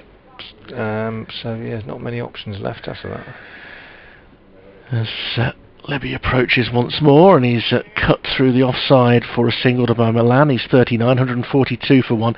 The match ended with Adam Voges not sure whether he should try and get 100 or not against a bowling attack that was by that stage comical, and he holed out on the mid-wicket boundary to give Tim Ambrose his only first-class wicket. It was that sort of afternoon at Lords, and it was there that I decided that 340 was quite enough. Tea time handshake. Especially at Lords. Oh, when a Lords wicket is dead, a Lords wicket is very dead. No, I mean, you know, it needs to be edifying cricket in that circumstance. Yeah, it does really, doesn't it? As that one from Libby scuttles through a little bit and has to lower his hands, Yates, to defend that. Remains there on 55. The Bears now lead by 90. And Yates defends a ball that, well, Libby feels may have offered to turn, may have had a bit of bite about it. So yeah, there's only Fell and Haynes are the other possibilities, and Mitchell obviously, but that wouldn't be. No, that wouldn't be very revolutionary. No. Cut shot by Yates, which goes in front of square. There is a boundary rider, Barnard. So it's just a single, 56 for him, 143 for one. I mean, it's a couple of overs from Ben Cox in that 50-minute session that we have to play to satisfy current cricket regulations. Oh yeah, that'll be all right. Yeah, again, never seen him bowl, not even in the nets. The new ball, the second new ball in that match at Lords was taken by Bell and Trott. And being the type of characters they are, they were both trying to bowl properly at the time. In fact, bowled a fair number of overs in that match between them. But it was a game that was heading for a draw the moment the Warwickshire innings was halfway through in reply to Middlesex. Jonathan Trott made a good double 100 there after Middlesex had put a big score on the board. And it felt like the draw was inevitable from lunch on day 3. A bit like this. Well, we always had the mystery spinner waiting in the wings, Inish Sodhi. We always had that potential excitement to keep us interested. Well, he's about to start his 13th over and he's yet to take a wicket. 12 overs, no made and no wicket for 30. He did take 6 in the first innings, yeah. which is why we were wondering what might happen, but nothing extraordinary really in this innings. And he's in now, round the wicket to ball to Yates, and Yates clips him away on the leg side. He'll pick up 1, he won't come back for 2 as Jack Haynes comes in off the boundary at deep mid-wicket to do the fielding. Yates goes to 57 and the total 244 for 1. Again, I would say that the thing that Warwickshire have done particularly well in the situation they found themselves in today, as much as the wicket wasn't offering an awful lot, is that they've kept the scoreboard ticking over nicely to build the lead more rapidly than it might have done. It would have been very easy for them to come out before lunch and just go into their shell. Yeah, which is never a good way to try and save a game or see out a game, because you just get in the wrong frame of mind, I think, as Milan drops this one down on the onside. Unless you have exactly what I was going to say. That was extraordinary. But generally, I think that holds, that argument. But that was extraordinary. We talked about it on day 1. Amazing. As Sodhi is in again and bowls, and this one's kicked away by Milan. And I'll make the same point again that I made on day 1. We're talking to Mike Taylor about it. And I remember having this thought when I read about the exploits of Trevor Bailey when he used to play those sort of innings. You have to play incredibly well to score that slowly, because you would normally nick, more than that, down to third man, fine leg and so on. He must have been seeing the ball well hitting in the middle of the bat, playing it exactly where he wanted.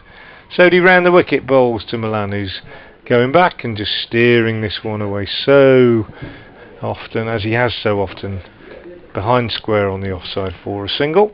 It's the cricket equivalent of the slow bicycle race, where the goal is to be the slowest to get to the finishing line, but you can't put your foot down, and you've got to go slow. It takes more skill than riding a bike normally. Yeah, absolutely. It was. It must have been a phenomenal innings, but not necessarily the most entertaining.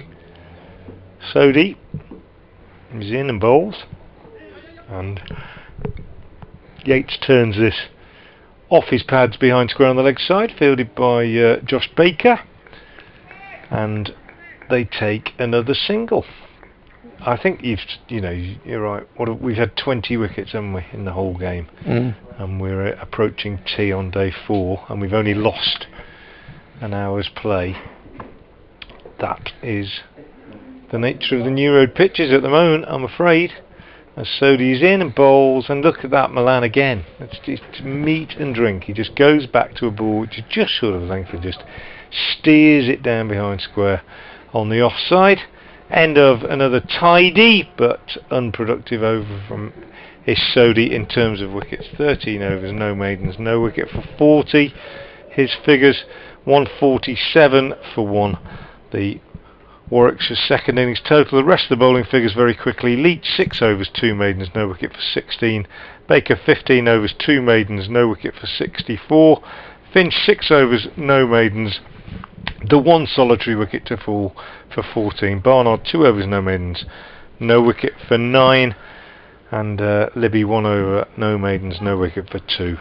It didn't take Barnard long to say I've had enough here. I'll get someone else on, I don't think. We've had 337.2 overs for those 20 wickets.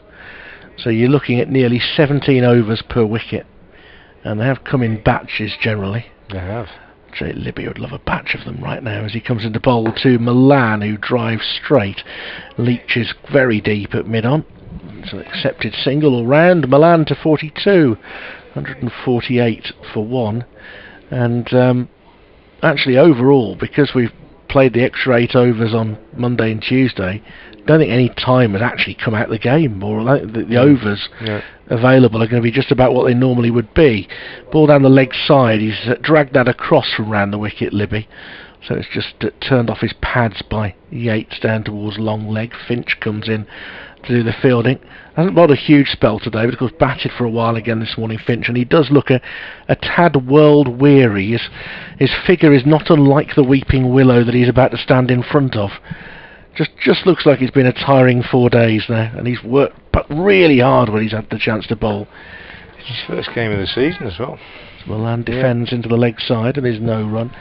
Finch and Sidebottom get this week's award for outstanding endeavour and determination in the face of difficult conditions. Libby bowls once more to Milan on the back foot, just stabs it down into the onside. It's his first game of the season. I think he's done well. I've been quite impressed with Finch in all respects. I mean, he batted really well, he's fielded really well, and he's steamed in when he's bowled. Good effort. Libby once more. And that will be guided off thick outside edge down towards third man. Mitchell to give over the chase to Finch, who, for all the world weariness, sprinted after that. And the 2 runs will take the Warwickshire score past 150, I think. 151 for 1, there we go. And Milan to 44.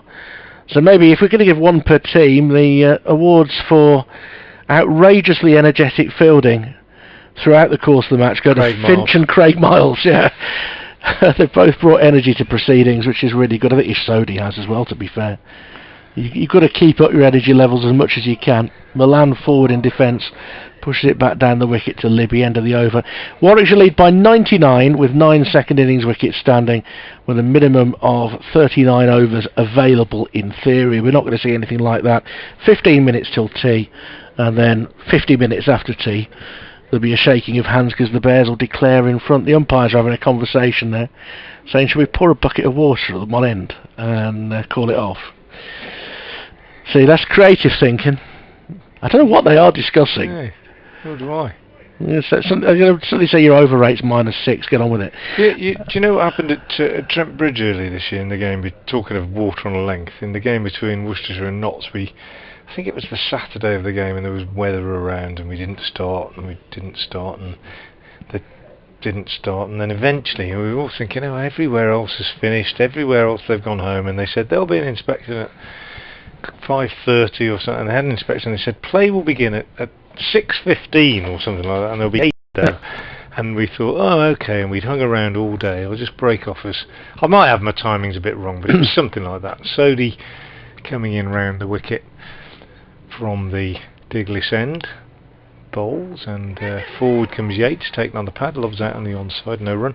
And so they cleared everything off. They took the big hover cover off that they've got at Trembridge, like the one you've got at Edgebaston, and the one you expect to do such a wonderful job. And everything was mopped up, and they swept all the water off and put it down those little drains that they have at the side. And they were all set, and all the players came out, and they all took their fielding positions, and the batsman came out. Sodhi's in and bowls. Yates plays defensively on the onside, no run, and the umpire was just about to call play.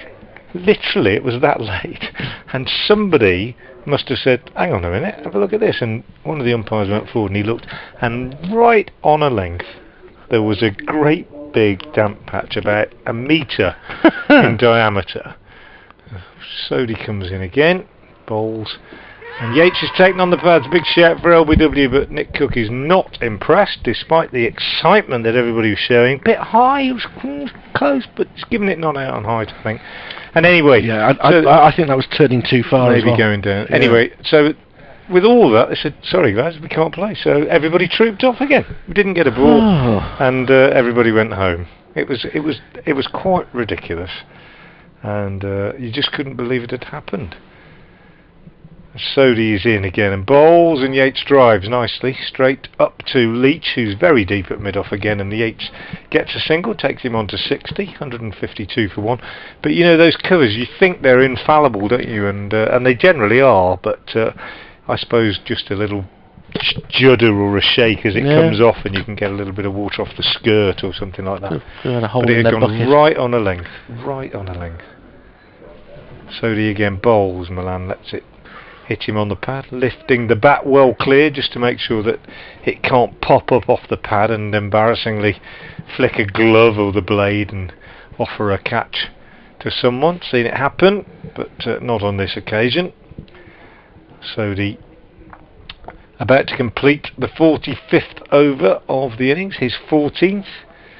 And he bowls, and Milan again just takes it on the pad. It runs out on the leg side, and it's 152 for 1 with Milan 44 and Yates on 60. You can imagine what the conversation was between the two umpires between overs. Maybe umpire Watts was saying, do you fancy go and sit by the river and have a pint when we finished here? What time do you think we should get away? Do you think we'll beat the traffic? Have a pint. And Nick said, I don't know, I fancy a Long Island iced tea. Do they, whatever I have, I want an umbrella in it. Says it could well be his final year. I know, he noted earlier today he's 65, and he's been quite entertaining in his behaviour. He's loping. He's walking like a sort of scolded schoolboy to point, actually.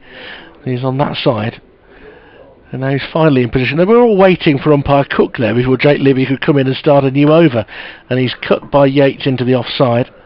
There is a boundary rider out there, Jack Haynes, and that'll be another single. 61, 153 for 1. The lead is beyond 100 there.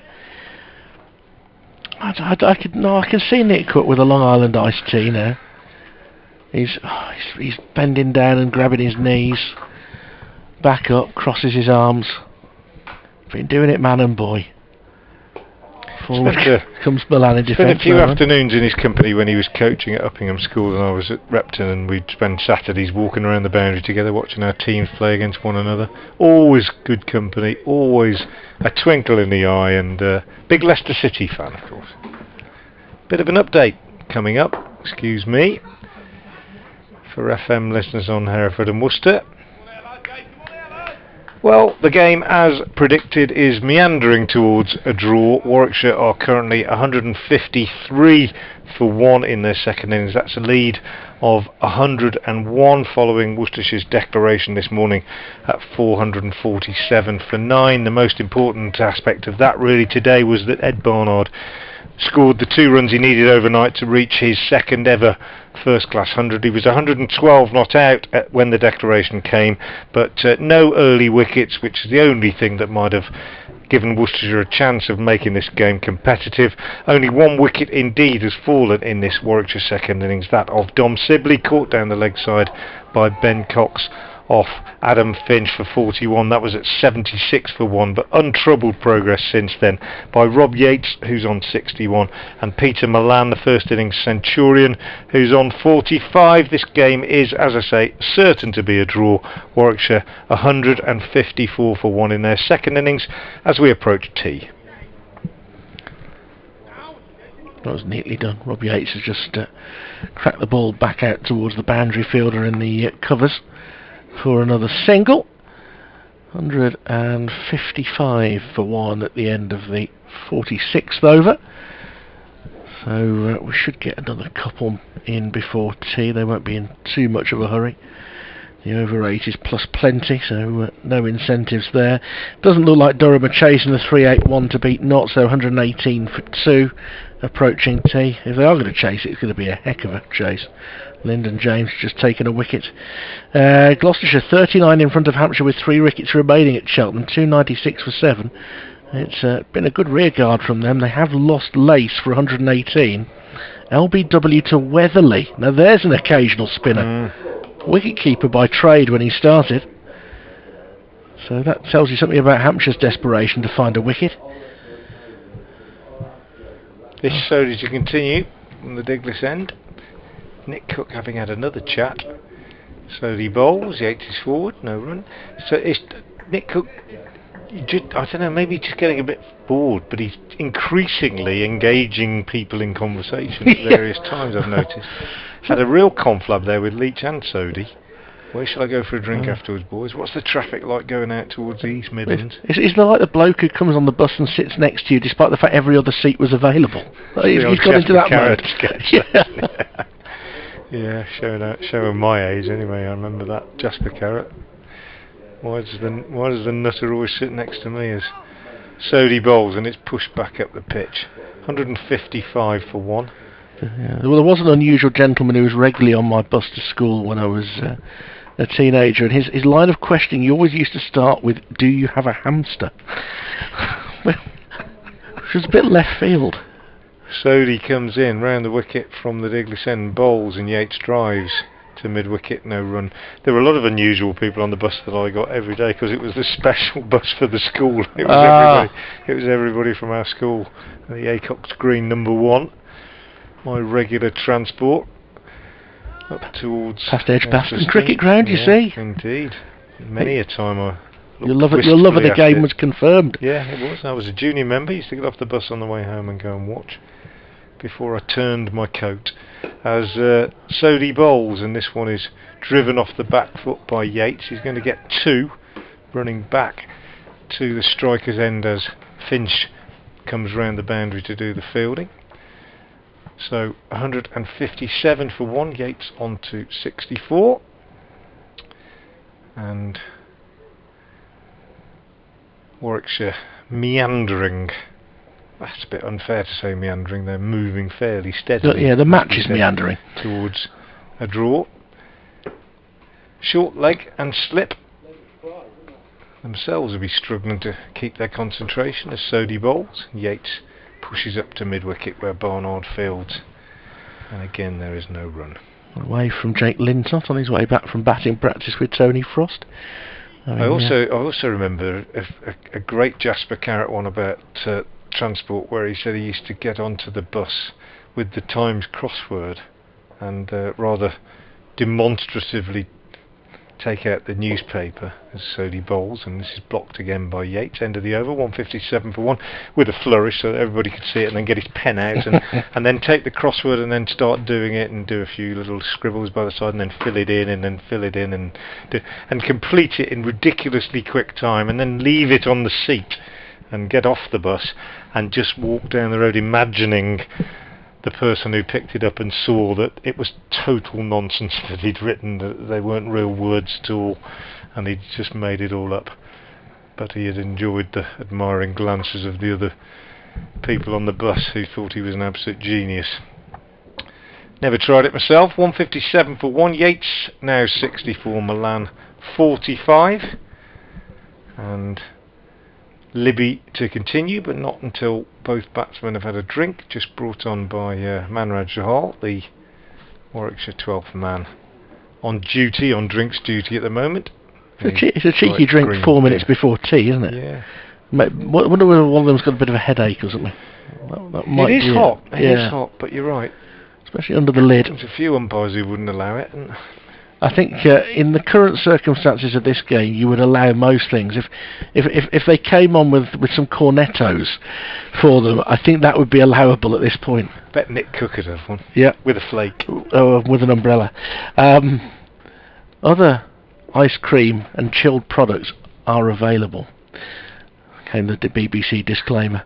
As Jake Libby begins a new over, Milan defends Warwickshire 157 for 1. Commentary courtesy of BBC Hereford and Worcester, BBC Radio WM, BBC CWR, and of course via the BBC Cricket homepage, BBC Sounds, wherever you're listening, via the streams that the two counties are putting out. As this is driven into the offside by Milan, there should be a couple there. He's on 47. Milan will want to have proved a point this week, and he's got 180 runs in the match, because he'll want to be back for the real business end from Warwickshire's point of view this competition, when they're in that top 6 group, and they'll start top but only just with the half of the points they've taken against Nottinghamshire, who've also qualified, but there are a couple of other teams that are quite well placed for points carried forward, and he's certainly made a case here. But he's come out in a very business-like mode here to just continue proving that point. Big 100 in the first innings. He'd like to make it a decent half-century in this innings. Libby, I think, is going to some length to try and make sure this is the last over before tea. He's driven by Milan up to Leach, who's deep at mid-on for another single. 48 to Milan. And it's 160 for 1. They've added 84, this pair. But Libby is trying hard to dry the ball, which I think he's having to moisten it first. Anything that will take a little bit more time as he comes in round the wicket to Yates, who on the back foot tries to steer it wide of Barnard, who's at a short extra cover, but it rolls straight towards him. And there's no run. 2 balls left in the over, about a minute before tea. Jake Libby's done his job here. His 4th over. None for 12. Into Yates, who won't want to give this innings away now, and he's stabbing the ball defensively down into the offside. And there's no run. So what could potentially, had wickets fallen early on, could have been a difficult day for Warwickshire after Worcestershire batted with great determination to ease themselves in front on a fairly placid wicket. Very placid, let's be fair. But they've performed very well. They've lost just the 1 wicket prior to tea as Yates turns the ball into the leg side. Nick Cook is storming off from his position at the point umpire and then turns back and thinks, I should wait for my colleague. 160 for 1 at the interval. Warwickshire, they lead by 108 with Yates on 64, Milan on 48. And at 4 o'clock we will return, Frank, for 50 minutes of relative futility before, under the laws of the game, they can shake hands and declare a draw. Absolutely. Thank you very much to Richard Wilford. I'm Frank Watson. I hope you've enjoyed that as much as we have, that thrilling afternoon session. And do join us again when play resumes at 4 o'clock.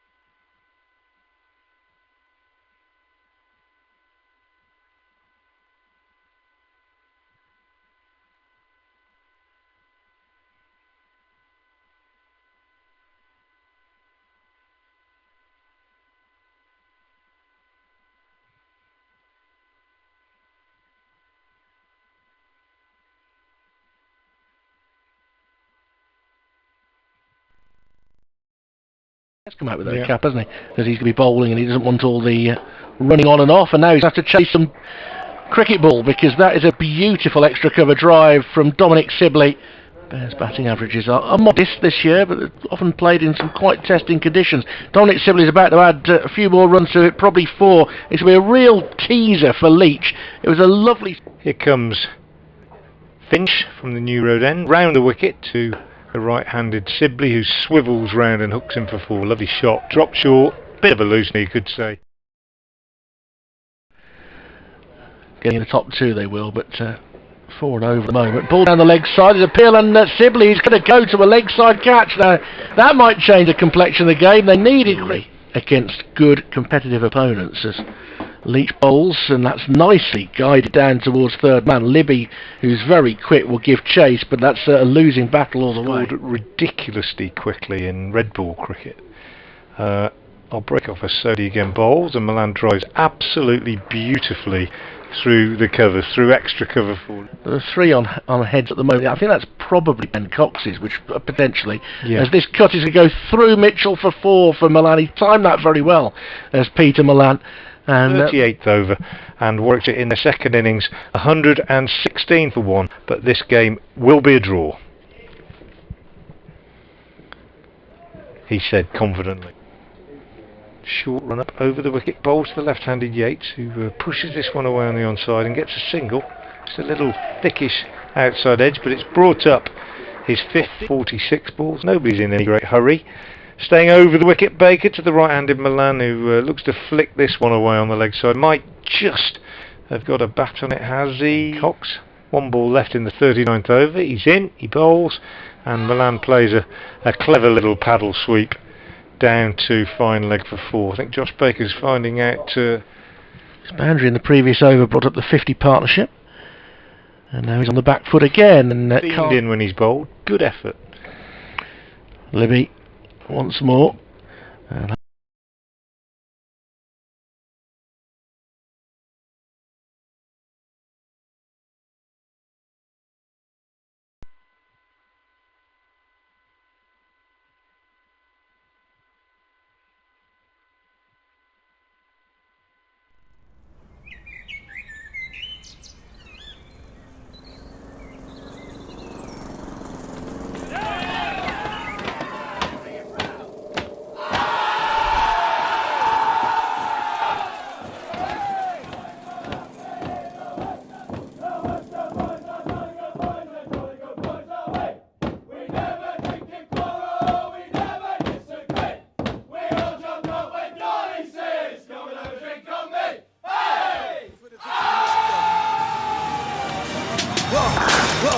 They ain't never seen nothing like this before.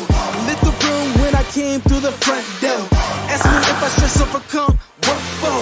Train in the trees, please walk my sycamore. Touch burning sands, cross lands and stormy shore seasons in the year, yeah. Ain't no challenge for champions and chain no fear. Yup, the champ is here, switch gears. We're keeping haters in the rear. After blood, sweat and tears and my goal so near. I see my victory so clear. I see my victory so clear.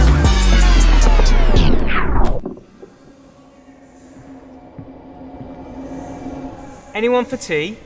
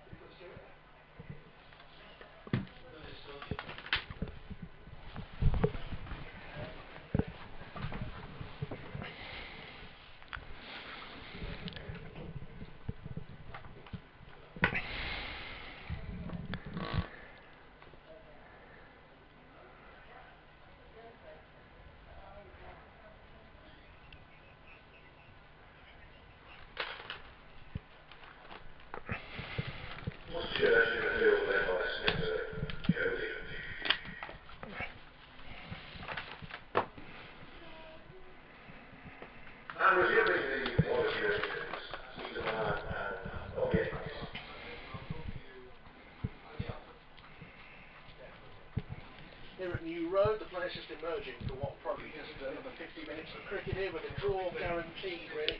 Warwickshire 160 for 1, they lead by 108. They've gone about their business very neatly. Rob Yates is on 64, Peter Milan 48, and a draw now inevitable. Warwickshire 160 for 1.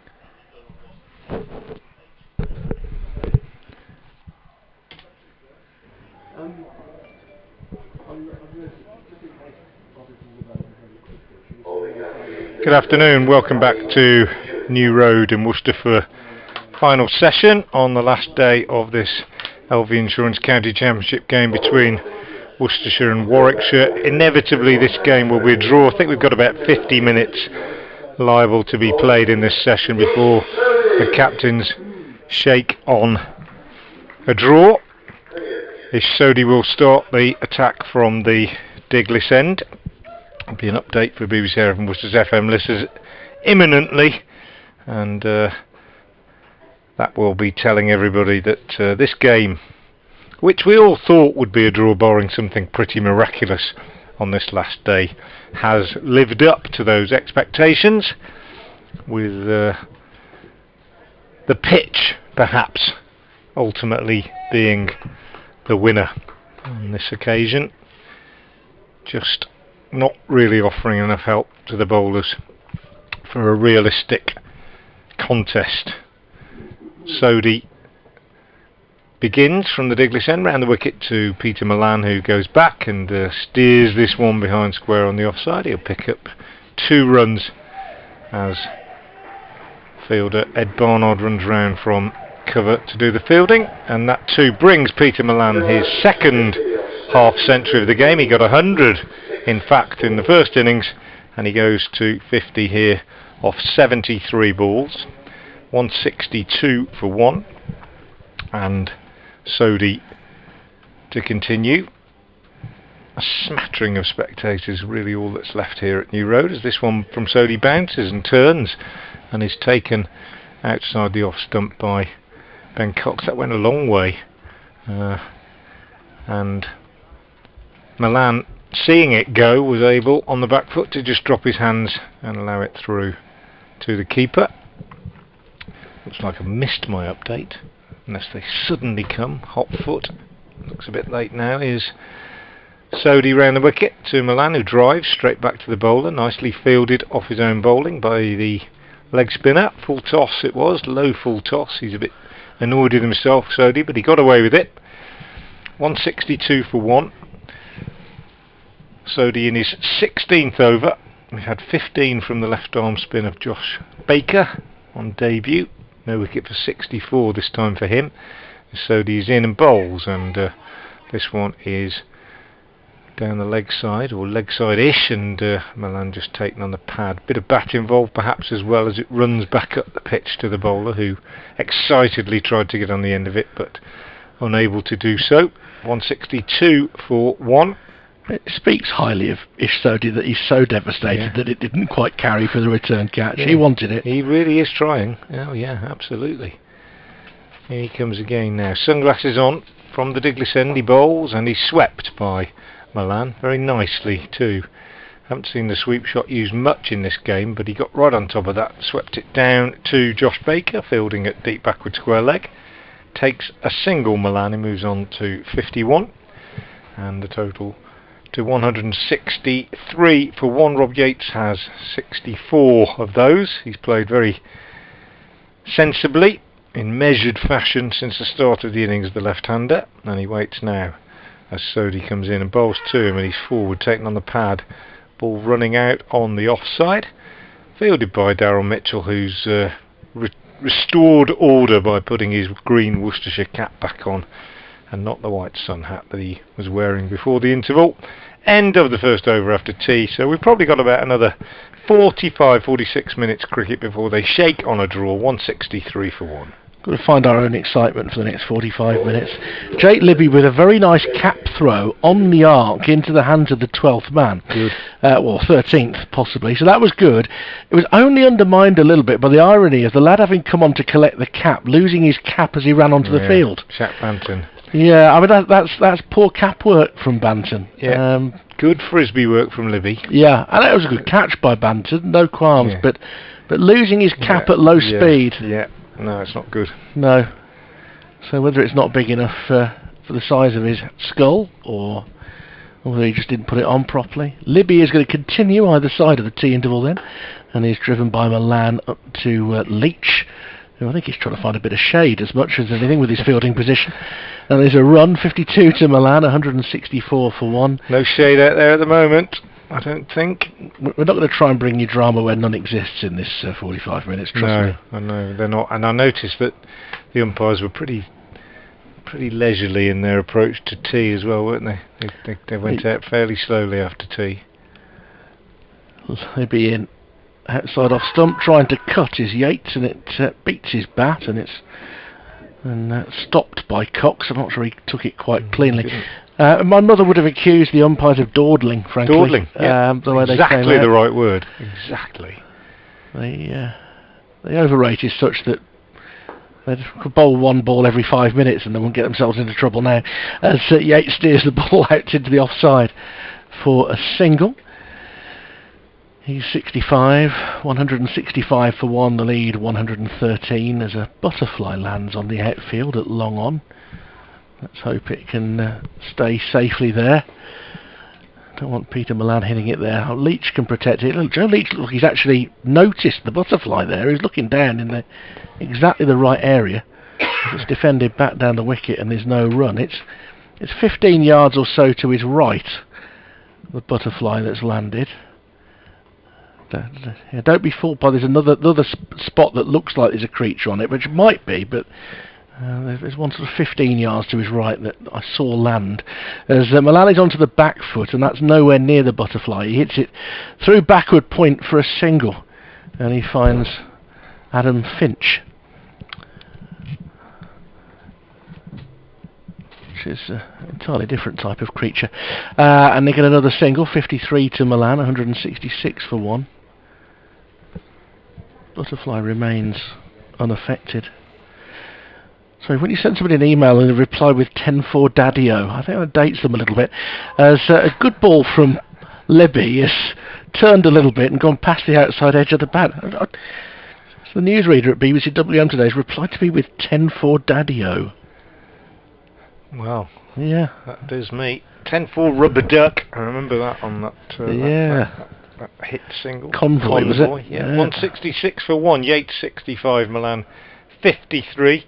If you're just joining us, I suppose there might be one or two people who are just joining us or just looking at the stream wondering what's happened. Worcestershire resumed on their overnight score of 415 for 8 this morning. First question was whether Ed Barnard would get his 100. He did that fairly quickly. He was on 98 not out overnight, and he and Adam Finch took their partnership for the 9th wicket onto 101 before Finch was caught behind by Burgess off Norwell for 31. Eventually Worcestershire declared at 447 for 9, Barnard 112 not out, and Baker 12 not out.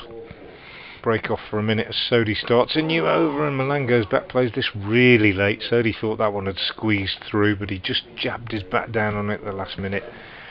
And so 447 for 9 declared Worcestershire, a lead of 52, and they had about an hour to bowl before lunch, and probably everybody thought if they can pick up 2 or 3 quick wickets anything's possible, but they didn't. Sodhi is in and he bowls, and Milan goes back and edges this, cuts at it, and it's flown past Mitchell at first slip. Kind of, well, I'm not exactly sure. Well, it wasn't catchable. It was nearer Cox than Mitchell, if anything. It's sort of shoulder height, flying along between the two of them. Might even have hit a shoulder somewhere. Didn't run away very quickly, did it? But they got back for 2. Mitchell picking himself up. I wouldn't call that a chance. What do you reckon, Richard? I'd have to say it again. It was an odd one, wasn't it? It didn't go very quickly, did it? So it looked as No. though there was something that cushioned it in some way. Anyway, this next one is cut by Milan into the covers. For a man who cuts the ball very well, it wasn't one of his better shots, that's for sure. Anyway, so going back to that, they didn't get a wicket, Worcestershire, in that period before lunch. At lunch, it was 46 without loss. One man out since then. Dom Sibley caught down the leg side. It seems a while ago now, by Ben Cox off Adam Finch for 41. Sibley in, bowls, and Milan goes back, and again is not entirely in control of this, just playing it down into the ground off the back foot, and it spins out on the offside. So Milan and Yates have added 92 since that wicket went down at 76 in the 24th over. Milan 55, Yates a watchful 65, and we're just in the last throes of this game now as Sodhi gets driven up to mid-on, where Leach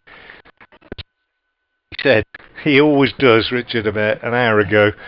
He goes across and manages to bring off a very good stop, keeps them to one, but it wasn't elegant, but he got down well, the big man, and made the save. 169 for one. He makes full use of all extremities of anatomy in doing that as well. He's always going to get something on the ball. Yeah, it was good bit of fielding. Sodhi in again, bowls. Yates pushes out on the offside. End of the over from Sodhi. 17 overs, no maidens, no wicket for 49 for him. 169 for one, and 36 minutes to go before I'm certain Warwickshire will declare this innings closed and the captains will shake hands on a draw.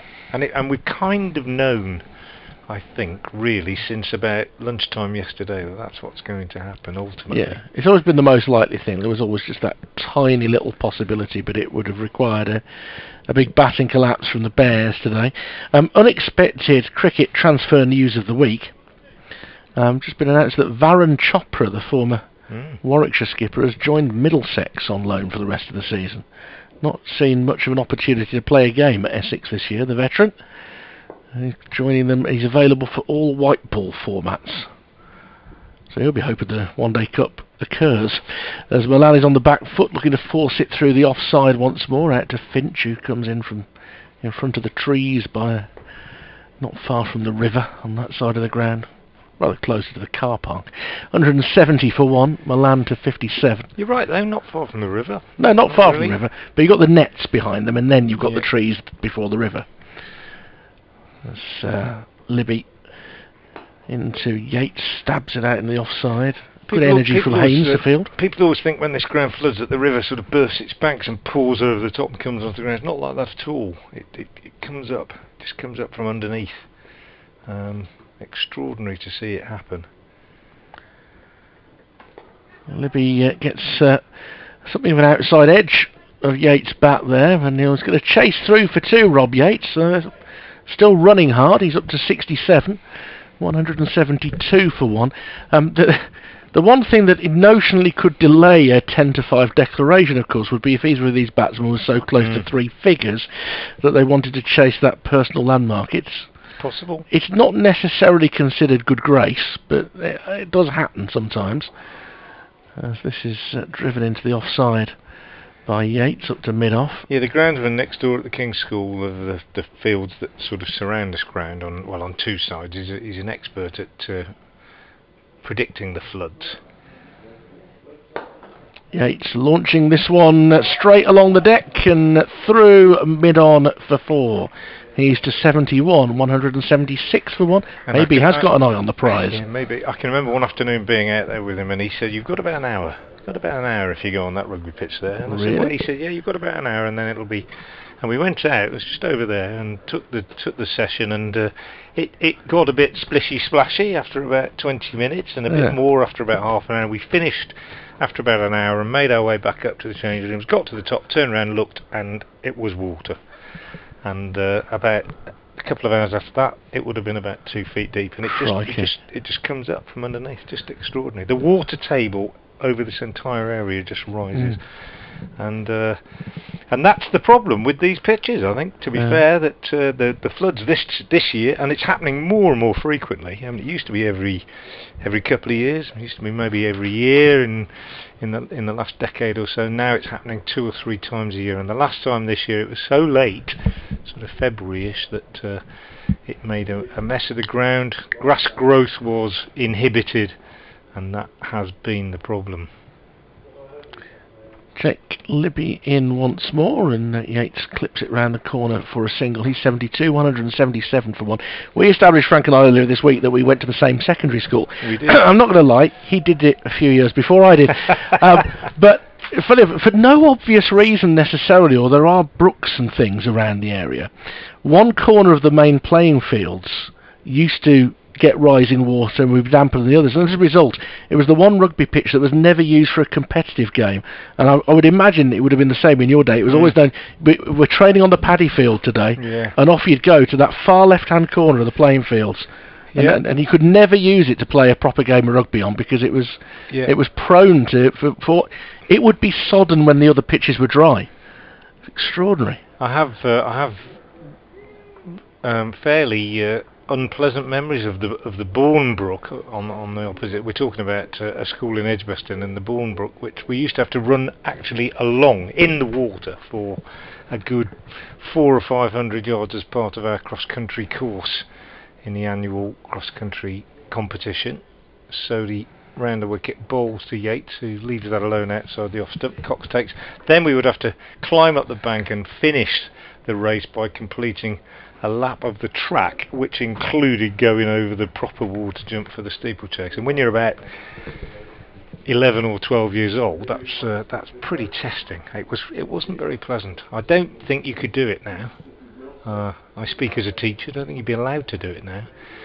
Sodhi bowls, and Yates drops this down on the onside. There's no run, 177 for one, but it really was hard. It may not come as a huge surprise to you, Frank, given my physique, that I never did a cross-country run like that. I did the what was known as the Eastern Road run in PE lessons when they couldn't be bothered to give you anything else to do. The Park Vale run, we used to call that, the one where did you do that one from the old gym where you went down the drive and along the Bristol Road and back up the other drive? Another lovely straight drive from Rob Yates here, over pitch from Sodhi, really good shot. Yates he's been a bit more expansive since tee. That's a cracking shot, and he's moved on to 76 with that, 181 for one, so he might well be in 100 territory. He has got the eye on the prize. Yeah, he has. He might well have, and well, you said it, feast or famine. He's got to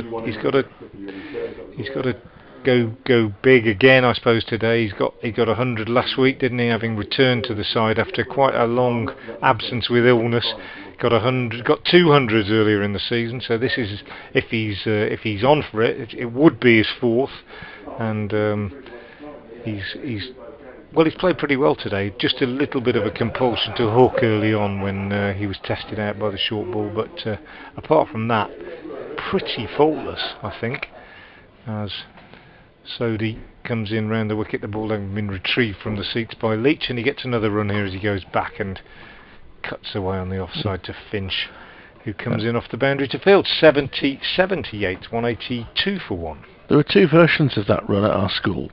There was a shorter one and a longer one, and PLSI genuinely, when they said you had to do the longer one, I would go up to the master in charge and say, you do appreciate there's a real chance I miss my next lesson. You make me try and get around that. Yeah, I didn't need that much stamina as a prop forward, trust me. I do remember those runs. The one was timed, and you did it every term. Everybody had to do it in PE, and your time was recorded, and they measured it against, did you improve or not, and whatever. And unfortunately, I was just so competitive that I really did push myself hard all the time, and sometimes I used to wonder why. Just couldn't really explain why I did, but just always did. Here's Sodhi over the wicket, bowls to the right-handed Milan, who cuts this one down into the ground. It runs down to third man. I'd love to see a little a bicycle wheel of Milan's 2 innings in this game. Huge number of his runs have been scored behind square on the offside. 2 more there. He goes to 59, and the total to 184 for one. He scored almost as many runs through third man as Neil Dexter always seemed to do. For some reason he always scored his run through third man, and particularly against the Bears. Don't know why. So the in again bowls, and this one is driven up to mid-on by Leach. This is quite... I think we've lost our line, actually. Oh. By the sound of it, so nobody's heard our rambling about cross-country runs. Sorry, gonna hang up.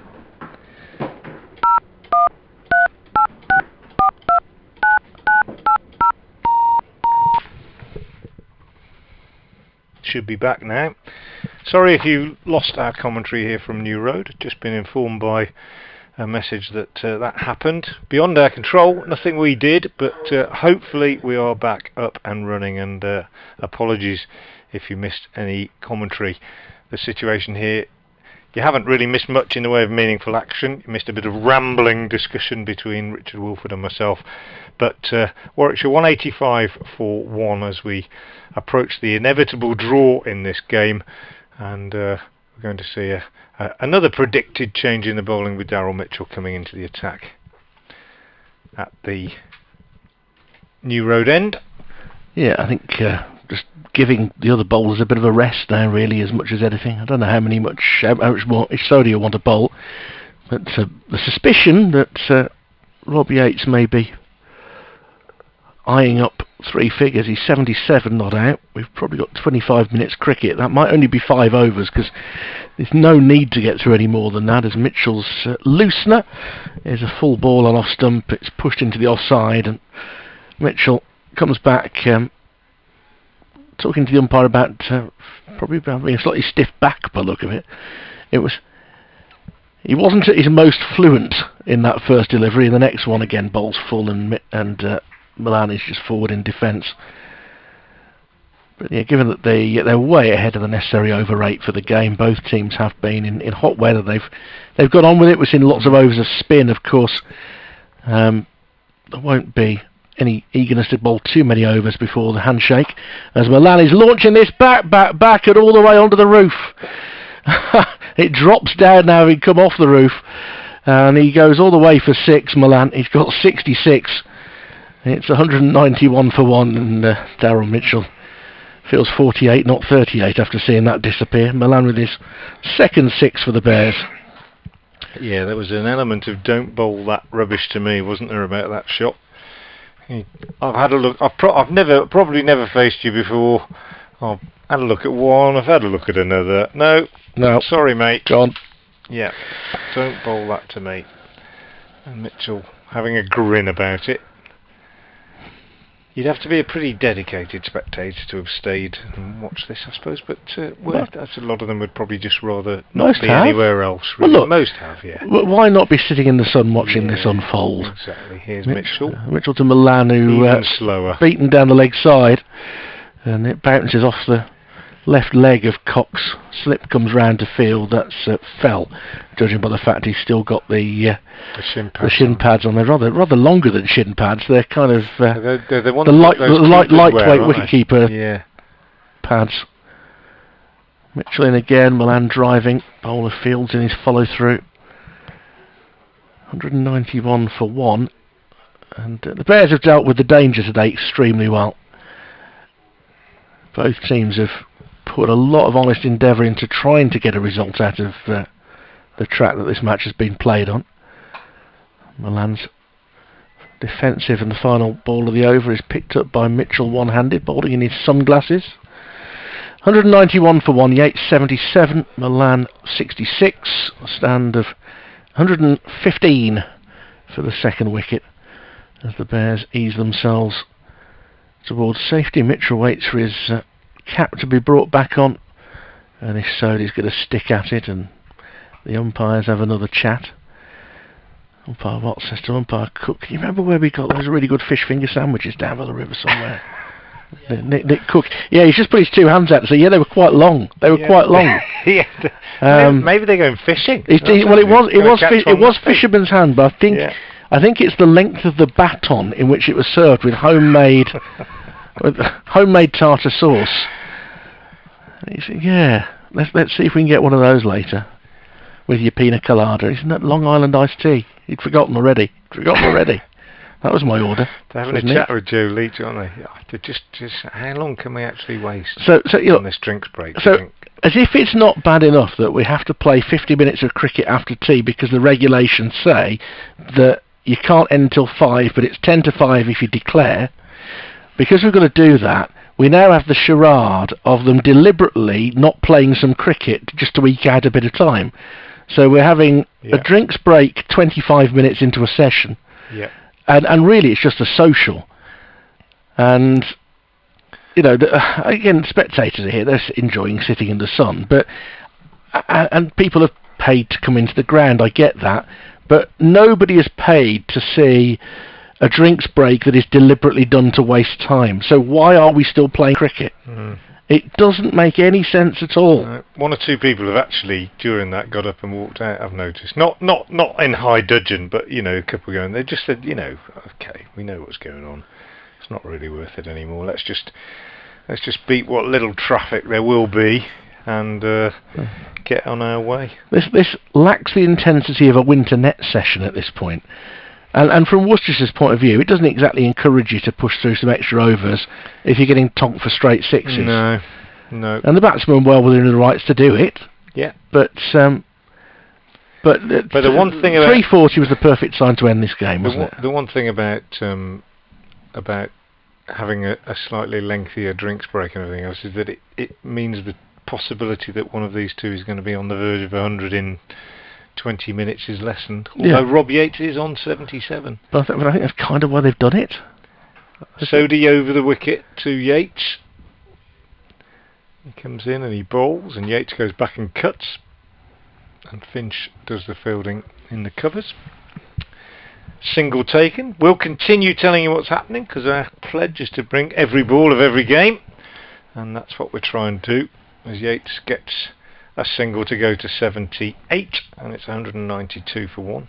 You might have missed a few balls, to be fair, but that was only when technical issues meant that our line was down and we weren't informed about it until a minute or two later. I don't think it was for very long. Sodhi's in again, bowls, and Milan works this one away on the onside and sets off for a quick single. There's a good bit of fielding by Josh Dell at mid-wicket, substitute fielder, and he flicks the underarm throw back into Ben Cox, and the total goes on to 193 for 1 and Milan to 67. The bit where we were inaudible was merely technology's comment on the position that this game was in. Sodhi over the wicket to the left-handed Yates, who pushes back up the pitch, and again no run. Or as many viewers on the stream of the game have said, their most enjoyable phase of the match.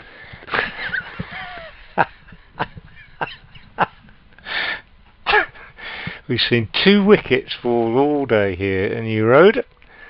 Sodhi's in, bowls, and Yates is beaten by that one. Sodhi sets off on a run of celebration. He can't believe he hasn't got Yates bowled or caught behind off that one. 2 byes. It's turned past the left-hander and past the stumps and past Ben Cox and gone down to fine leg for 2. Really good delivery from Sodhi over the wicket, angled across the left-hander, and then really turning quite sharply. Just watching the, well, I'm not going to watch the replay because it's one of those replays that started too late. The ball's already on the way to fine leg. Anyway, here comes Sodhi. Unsuccessful. Bowls to Yates, who drives into the covers, fielded by Dell. And the score stays at 195 for 1, where it arrived with those 2 byes. And we have 1 ball left in the 55th over. And then about 15, 17 minutes left after that before this game will be ended. Sodhi over the wicket, bowls, and Yates is forward, pushes back to the bowler, end of the over. Sodhi then 19 overs, no maidens, no wicket for 59, 195 for 1. I think the fact that Tom Fell has got the wicketkeeper style pads on for fielding at short leg. Saving him from bowling. No, I think more importantly, it means he can pop behind the stumps for Ben Cox to have an over. Never ever seen. You know, Ben Cox, I've been to a few net sessions with him. I don't think I've ever seen him bowl. I really don't think I've ever seen him even turn his arm over, Ben Cox. I mean, it could be. It probably can. There aren't many cricketers that can't bowl. It could be a revelation. You never know. Yeah, you never know. Usually there aren't many cricketers that can't bowl. You go to so many net sessions. And as a wicketkeeper myself, I can vouch for the fact that most wicketkeepers are pretty ordinary bowlers. He's never sent down so much as a delivery in his life. As Mitchell comes in to bowl, not for Worcestershire anyway, comes in to bowl to Milan, he misfields off his own bowling, Mitchell. He looks quizzically at the return crease. It took a bobble, he says, as he skies it into the crowd and it goes behind for a goal kick. Milan adds a single to his total. He's 68, 196 for one. Mitchell will change the field. Not because of the misfield, because he'd have to have somebody standing in his follow-through to do that.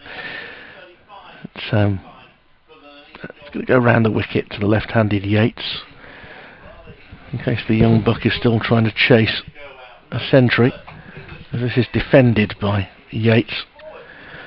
Fell has bowled in first-class cricket, in what may well have been a similar situation to this, one would suspect. 20 deliveries for 17 runs. Mitchell hooks back to his mark and comes in slowly round the wicket, and he's launched by Yates, and that's going to be 6. He's hit it over long on. It drops 6 or 7 yards behind the rope, and second 6 of the season for Rob Yates.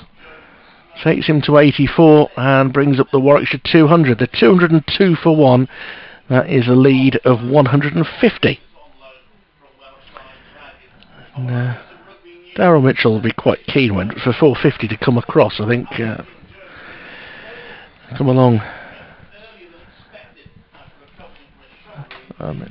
Was it worth playing for an extra 50 minutes to see a couple of straight sixes? A Yates 6. This is quite a rarity. It was a good shot. He's got it in him. This is hidden well outside off stump, I would say, by Darryl Mitchell, which may not have been the worst of moves. This is an update now for Harold Foster. Well, we're just about 15 minutes away, I think, from the inevitable draw, because I'm sure at 10 to 5 at the earliest opportunity, Warwickshire will declare their second innings closed and the captains will shake hands on a draw. For what it's worth, the score for Warwickshire, 202 for 1 at the moment. Rob Yates is on 85 and Peter Milan, the first innings centurion, on 68. This after Worcestershire declared earlier today on 447 for 9, a lead of 52. Ed Barnard having made his second first-class 100 of the season and of his career. So Warwickshire beginning 52 behind, have only lost Dom Sibley for 41, and they're 204 for 1 as the game drifts towards a draw. Hope that wasn't too negative for the listeners to the news, but a fair reflection, I suppose, of what we're watching at the moment, the final throes of this game. You can only describe the game that's in front of you at the end of the day. I think we might see Josh Baker. No, we're going to see Baker having a little bowl just to finish the day. Yes, we are, I think. I don't even know how pleased he'll be about that. I suppose it's an opportunity to pick up another wicket. Got a couple in the first innings. He's wicketless in this second innings, so his Sodhi finishes with figures of 19 overs, no maidens, no wicket for 59, to go with his first innings 30.2 overs, 3 maidens, 6 for 89. And Josh Baker, who, as I say, took 2 wickets in the first innings for 73 off 22 overs, is coming on now 15 overs, 2 maidens, no wicket for 64 so far. So I suppose he's gone at a little bit more of a rate in this innings, and he'll be hoping that maybe this is an opportunity just to pick up a third first-class wicket of his career. He's in. He bowls round the wicket to Milan, who drives back past him. Gets a hand to it, Baker, but can't stop the batsman from taking a single. So Milan goes to 70. I reckon Rob Yates is going to get that 100, and I think he's going to get it just about on the right at the right time, around about 10-2. 15 more runs he needs. He looks in the mood now. I don't think he'll do anything stupid. Baker over the wicket to him, bowls, and just gets a single this time, forcing it out on the offside. Finchfield's in the covers, 86 now to Yates. But I think he's quite capable against this bowling of getting to that 100 without doing anything stupid in the next 15 minutes or so. If he does, it'd be quite something for his conversion rate this season, wouldn't it? Yeah, absolutely. Here's Baker again, bowls, Milan drives, Baker does his own fielding. As things stand in first-class cricket, he's reached 50 7 times and converted 4 of those into centuries. It would be 5 and 2 if he goes through here. Baker bowls and Milan goes for a reverse hit rather than sweep. Quite surprised really at this stage, that, and I haven't seen Milan do that before. But there is a big gap. But he's been finding it with more conventional shots most of the time, although that was against Sodhi. Baker again, round the wicket from the Diglis end, bowls, and Milan does play more conventionally off the back foot, forcing through the offside. And the fielding is done by Ed Barnard on the cover boundary. They take a single, takes Milan on to 70. 71 in fact, and the total to 207 for 1. So 1 ball left in this over.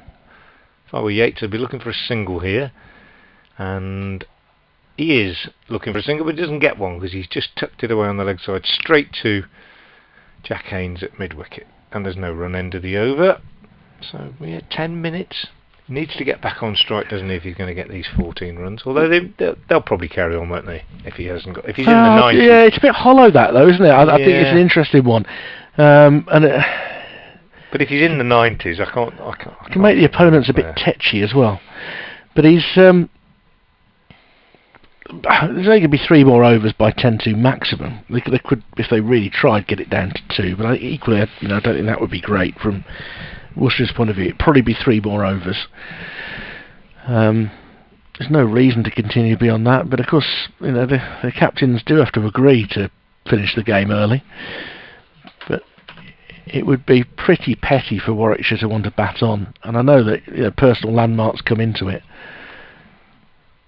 After 4 days of solid graft between these two teams, I don't think you'd want to leave with a bit of feeling. As he brings out the reverse paddled as Peter Milan again, this time to the first ball of a new over by Darryl Mitchell, and it goes for 4, fine down to third man, and Milan has 75. Well, he might yet still have an eye on 2 centuries in a match. It has just been a very benign wicket to bat on, and up to now it hasn't necessarily been the easiest to score quickly on, but as much as anything I think it's about tiredness at this point, mental and physical, and the knowledge that there isn't anything positive to come from this game for either team now, except of course from Warwickshire's point of view that they've now secured their place in the top 2 in this group of the County Championship, and that was what they came here to do on Sunday. Actually, there is a further reason not to want to make enemies come 10-5, as Milan drives the ball up to long on. Because of course these two sides do battle again on Friday in the T20 Blast, and whilst the personnel will differ, probably only 10 to 12 of the players that have been on show in this match will be involved at Edgebaston on Friday evening. You don't need to give it any added edge by events that go on here, so we'll see what they do. I think Yates might feel he needs to. In fact, look the way he's looking round the field at the moment, and Darryl Mitchell's adjusting it, and he's got quite a few boundary men at the moment. You fancy Yates knows he's got to get a proper whack or 2 out of the bag here. A couple of drivers, but he on this occasion just knocks it through the covers for a single. 213 for 1. So he's pointing at the changing room wanting something. I'm not sure what it is. Whether it's a drink or what, I don't know. Mitchell into Milan, who's approaching down the wicket, and goes down on one knee, hammers it round the corner. That was a really, really awkward stop to make, and Baker at least gets his body behind it. That's the important thing. Did look a bit awkward. Horrible. Single for Milan, he's to 77. He saved 3 runs there. He put his body on the line to save 3 runs. Well done, young man. There are times you just want the ball to go through you, really. There's Yates again with a very horizontal batted shot through the covers for his 88th run, 215 for 1.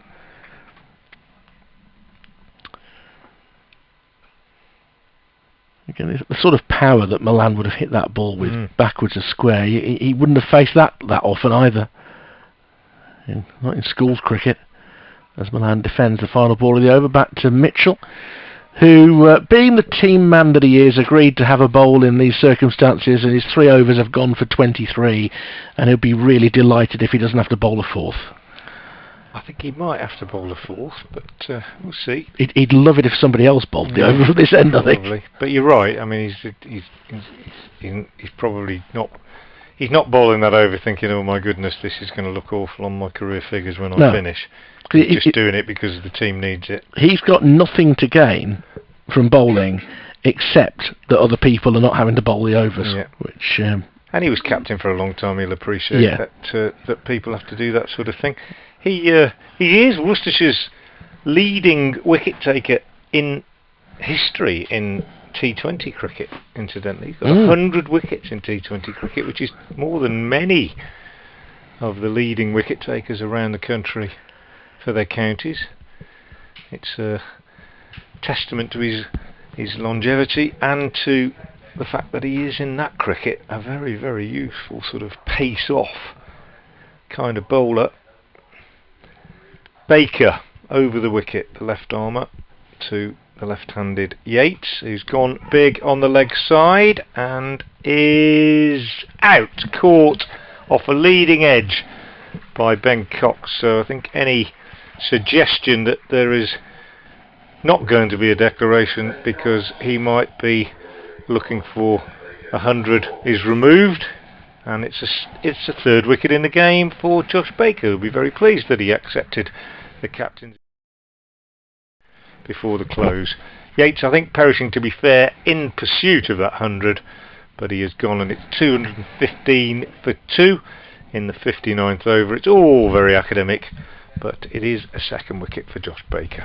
A not unreasonable ambition from Yates to get to 3 figures. I think it reflects well on him that he knew he needed to do it before 10-2, otherwise it would have been. And therefore, I think he probably felt he needed 2 sixes in this over or whatever to get it done. So I think this will at least hasten the end in 4 or 5 minutes' time. But also it's very, very useful for Baker that he's picked up his 3rd wicket in first-class cricket. That's he's 18 years of age. He's got 3 first-class wickets. How many teenagers can say that? Certainly in English cricket, you hear of young bowlers being given a chance in Pakistan and in India, but it's very rare in this country. So whatever happens for the rest of the season, if the One Day Cup occurs as planned, whether he'll get the chance in that, whether he gets another outing in the county championship this season, we don't know. It's still very, very early days for him. But there is nothing about the last 4 days that hasn't helped him grow as a cricketer. Absolutely. Sam Haynes is the new batsman. Fortunately for him, not on strike, and he won't really want to be on strike. Milan is on strike, the batsman having crossed while that ball was in the air.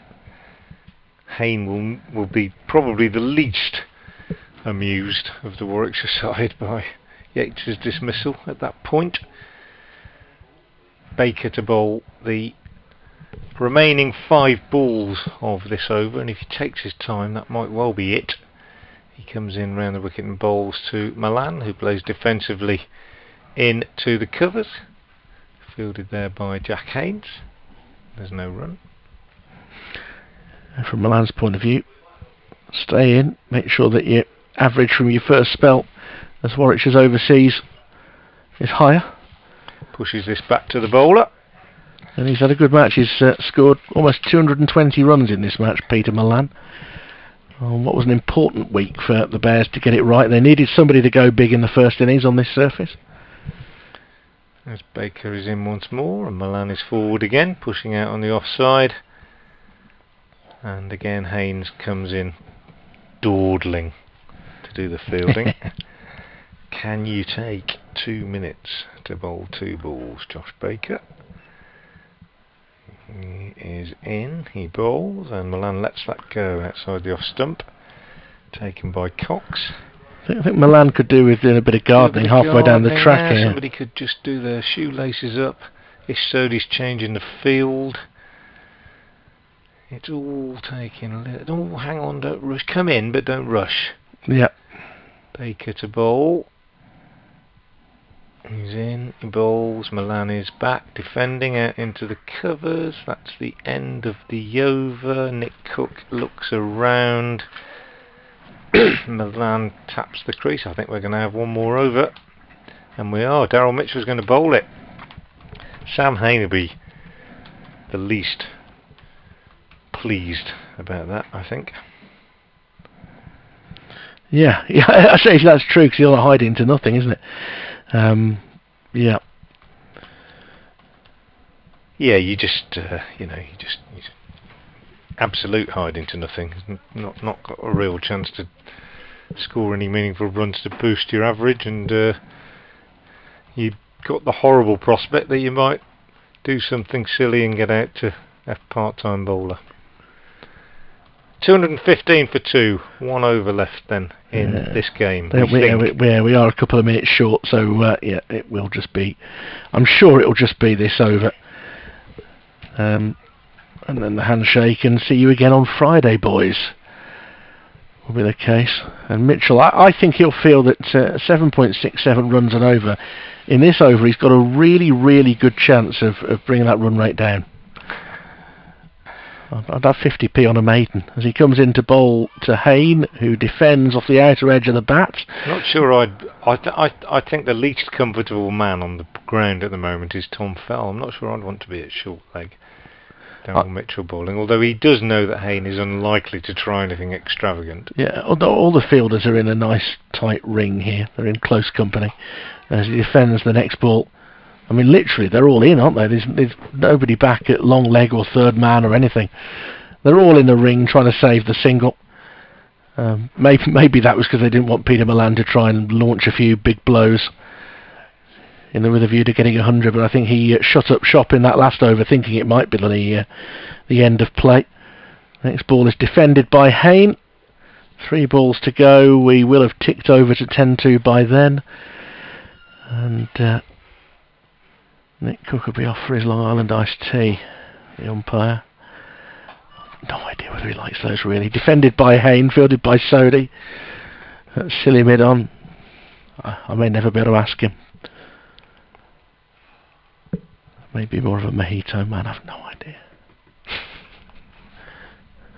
It's the sort of speculation that you're drawn to on a day there the draw was prolonged. Haynes defends the 5th ball of the over. And is it at that point, after 5 balls of the over, they're going to declare, because it has come round to 10-2, so they don't have to complete the over. That is the final ball. Sam Haynes was the first to take his glove off and put out the hand of friendship. He's unbeaten on naught. Milan made 77, continuing to make a good impression this week.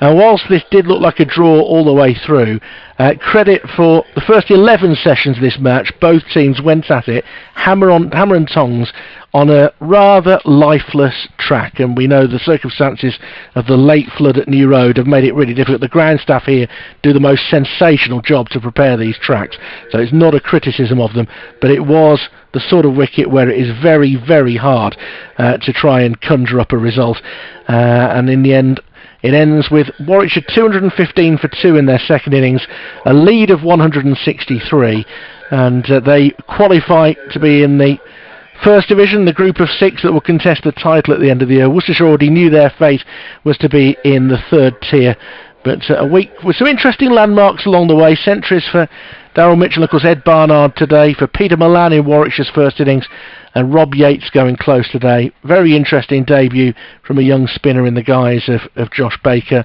And whilst the cricket wasn't quite as enjoyable in the end as it might have been, we've seen a decent championship match here between 2 rivals who will fight again on Friday in the T20 Blast.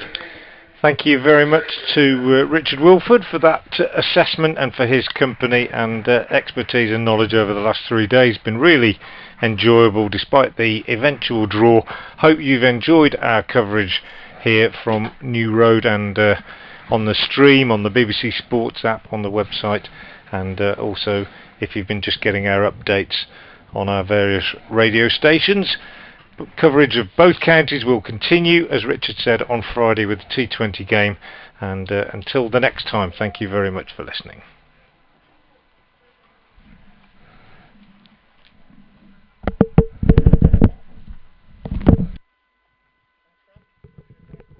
Yeah, I'm just going to see if they want to record something now.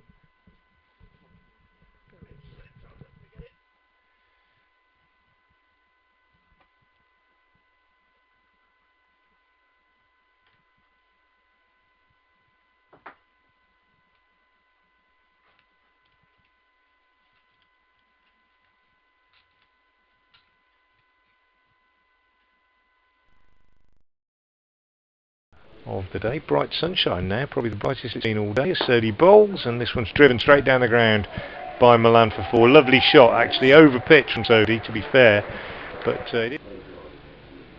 now he waits again, and this time he flicks it between, or sort of behind short leg, and out to the man running around the long leg boundary, and he's back for his single to bring up his 100. Here comes Finch. Is he any bowls? I'm wrong, because it's over pitched on the leg stump. He turns it on the leg side off the front foot. Scurrying in now to put the bails back on.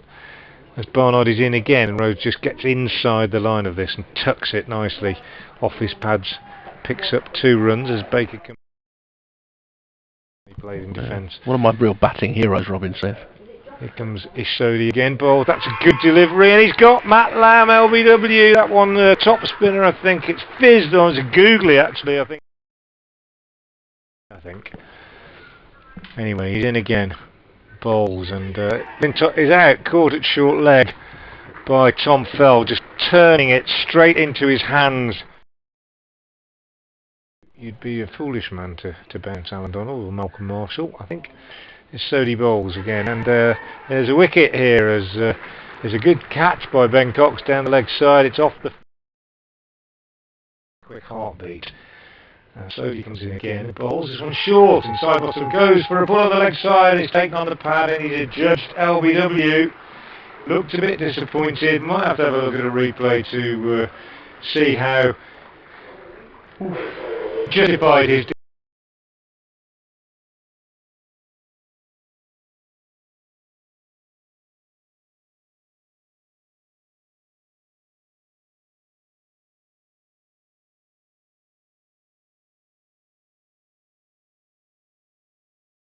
Hoping to get there. Miles turn to leg for a single, and that will be the 50 for Darryl Mitchell. 50 off. Haynes might just be wanting to settle himself down. Gets a run here as he turns this one on the leg side for a single, which takes him to, of Mitchell's experience, you can just try and make it a little bit more difficult for him, but there it is. He's turned this one off his pads down to long leg for a single. Warm. 3 wickets for Bryden Cass in his 3rd ODI, all in a series. As Sodi is launching this ball to the leg side, a chance for Lintoff, and he takes the catch, and Sodi looks thoroughly disgruntled with himself. Side leg. There didn't look to be a lot of merit about it. He's in again, and Barnard is looking to cut behind square, and it's beaten the field, and that should go all the way for 4 this time. Now as Norwell moves in from the Diglis end, bowls to him, and he drives this on the onside, and he's got his 100. Beats the diving Craig Miles at mid-wicket. So, not surprisingly by Dave Bracegirdle, as Norwell comes in and bowls to Finch, who drives and is out, caught behind by Burgess, swishing at one outside the off stump and getting an edge through. So this excellent part.